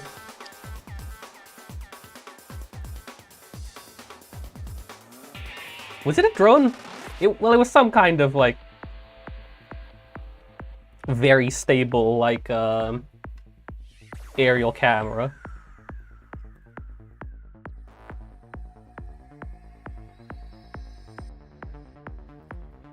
They couldn't have like mounted the camera on like a gimbal or something.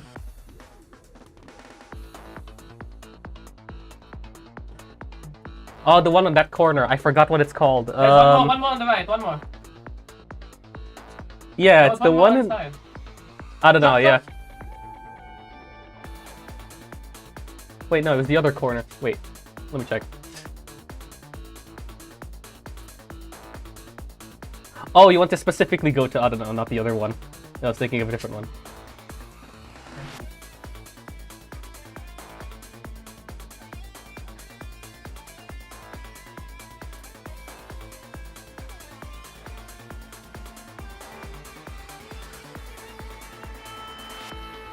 During the entirety of the time I did the 24 hours race on this, I thought the YouTube corner was the corner before the carousel. I keep thinking it was that corner for some reason.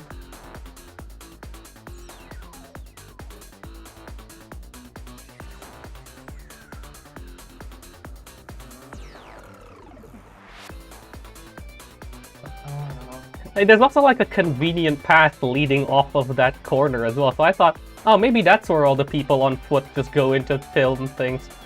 But no, I guess the safer corner to do that would be the one with the sand trap, yeah. Where it actually is.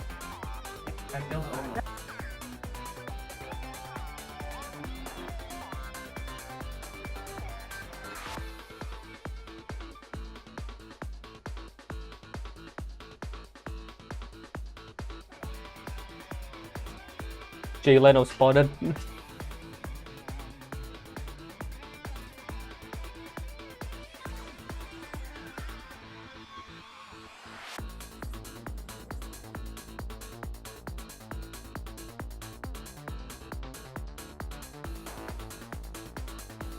Oh, you don't even get a full view of the corner. It's just a slight teaser in the bottom corner, and then it fades to the next shot.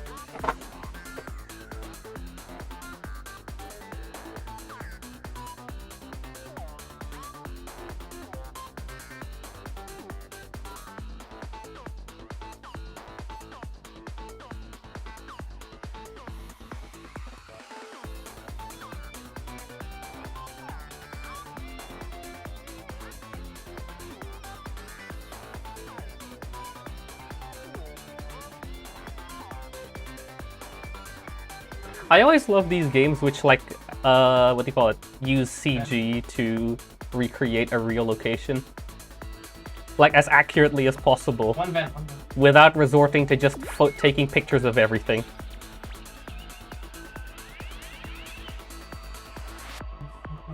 Because there was a lot of these, like, PS1, PS2 era, like, train simulators that just took, like, a video of a train from the front, from the from the operator's cabin, and just sort of advances the frames at different speeds depending on your simulated speed.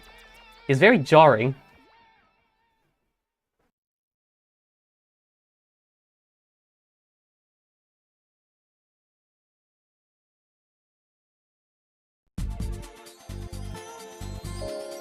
Let's see, what do we have? Only four losses. Not bad. So, the thing I wanted to do. Welcome back!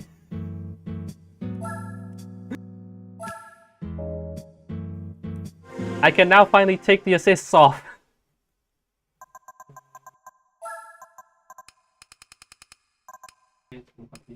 I'll still put traction control on one because I'm not brave enough to do this game with completely no traction control.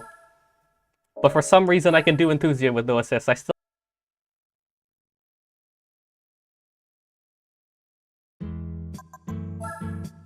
I guess it's the wheel spin simulation.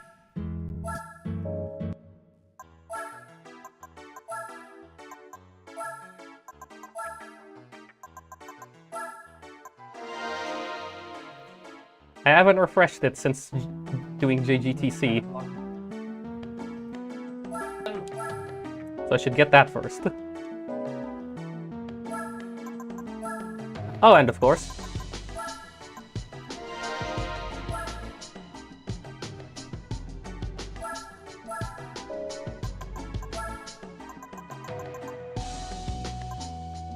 Do I want to do that same thing? Yeah, I wanna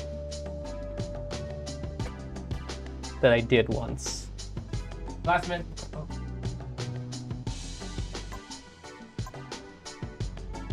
Oh. So hard's last about 3 laps. It's usually about 2.5 laps. Soft would be about 2 laps. Super soft would be like 1. Yeah, we're doing it. For the funnies.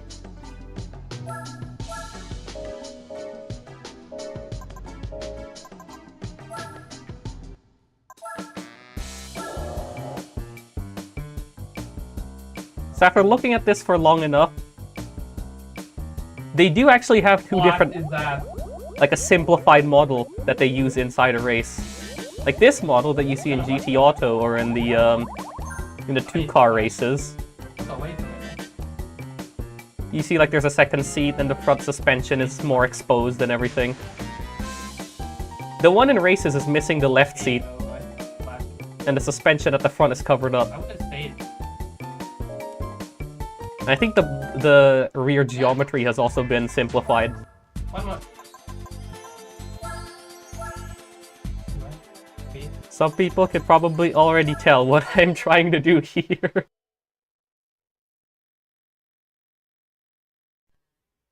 Give me a good opponent lineup, please. No, it's not a good lineup. I was gonna say close and alt, but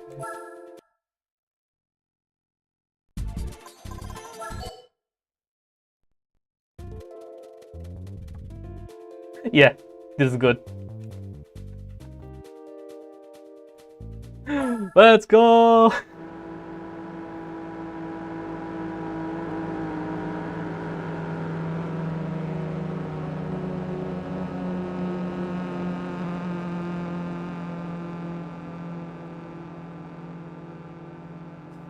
Finally, we're free! No more 2020-10!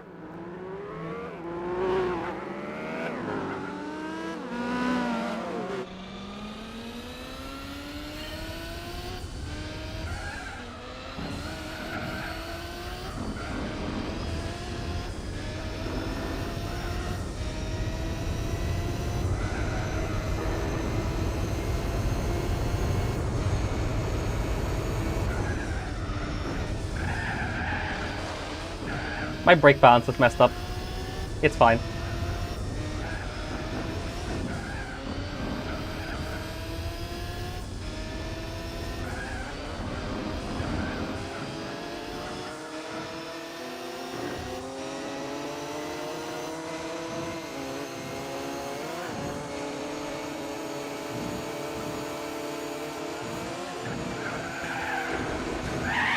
Whoa, okay. Hold on a minute. I don't remember it being this stage is unstable. low. I think I messed up something in the setup and forgot to fix it. Because I had to compensate for assists.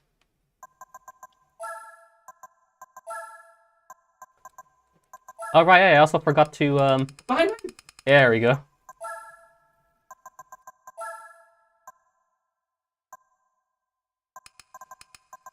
That's fine. I thought he was holding that.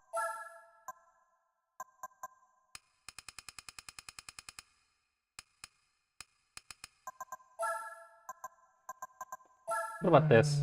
That's also fine. I killed the omen like if we would have Increase that to 20.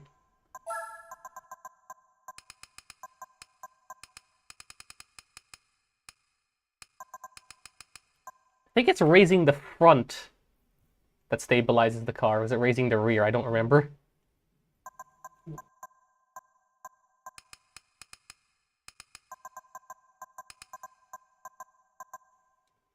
Was it raising the front or raising the rear that stabilized?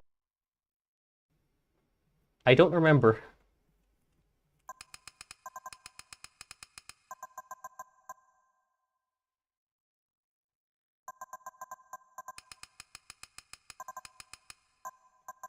I'll just put it on 90-90 to reduce the amount of side-to-side weight transfer, I guess.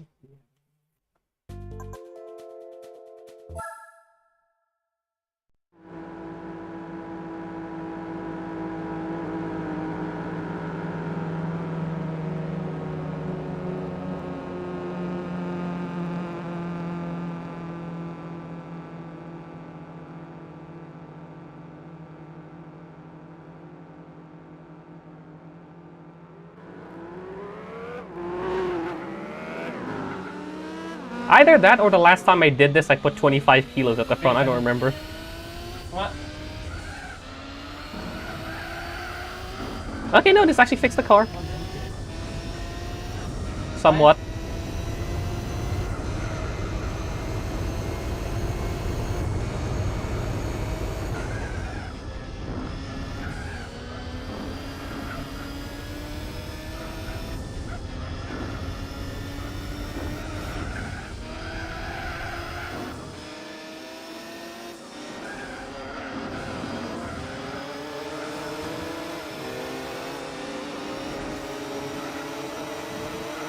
Oh, this is dangerous.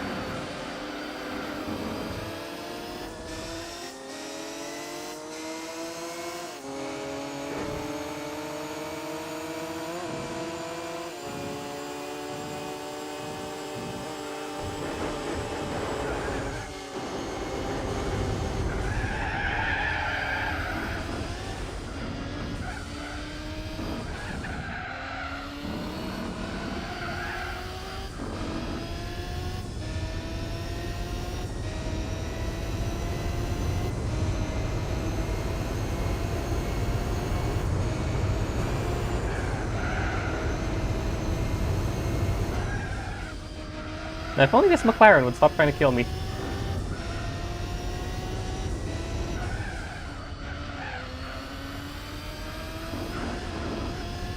Hello.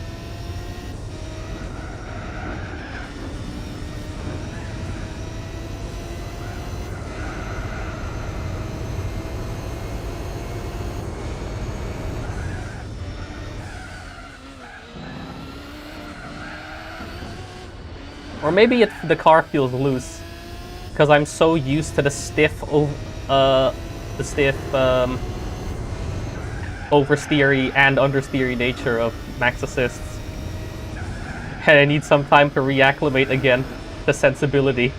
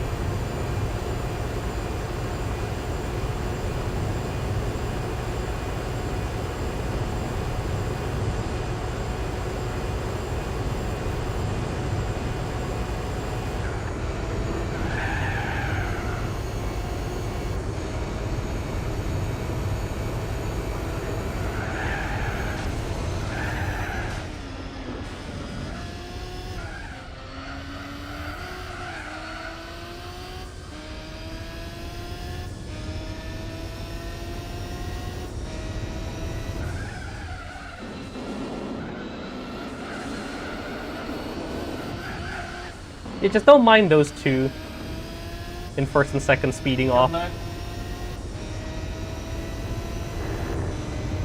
We'll be coming back to them in a bit. Kill day.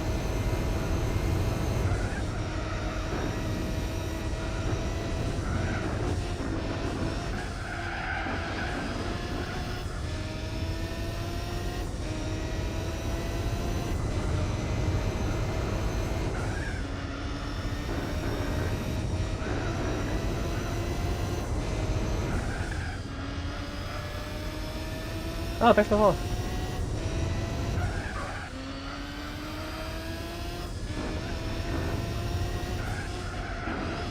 I can't say anything, I'm concentrating.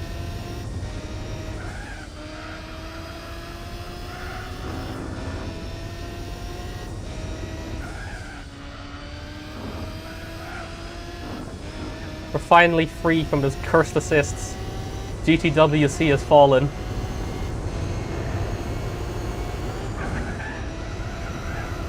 So I just want to do a victory lap.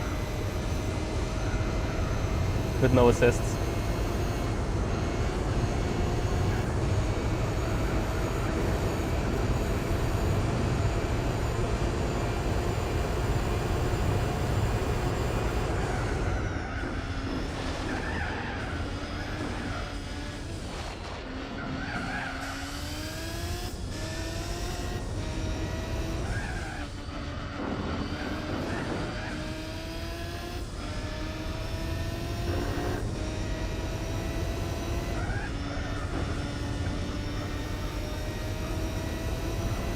It's fine.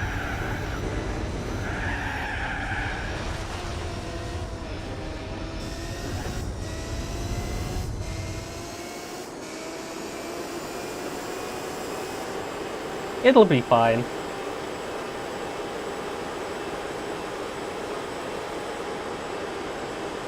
I mean, it probably would have been better to use softs for this dumb strategy, but it'll work. Actually, no, the BMW is probably going to speed up, but it's fine. I don't care about winning this race. I just want a victory lap with no assists.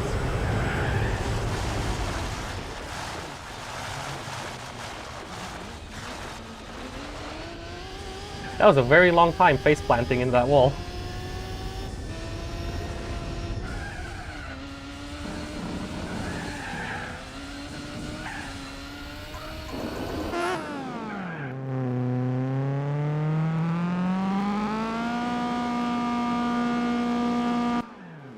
This isn't part of the challenge, I'm just having fun at the end here.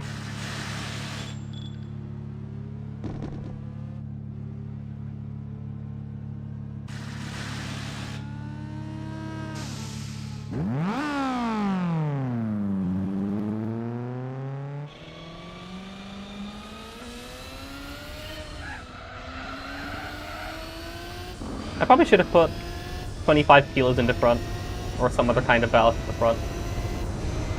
Just to make the car a touch more under theory to save my rear tires. Oh well.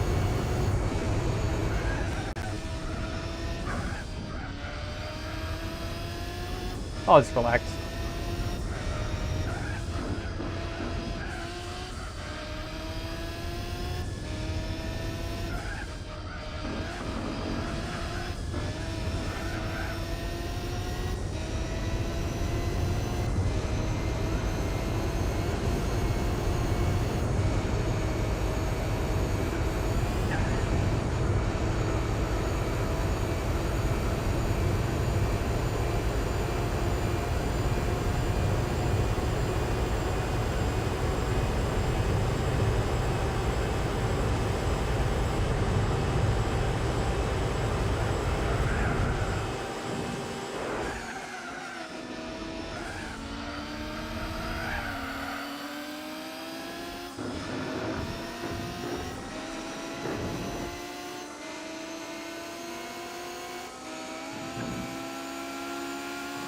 Hello, RX-7.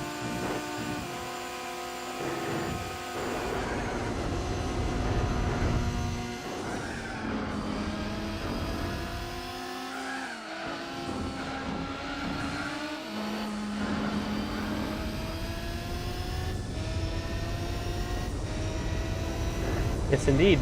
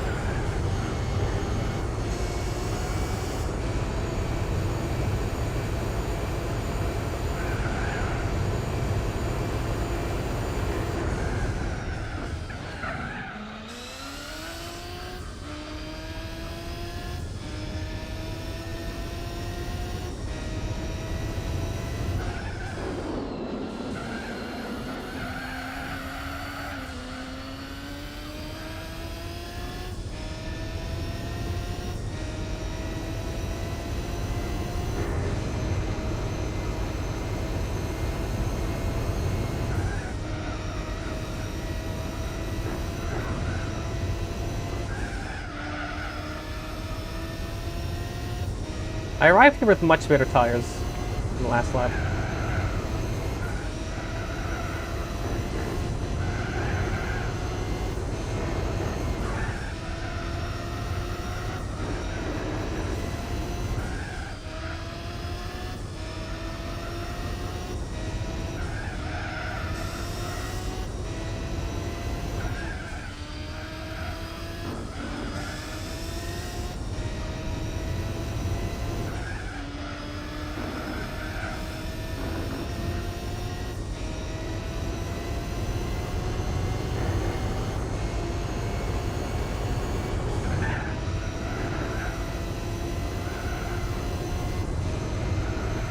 Oh, look who it is.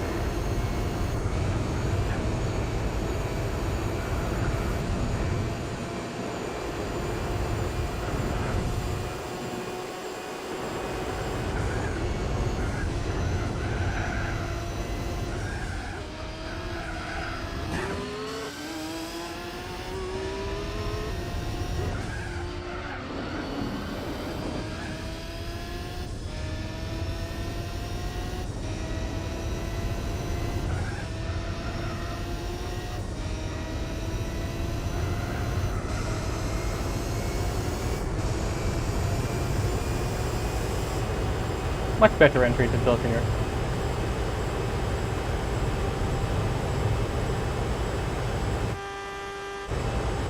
I don't think the Minolta has ended up on the Bilkinger yet.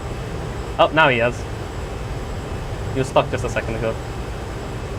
I'm surprised in this side managed to survive all the way to the end. I'm proud of it. It actually managed to keep it together.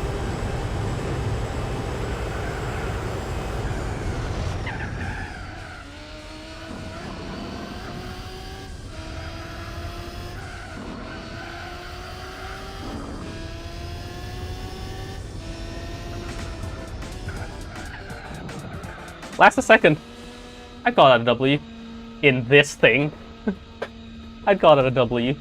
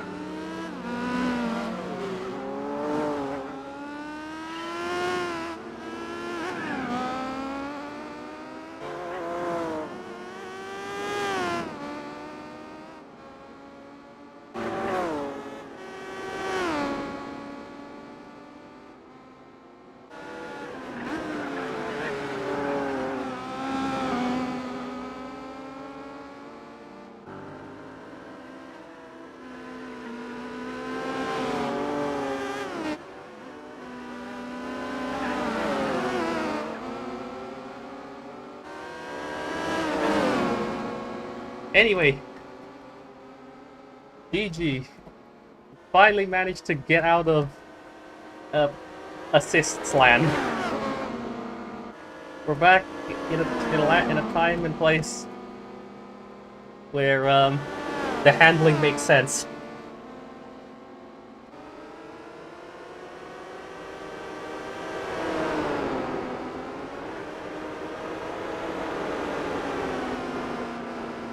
Now, if only Vision Gran Turismos are, well, a bit more useful. I've heard that that Vision Gran Turismos aren't particularly, well, useful for much in GT7.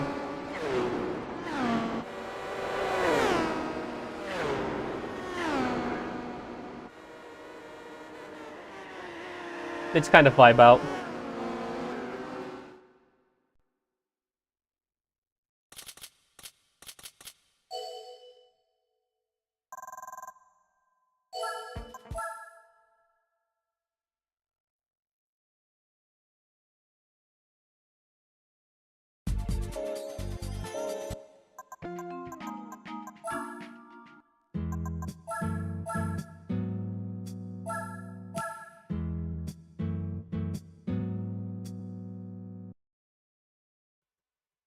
That's it.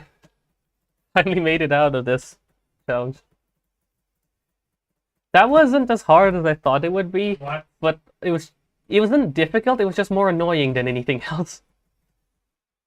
Because none of the handling makes any sense while assists are maxed out. Trying to turn feels like a 50-50 between will it work or would you just slow down to a complete stop?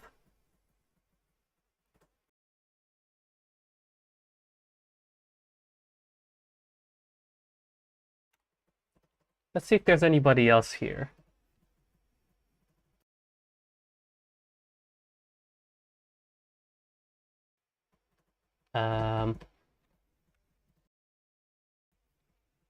Anything?